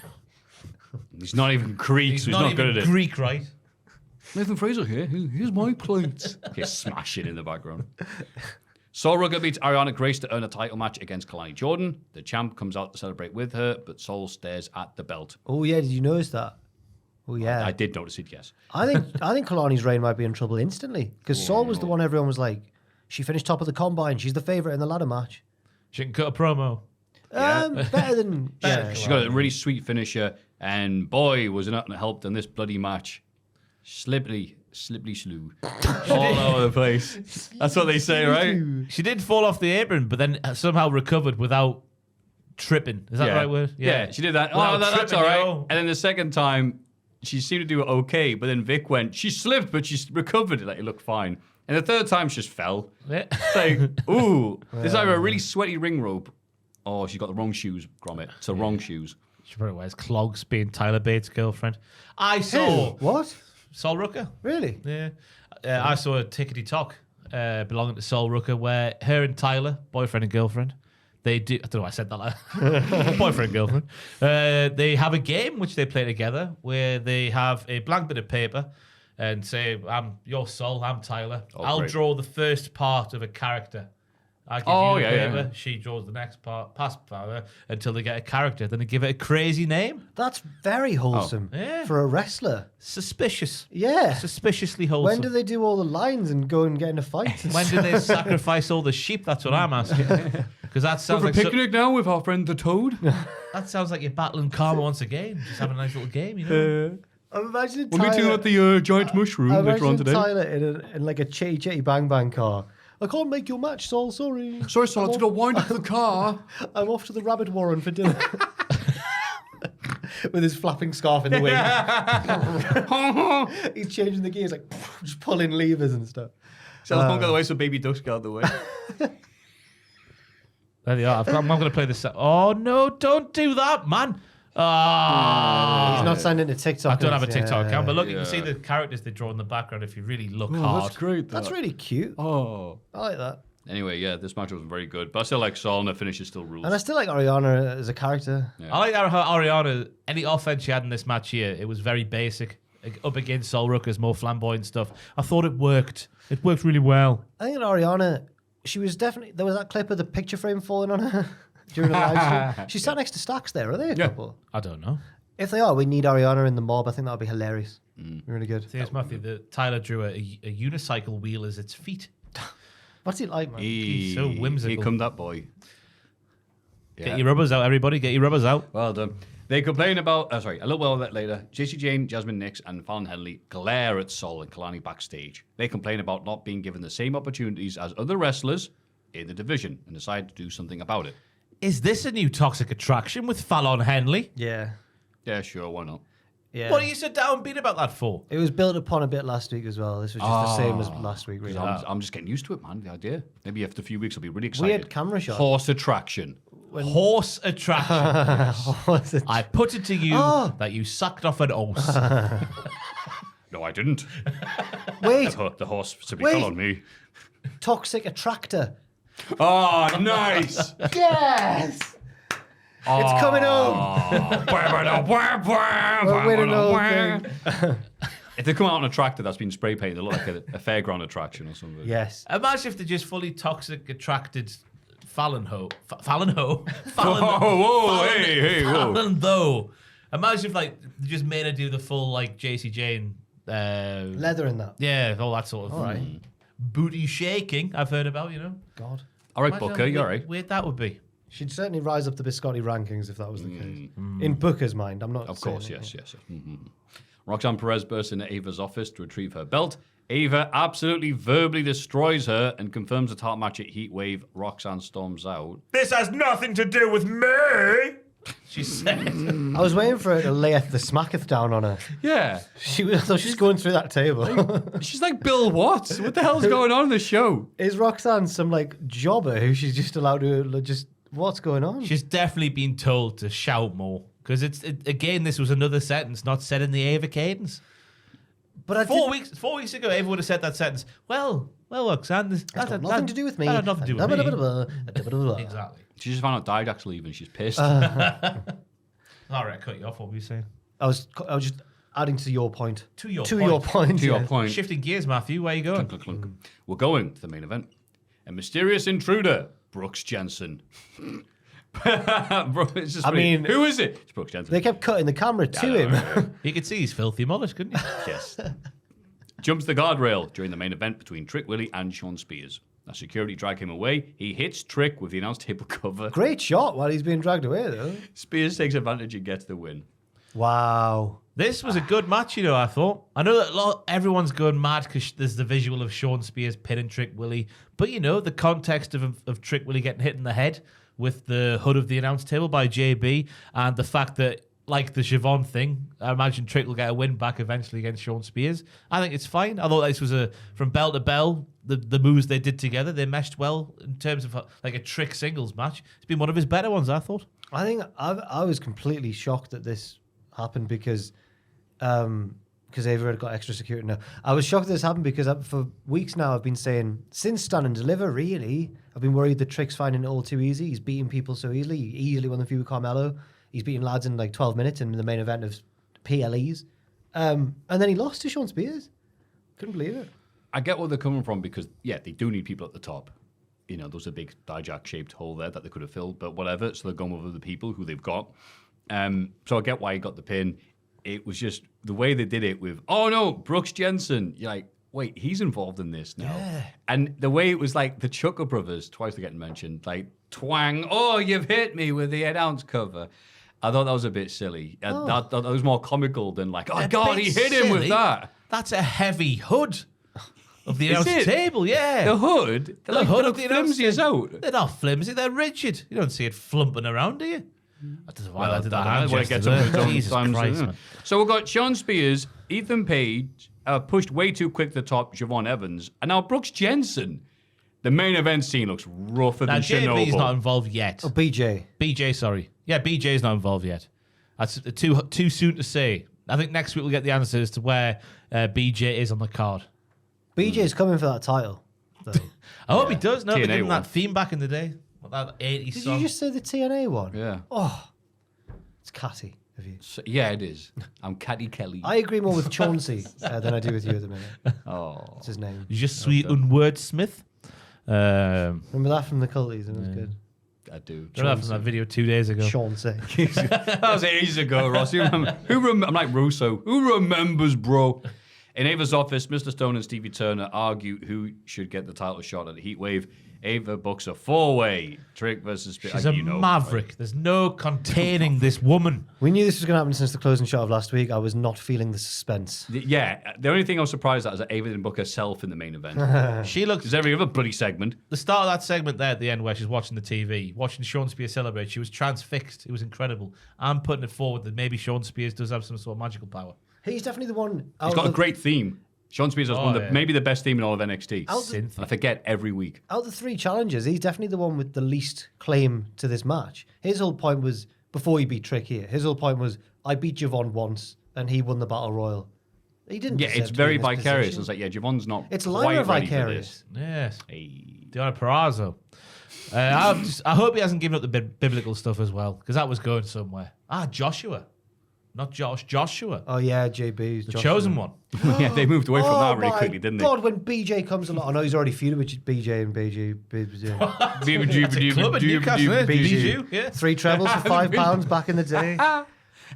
They were mad times them.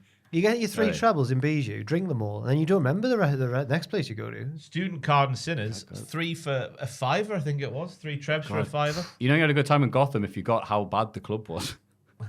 Gotham. The seats were none of the seats I sat on were ever properly made. Did you ever dance And in the strippers' cages? in Gotham? Oh, Sinners, I'm thinking. Sinners, of. oh, yeah. I hopped in a cage on a couple of occasions, Yeah, yeah. yeah. There's no strippers there, by the way. It's not like Ross has just got in. Move along. It's Ross time! Your shift's over. It's like the early days of TNA. Those lasses. Oh, God. Miserable, bored-looking lasses having to watch They weren't. the flying Elvises. Raw Underground had some dancers, and then 2 of them started fighting nearly once, but they calmed down because Shane McMahon went, ladies. It was awful. He's going to turn an AW. Well, speaking of Shane McMahon, here's AEW Dynamite. Yeah. MJF opens the show, but is interrupted by hometown boy Daniel He Garcia. started Stop already. the press! This is your boy! This is your friend. Your actual real life friend, Maxwell. My Jacob. real life friend. your pen pal. DM'd each other. Yeah. Yeah, he DM'd me to say stop messaging me. Garcia actually has nice things to say about MJF. He thanks him for his help last week and says MJF acted as motivation for Garcia to rise up the card. He mentions losing a match to MJF during his world title reign, but now he's the backbone of AEW. Garcia warns MJF not to trash talk in response. Because they're in Buffalo. But Max says he was going to bring Garcia out here anyway before the interruption. MJF praises Garcia for improving since their last match and thinks he deserves another shot at the King. He offers him a match at Wembley Stadium. But Will Ospreay interrupts. No. Will says Garcia has been racking up wins faster than Ospreay. Will says Garcia has been racking up wins faster than Ospreay, last in the bedroom, and offers him an international title shot next week. I try, baby. He'll even throw in the AEW title in the mix once he beats Swerve at Forbidden Door. Garcia accepts. MJF is angry at being upstaged. Ospreay leaves and MJF says he's proud of Garcia, advising him to concentrate on the match next week. Now, this had me going, because I was thinking they've done this segment in Buffalo because that's the only place, maybe in the world, that would have got a reaction for a potential, with all due respect, Daniel Garcia versus MJF match at Wembley. Yeah, it's a bit out of nowhere. Yeah, and it's just not a Wembley match, is it? Let's be honest with ourselves. It's a Dynamite main event, potentially, but it's not a Wembley match. Come on now. That was because it's like, well, I'm not having a double or nothing match, really, either. Who's Hechin Charo? Who? Hedging Jarrow. I tried to mispronounce that delivery. Oh, whatever. Yeah. Didn't work, Matthew. Let Ross talk. But the fact that the segment ended the way it did, with the commentators saying repeatedly, "Oh, Ospreay's upstaged MJF." MJF's just sort of blowing off Garcia at the end by leaving the ring, just walking past him. I think we've set up Ospreay versus MJF for Wembley, and I think that's how the title match will end, with MJF costing Will. That's how they'll get out of that booking corner that maybe put themselves in. Yes. Because until until this episode of Dynamite, I was like, oh my God, they're actually going to have Ospreay win. But this Dynamite has made me think, no. Yeah, I was exactly going to say the thing you just said. At first, I thought Hangman was going to come back and cost Swerve because he hates him forever. But now this MJF stuff's going on. Feels like that's the... I mean, they did the stare down last week. It feels like this is the Wembley match. But no belts involved, I guess? Or maybe the international title, yeah. Oh, that prestigious match. It doesn't need the belts, to be fair. It's too... It's a big match. A couple of tentpole names. But then what's the title match then? Swerve and Brian or... Swerve and Pac. I want it to be Pac. Yeah. I want it to be Ospreay Pac. Brian, Nigel, Pac, Swerve. Nigel, yeah. If Will, Nigel gets cleared. MJF, yeah. Tom Campbell, Jeff Jarrett. Yeah. Not anymore. No, not anymore. He's on Jarrett's side now. Teaming against... It's just a détente. Yes. Backstage, Swerve Strickland wonders why Ospreay would offer a shot at a title he hasn't even won. Yeah, Swerve. When they team tonight, Ospreay better hold up his end of the bargain. Oh, yeah, can't wait for that. Sorry, no, that was He's really horrible, so isn't he? dismissive. I didn't think much of this Dynamite, I'm sorry. Did you not? Oh, or like Just every kinda week. there. All right. No. There's some good stuff, but this week was just, okay, go on. Anyway, go on, Ross. I didn't. Well, nothing to save note. Oh, okay. I was just good. I like the line was like, "You can't carry two worlds at the same time," said Swerve Strickland. So I put that voice on. Stupid man. Moxley, Claudio, and Yuta, BCC, face 3 members of Lidge, Shingo, Hiromu Takahashi, and Titan. Hiromu Takahashi. What's happened to Takahashi, right? Because I remember a few years ago, before his big injury, he was like the big boy, wasn't he? He was like getting loads of pops. He had his little cat. Yeah. Oh, yeah. He came out in no the reaction. Most, like over one in our Japanese bracket of the World Cup. That's right, yes. But he came out here and there was no reaction at all. I don't know if it's specific to him. I just feel like, apart from a very few smattering of main event names, New Japan's lost a lot of steam. I was going to say, yeah, it's more New Japan just being like, oh, yeah, that company. And also, Hiromu's one of those ones where, like Ospreay, should have maybe somehow gone to the main heavyweight division, because once you reach the top of the juniors division in New Japan, there's nowhere else to really go. Like, it's what happened to Kushida. And if you're not physically big enough to be able to get big enough to be a heavyweight, you're a bit screwed. And Sonata, for example. Or... It's not even a heavyweight. Oh, yeah, that's what I mean. Sorry, Shingo somehow Shingo was the juniors champion despite being a massive bloke. So I don't know what happened there, but he's obviously all right as a heavyweight. Thought Ishii looked a bit small and old later on. Poor little Ishii. No. Lidge win after DQ. After Moxie uses a chair. What's he like? He's mad him. Yeah, because you see him in Japan with the Josh Barnett. Oh, I've not watched it yet, but apparently they had a long match. I didn't see it. I just saw him gushing blood and people on Twitter going, oh, how terrible. I'm like, this is CZW's own Moxley. Come on, man. Everybody fights until Naito arrives. He takes his time getting to the ring, so Moxley meets him on the ramp. And they brawl. Stop it. Shingo beats up Yuta in the ring until Danielson makes the save. Brian and Shingo have a big stare down ahead of their Forbidden Door match. This show, there was a lot of segments where I felt like multiple things were going on. That's what I mean. It's just that. Okay, there was a worse one later on. Yeah. But this was all right. I feel like I've not been paying too much attention to the New Japan side of things. I asked Aiden about it. I was like, has Naito been particularly built towards the belt again? Is he going to beat Moxley? And Aiden was like, he hasn't really, but Moxley's not been announced for the G1, and the champion's usually in the G1. So it feels like Naito is going to win. I saw on Twitter, because I predicted Naito to win, and I saw on Twitter Naito himself saying if Moxley wins this match of the weekend, then Naito shouldn't be in the G1. And I was like, well, he said that because he knows he's going to be in the G1. So he's going to win the title back. Yeah. Feels like too much of a logistical nightmare to go the other way with it. Yeah. Tom picked Moxley, so... And that's why you got this. Hok spit on that belt. I'm really enjoying, I'm going to call it the Cocaine Tony era of Claudio Castagnoli.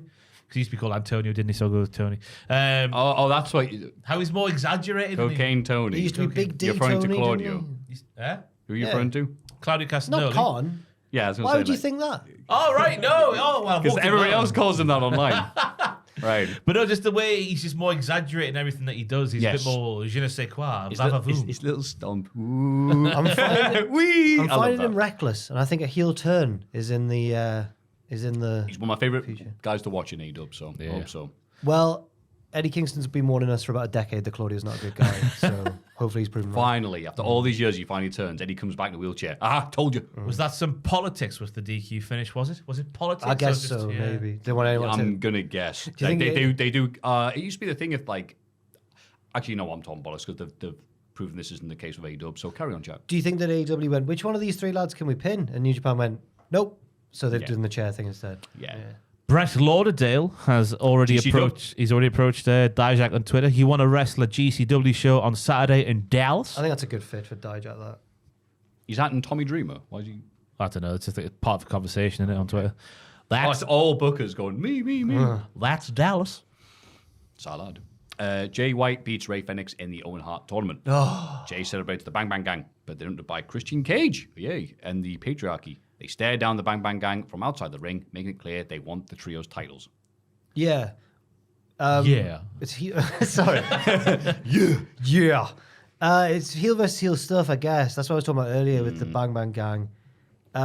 Sad that Phoenix is out, but Jay White plays a good heel in a tournament setting. He was good at healing here because during one of the commercial breaks, he approached. I didn't catch what he actually said to the boy's mother, but he approached a boy and his mother in the crowd and said something that made the commentators go, "Well, you can't say that, you scoundrel." So it must have been good. But it was one of those Ron Seal matches, Joel. Oh, I remember that. Ron Seal does what it says on the tin. Bang! He's played the thing. Thank you very much. But we could be on the brink of greatness here. I know they're going for the trios titles, but the Patriarchy are outnumbered to the Bang Bang Gang, unless Shayna Wayne gets involved in the wrestling. Shayna's really tall. Shayna could batter Juice if she wanted to. Yeah, Shayna McMahon. Shayna McMahon. The name on the contract. Comes to daddy. The name on the contract does say Shane. Just the last day he's screaming. Daddy. I need a job. Oh my God, if he turns up, Christian has to say something to him. He has to. You're a father. Oh my God, he has Oh to. my God. Get him in. Get him signed Your now. father should be dead. The Young Bucks cut a backstage promo on the Acclaimed. Nicholas blames them for taking advantage of his temper and cheating to win. But the Bucks are still tag team champions. Okada is still the CC. After Forbidden Door, CC. Continental Champion. Thank you. After Forbidden Door, Jack Perry, words are hard. Jack Perry will be TNT champ too. The Bucks announced that they're entering their own wild card into the Owen Hart tournament. They don't mention who it is, but say he'll run through the tournament and win the AEW World title. So it's we knew the wild card. Hangman, right? Yeah, we knew the wild card was a thing already, but now we know it's the Elite's own wild card. Yeah. So it's someone affiliated to them. Nakazawa?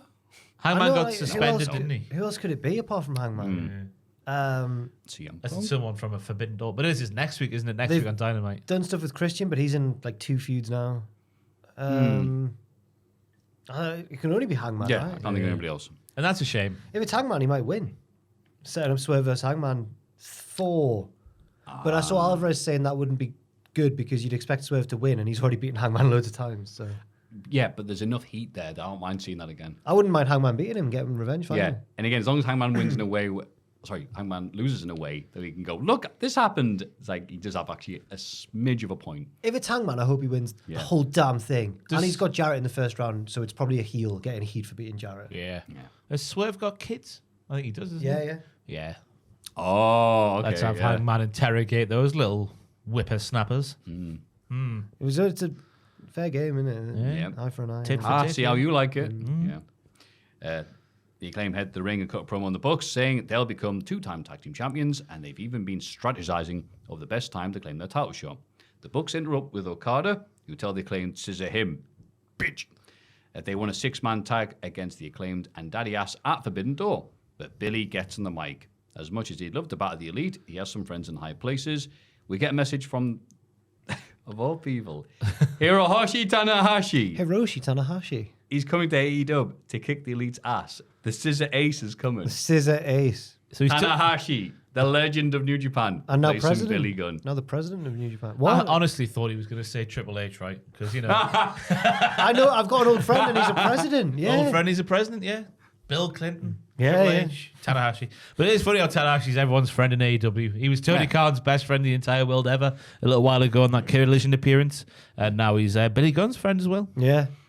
Billy Gunn has been over in New Japan before, I think. So it makes sense. I think he might have teamed with Tanahashi. Can you go on cage? They had that match. Joel? New Japan had that. Could you go on cage match? They wrestled each other. They've wrestled each other. Yeah, Billy Gunn got a shot and went in Japan and came to America, and everyone was like, "Why Billy Gunn?" He's like, "Well, he's American." Okay. I don't know what the basis of it was.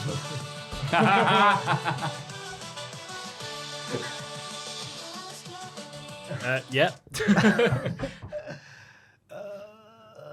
That was the match, 2017. God, that was a long time ago. I bet there's been loads. G1. I bet they've teamed together in like multi-man matches. 2. Yeah. Whoa. Well, you've only Googled the singles match. Oh, wait, hang on. A rating No, of that's a more- that's a- 5.04. Yeah. Shocking. Do you hate the song, Joel? I'll stop playing if you hate the song. I think it's a good song. He paused. I know. I don't fully believe you, Joel. But it feels like they're saving the tag He has team. improved his Googling, though. I've been on it. The pressure's today. yeah. It's As my should be said. redemption episode. He's not good in training, but come Saturday when the pressure's on. This is your equivalent of WWE Speed as you Googling stuff on the podcast now, music behind you.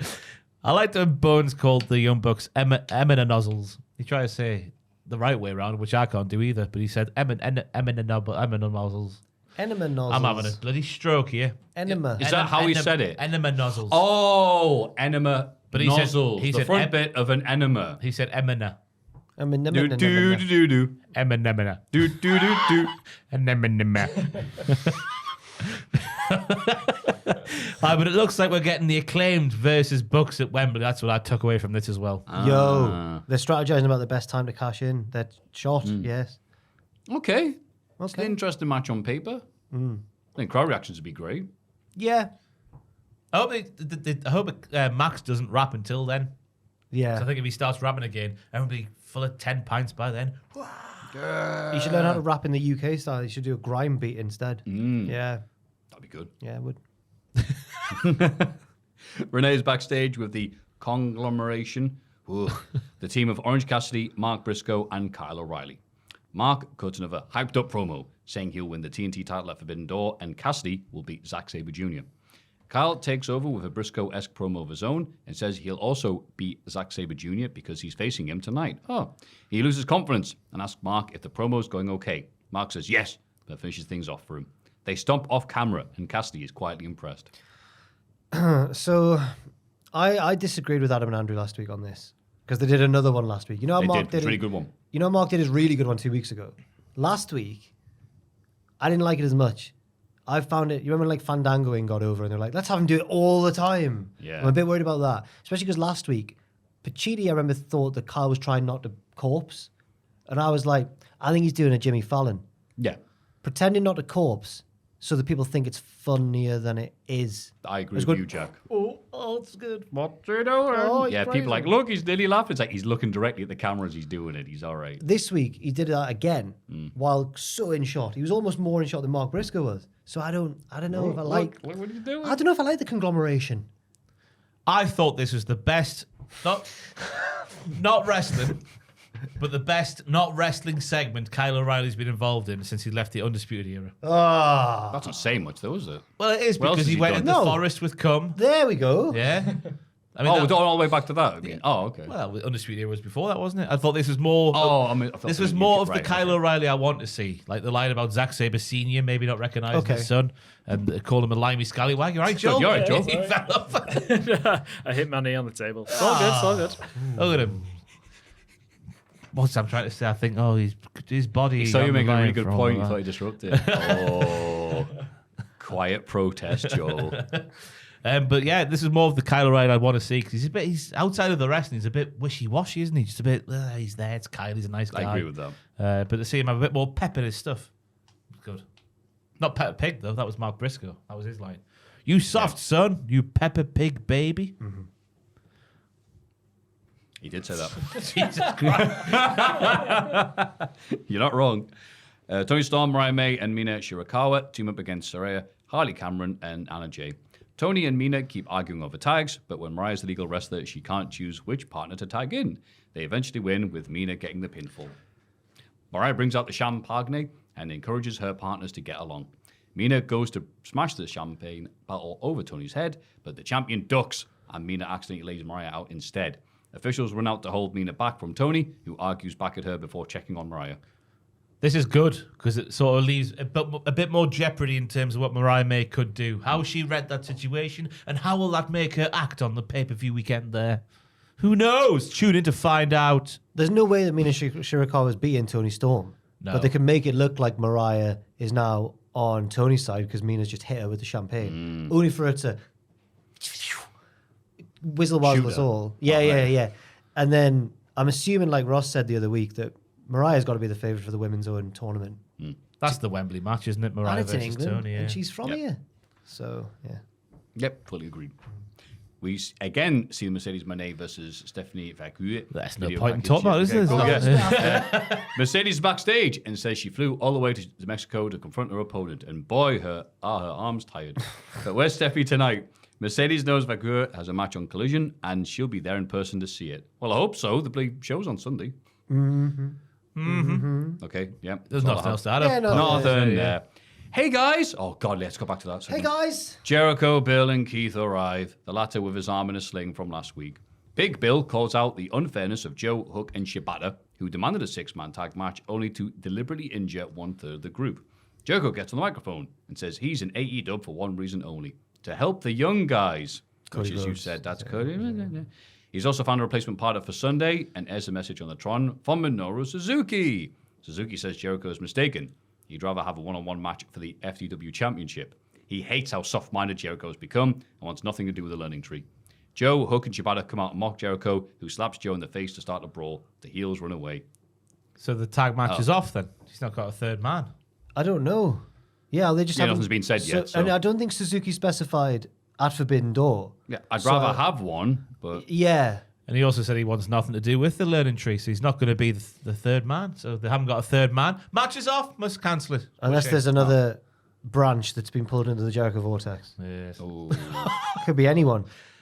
I did like the setup for the segment, to be fair, where he's like, oh, I've not watched this yet. Let's watch it all together for the first time. And I thought, oh, wait, they're just doing the same thing they did previously with Tanahashi. Look at the screen. But then we go, no, I'm not doing this. I like that. Yeah. Oh, okay, you got me. You got me. Fair enough. Yeah, so I guess, do we know Collision spoilers yet? Joel, do you mind having a look at the I background just don't. to see? Because that will probably give us the answers to whether it's still on or not. It's still on Wikipedia. Oh, there it is. There it is. Wait, Well, by the should time we not read it? Let's not read it. We'll But avoid I need to it. get close to the screen to read it because I'm not on my... Right. Oh, bless you. You can't read that. I've not got my lenses in. Oh, have you not? No. Orange Cassidy joins the announce team for Zack Sabre Jr. versus Kyle O'Reilly. Midway through the match, we see Gabe Kidd sat with the Undisputed Kingdom in the front row, but they end up arguing a bit. Zack wins via submission. What are you looking at me, Yeah. bro? I want to fight Ron Orton. Zack wins via submission, so Roddy and the Kingdom get in the ring to check on Kyle. Cassidy comes in for a stare down with Zack, who is backed up by TMDK. Tomohiro Ishii I butchered that. Makes a surprise appearance this time with Cassidy. I say stand. I mean, it looks like he wants to lean. Gabe Kidd is seemingly angry with everybody, but that's just Gabe Kidd. I did not. Yeah, there was too many moving parts here for me. Too many things jammed in. I know it's the go home show. Yeah. But you've got Collision as well. I didn't understand. Maybe we've missed something. I didn't understand why Gabe was with the Undisputed Kingdom, but also not their friend. I thought you were the UK. Yeah. What's happened? I don't know. Hey, I'm from there. I know what's going on. Why is he with them? Let me sit with you. Or were they That's just, what I thought. or, Hey, where aren't you from? or did they just have tickets next to each other? Or... It's just there. And then at the end, there's this stare down going on, and I was like trying to work out which one of them Gabe's calling out, but it's both. He's going like, "What are you looking at me? What are you doing me?" Are you looking at me? Are you looking at me? Are you looking at me? Yeah, chewing the brick. It was That's the one. Chewing a brick. I was trying to think about that. it was confusing. You got the Roddy stuff going on with Kyle. Yeah. You've got the Zack and Orange stuff, and you've got the Gabe stuff, all in the same segment. None of it had room to breathe. Yeah, I fully agree. I think it was the theme for the night. Oof. But I think what they tried to do was paint Orange as the underdog because obviously Zach's got his friends.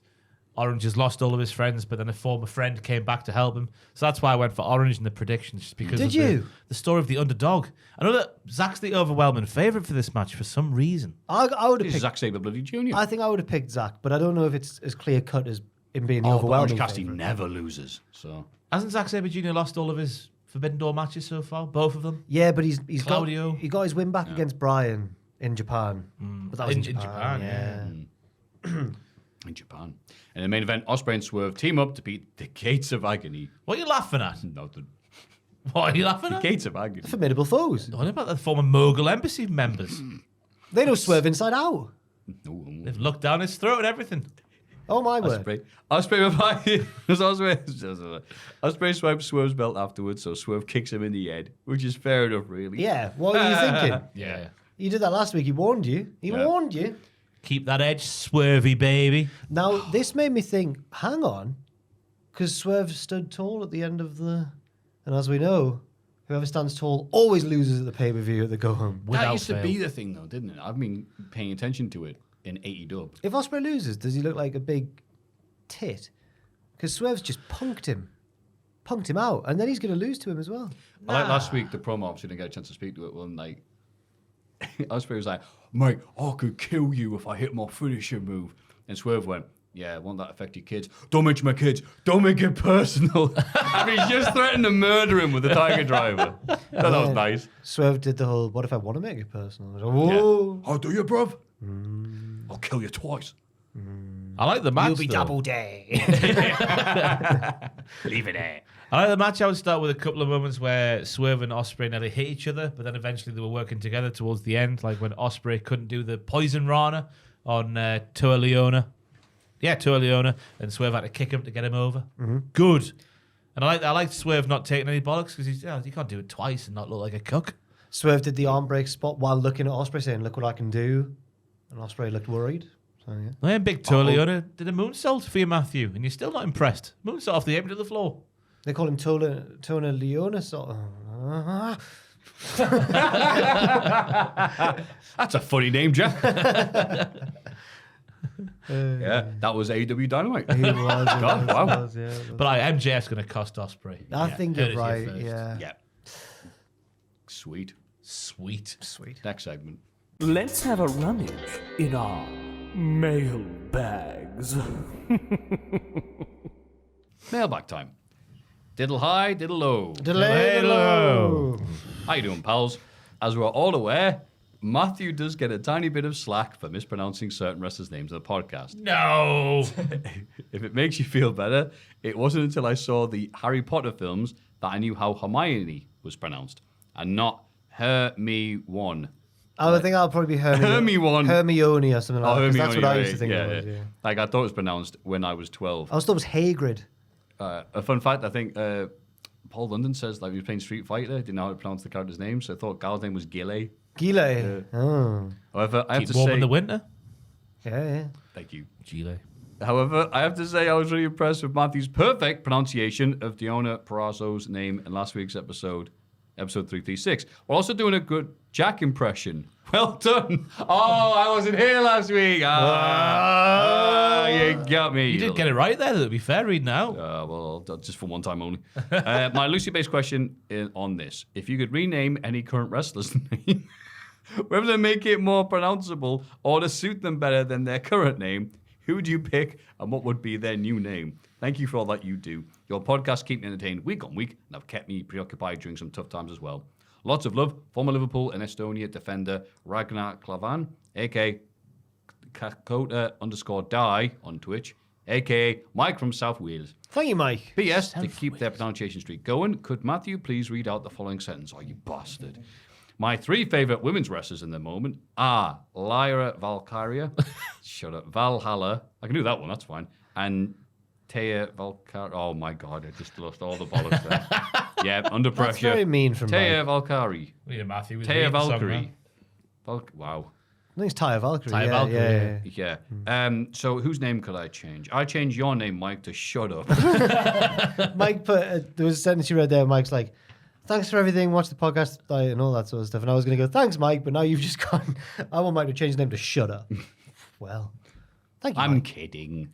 I would legitimately change Lyra's because I remember when she first appeared on the scene and we were like, Lyra, and I wasn't too familiar with her stuff in like the UK or Ireland independence scene and stuff. I was like, I remember we were like, that's a bit of a mouthful. Lyra Valkyria. It doesn't roll off the tongue. And I still don't think it does. So I would change hers and I would change it to Lyra. Smith. The Lyra bird. The Lyra bird. Yeah, that's a good one. Lyra, of the woods. Lyra, the forest. Lyra upon forest. Lyra upon forest. Yeah, there we go. Yeah. The perfect, Jack. Mine's not a wrestler. Mine's an entire bloody company because I can't say it in the midst of when I'm full flight in the midst of saying a sentence. I can't say WWE. I don't know if anyone notices this, but I go WWE. It comes out like WWE. It isn't the easiest thing to say. Michael Cole's learned it, perfected it. WWE. WWE. That's what King Ross used to do, doing a Michael Cole impersonation. So you can say WWE. WWE. They used to piss me off hearing that every week, but he's toned that down as well, so good for him. But yeah, renaming that company to The Wrestling. The Wrestling. Okay. The Wrestling's World Champion. Yeah? None of this WWE anymore. WWE. Can't say it in the midst of a full sentence. The Wrestling. Okay. Yeah. I'll change Valhalla's name to anything else other than that because Valhalla's the name of the place they go to when they pass away. Yeah. You can't call yourself that. You can. Yeah, you can. It's me, heaven. It's like, that's not right. No, I'm trying It's to think me, of the afterlife. trying to think of Look at another my example. horns. No. So do you think she should be called like Thor, Mrs. Thor? Oh God. Thor, your tea's ready. Isn't Yeah. Valhalla where they go and their idea of heaven, the Vikings, is like you just have Fight you forever. fight all the time? Yeah. Yeah, like AEW. Yeah. Oh, have a sit down as well though. Tiring. Yeah, you do well in Valhalla. Guys, can we not fight for a while? We play on the Nintendo 64. Oh, these new Vikings are killing the Viking business. Good day, diddlers. Hello. Good day. I was watching Game 7 of the Stanley Cup Finals and saw that someone in the crowd had made a Joe Hendry sign about a Florida player called Connor Verhage. Or Verhage. Oh. I've attached the meme so you can see what I mean. It was a fun little crossover. Maybe do the Leo pointing at the TV gif. Point being, when you're old and senile in a retirement home, thank you, which wrestler do you think would be the best to have looking after you? And who do you reckon would be the worst? What? I reckon Otis would be great because he's kind, patient, and makes you feel safe. That's a great answer. Cheers, lads. You've taken the best answer. They do this all the every time. week. Former Parramatta Eels front row forward and New Zealand international, Fui Moi, aka. He put AK there, and I almost thought that was part of the name. But his surname is Aka. Matt from Brisbane, Thank you, Matt. Australia. Cheers, Thank Matt. you, Mary. I'm sorry for the New Zealand international's name who I butchered there. No, I think that was a Becomes deliberate choice. Favorite joke of the podcast now. Otis is the best one. No, I just, the mother from Beaver Cleavage. Oh God. Her entire gimmick. Wow. Her entire It's gimmick. like BB. BB, yeah. Her entire gimmick was being a mother with hilarious innuendos. With incestuous assumptions. Is that what you're trying to say here, Ross? That she would take good care of me in a nursing home. Oh, okay. I'd probably choose More Thrasher is the one. because Thrasher stayed away from all that nonsense, so he's quite trustworthy. In full gimmick though, in the nursing home, just walking around.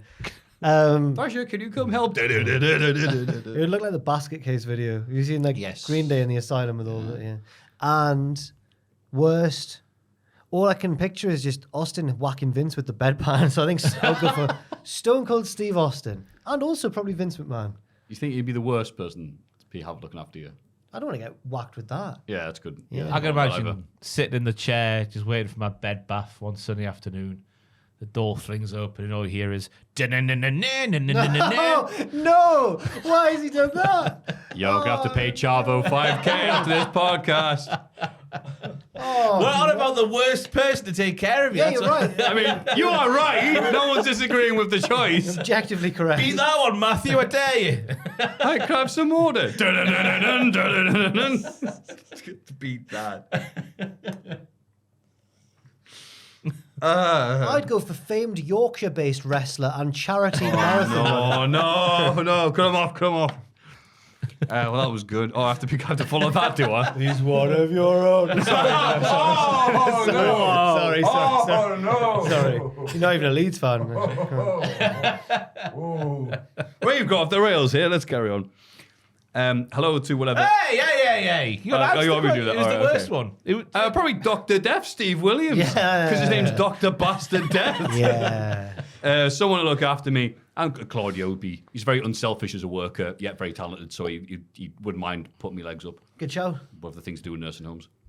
I'd love Feed that. me wine gums. My granddad doesn't go by. But how is Claudio going to get you dry after your bath? All the other people in the room. And everyone else, 1, 2. Hello to What a whatever. question. We What love the hell that. question is it, Spiders? But yeah, right. Hello to whatever illustrious trio who's hosting the podcast today, and Joel. Hello. He says hello. A question was asked on the recent episode of the podcast: who is the greatest wrestler of the decade so far? I'd like to go a bit further than that. Who was the greatest wrestler since the turn of the century? What? And is there a case to be made? The answer to be Jericho. In my opinion, no. But I'd love to get your thoughts. Wow. People who write into us are nuts. I I love love it. that. I reckon if Jericho retired. Is this from Minoru Suzuki? No, honestly though, I reckon if Jericho retired 2022, I reckon there probably would be. Yeah. That's a good case we made. not WWE it? stuff, went over New Japan, AEW. They wanted it down there, absolutely. For what it's worth, my selection will be Rey Mysterio. It's a good pick.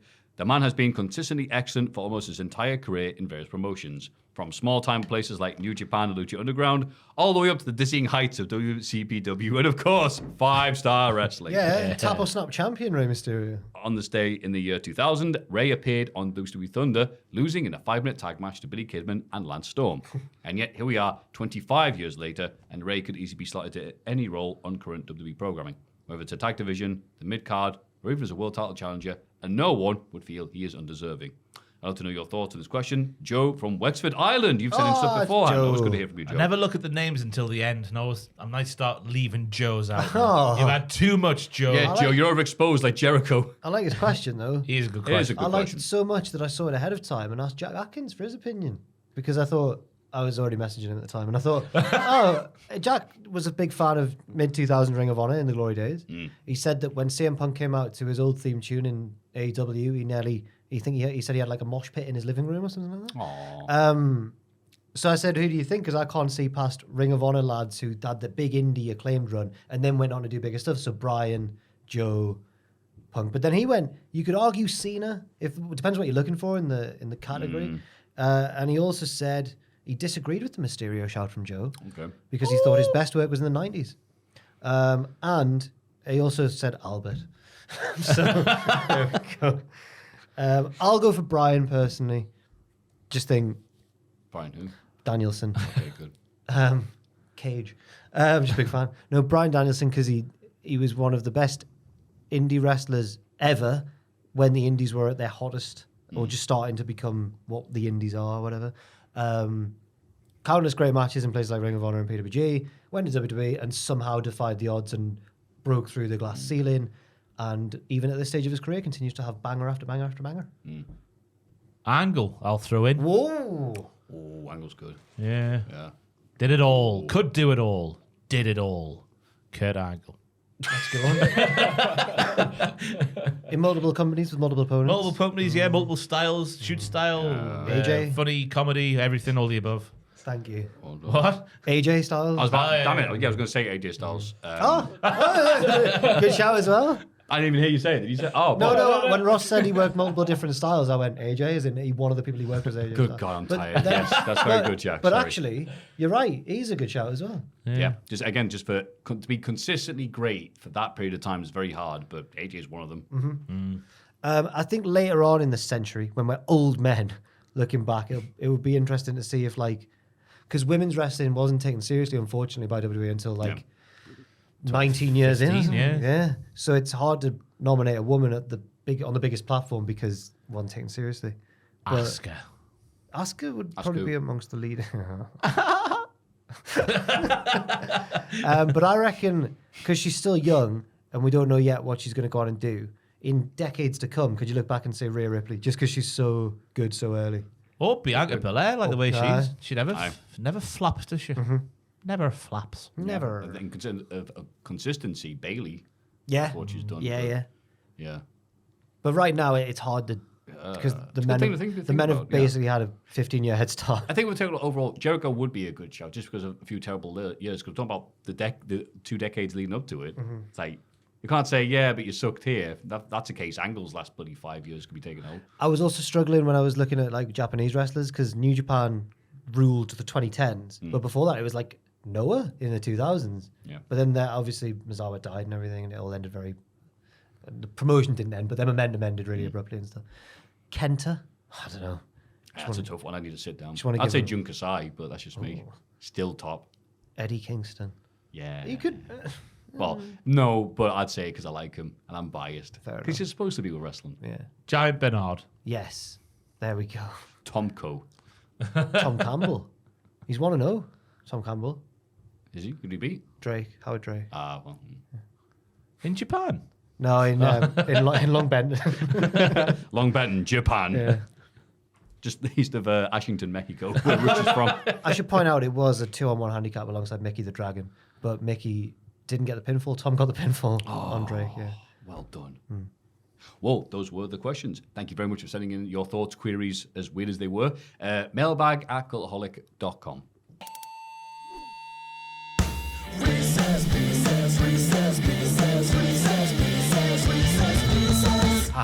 Wrist piss.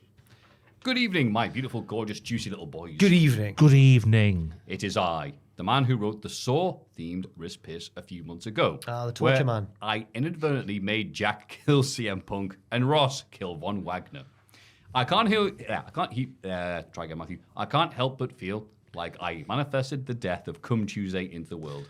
But Jack saying it was a good wrist piss is the greatest piece of validation I have received in my 22 years on this planet. It was a good wrist piss. But as Taz would say, I digress. For I have yet another hard-hitting home wrist piss submission for you. We have seen an awful lot of stinky fan-based names in wrestling over the year. From the C Nation to the Roman Empire, the Edgeheads to the Canaanites. I have here, especially... I like the Canaanites. Especially created list of wrestling names, and I want you to give them the silliest and most terrible fan-based names you can think of. For example, I am most certainly an ober-feminist, Yeah. but I am not a registered Lex offender, because Lex is king is crap. Good lad. I love that though. It was really funny. So they're not, he said, don't call yourself Salvage. All right, so they're not registered Lex offenders. Oh, they just out in the wild. Yeah, that's it. That's much worse. Good luck, Gunther. Thank you, Gunther. No, Gunther's the first one. Oh.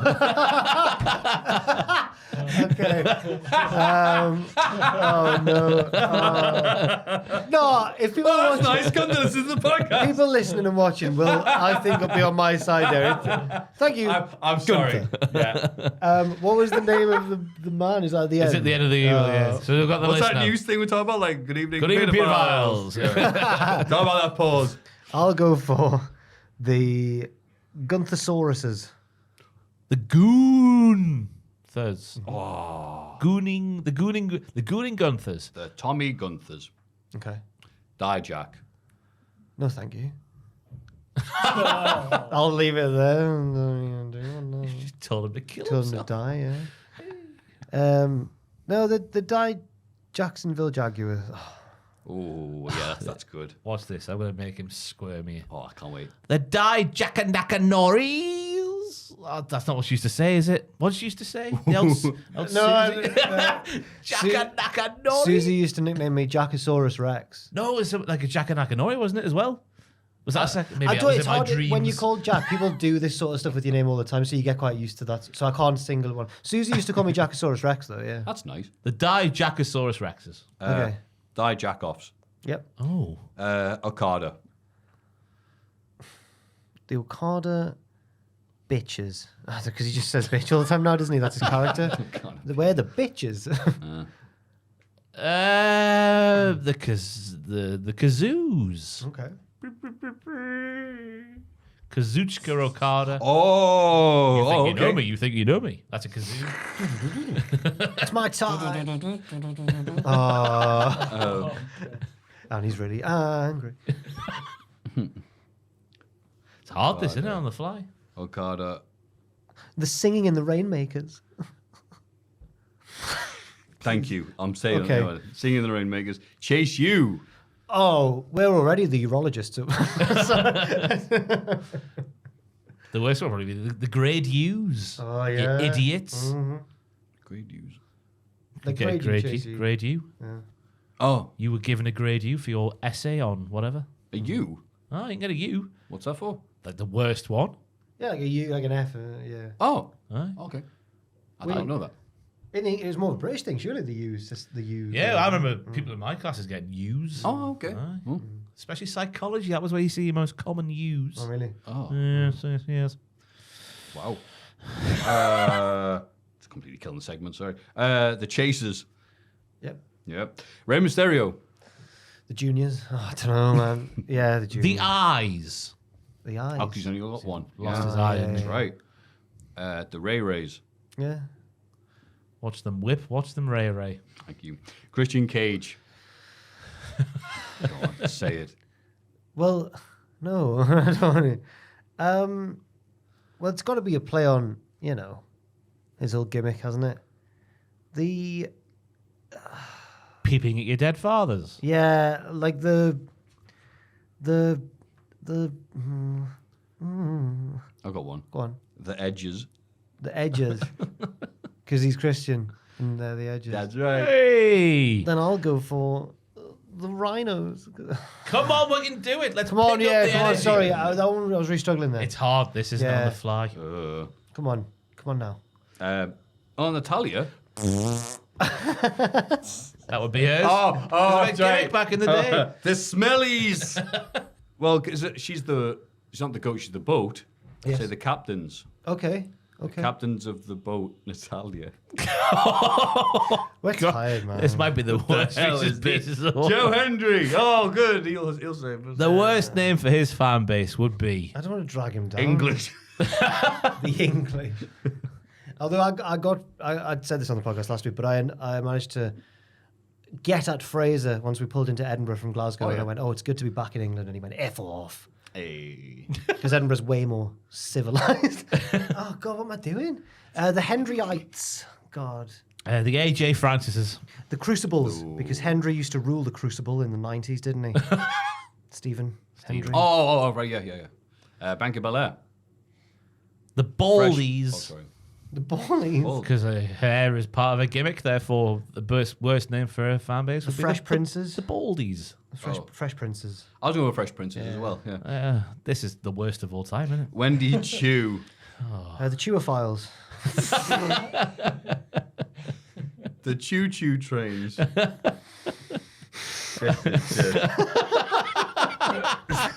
the hell is this? Don't die, Ross. Die in a good podcast. Don't die in this one.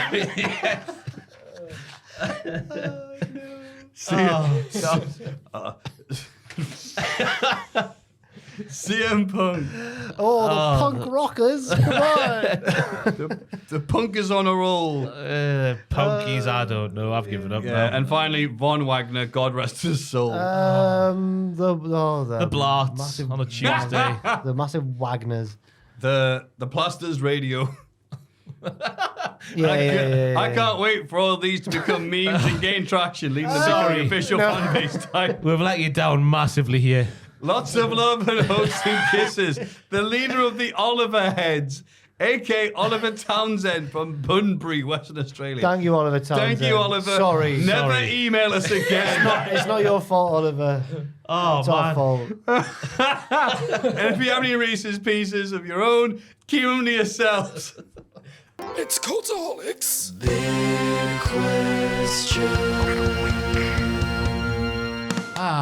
Sorry. What? He guessed, thank you, Ross. Legitimately the worst wrist piss of all time. Yeah. Sorry, Oliver. Sorry, Oliver. More like a wrist poo this week, eh? Yeah. But don't worry, it's going to get better soon. So say a lovely shout out to our amazing producers, Reno 2200, Future time. Noah Anderson,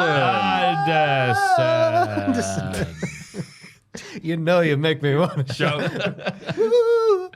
Levi LaRue. Levi LaRue. Levi LaRue. Misfit.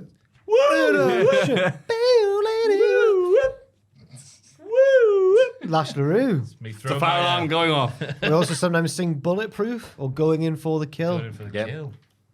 Those are all good choices. But you know what's even better choices? Us, with the big question, looking at Forbidden Door and going, what's going to be the best match this Sunday? Dun, dun, dun, dun. I assume it's Sunday. I've got my dates from MGF. It is Sunday. Yeah. He March- also said August the 30th, didn't I he? didn't he? What a The silly goose. silly Billy.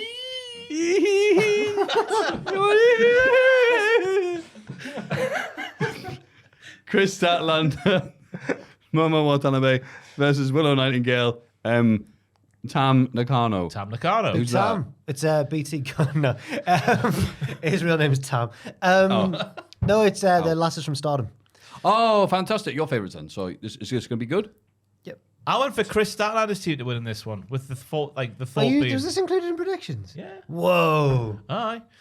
With the thought being that it'll be a bit more of a longer storyline, so we'll knock Willow down before having her win the thing. That makes Whichever sense. team wins, I reckon the other one is winning the singles match. Yes. Of course. I think it'll be good, but AEW pre-shows always kind of jam a lot in. They've got the very opposite problem that the WWE pre-shows, which are too sparse. They're like a Cormac McCarthy desert. Yeah, you imagine I there's read Blood gonna be- Meridian recently. Oh, well done. You imagine there's going to be 3 more matches on that pre-show. Yeah. There's By only the 11 time- matches announced so far. every AEW show, I'm like, this might be the one where I get to have a spoon's breakfast after because it's open so late. The dream. Are you doing it? Are you Yeah, editing it? me and Luke. I You and think. Lou. I knew that. I asked Owen if he was, and he went, "Thank God I'm not." Ugh. I know. That dick. And I like It's his birthday. Yeah, it is. Oh, is that what? All right. I did see the things were like, what's all this happening?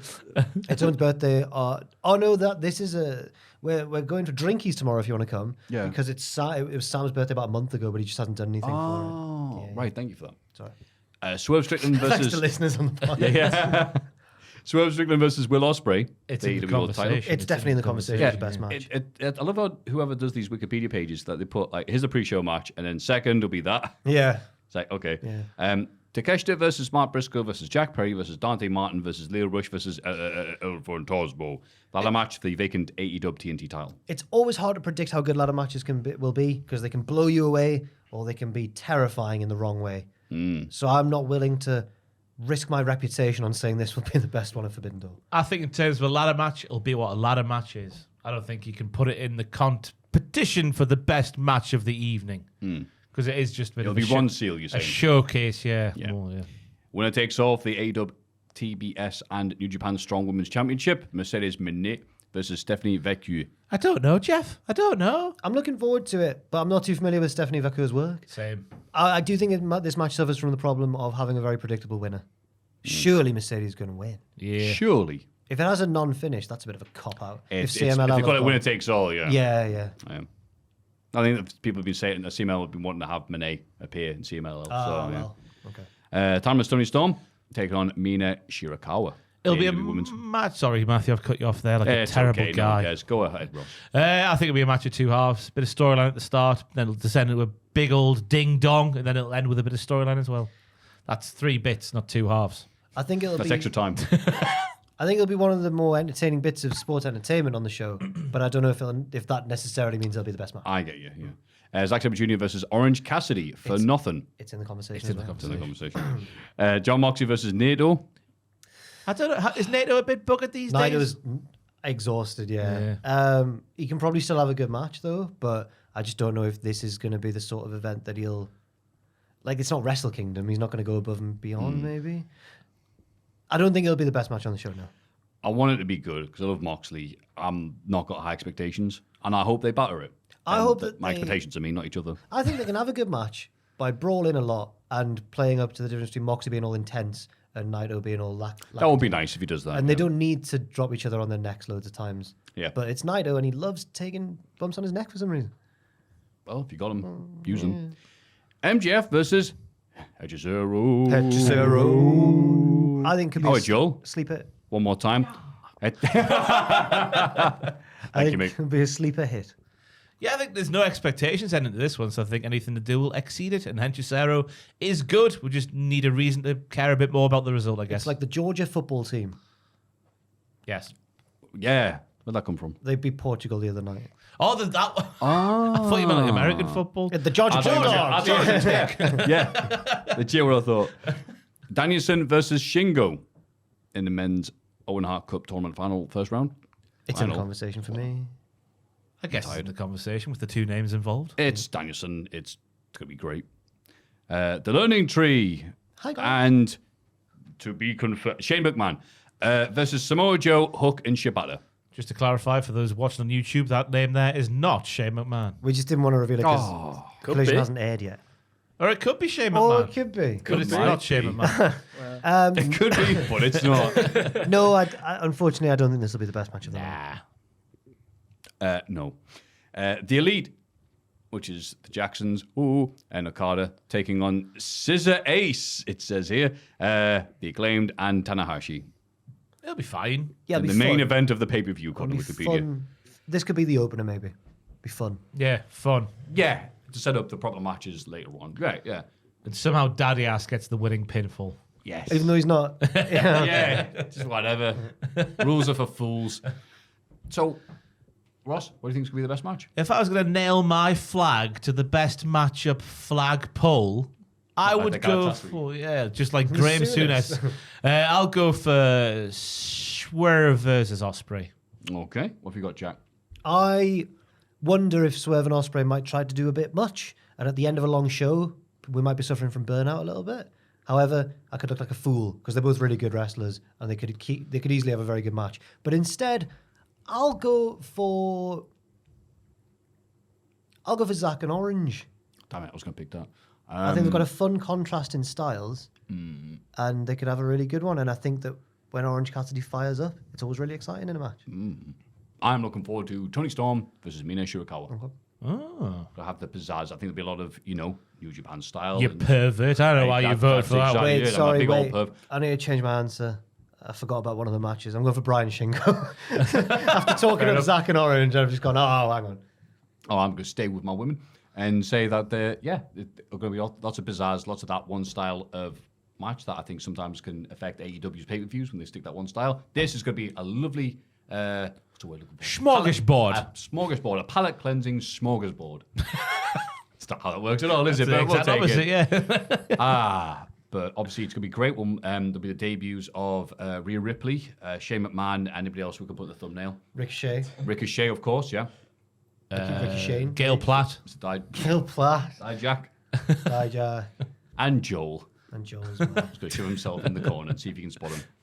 But this has been a lovely podcast. I've loved being here. Hope you've enjoyed listening to it. Jack, what have you got for us until next time, mate? I will be doing What Happened At shortly after Forbidden Door with the help of Joel and Luke, our two lovely editors. Owen's partying down.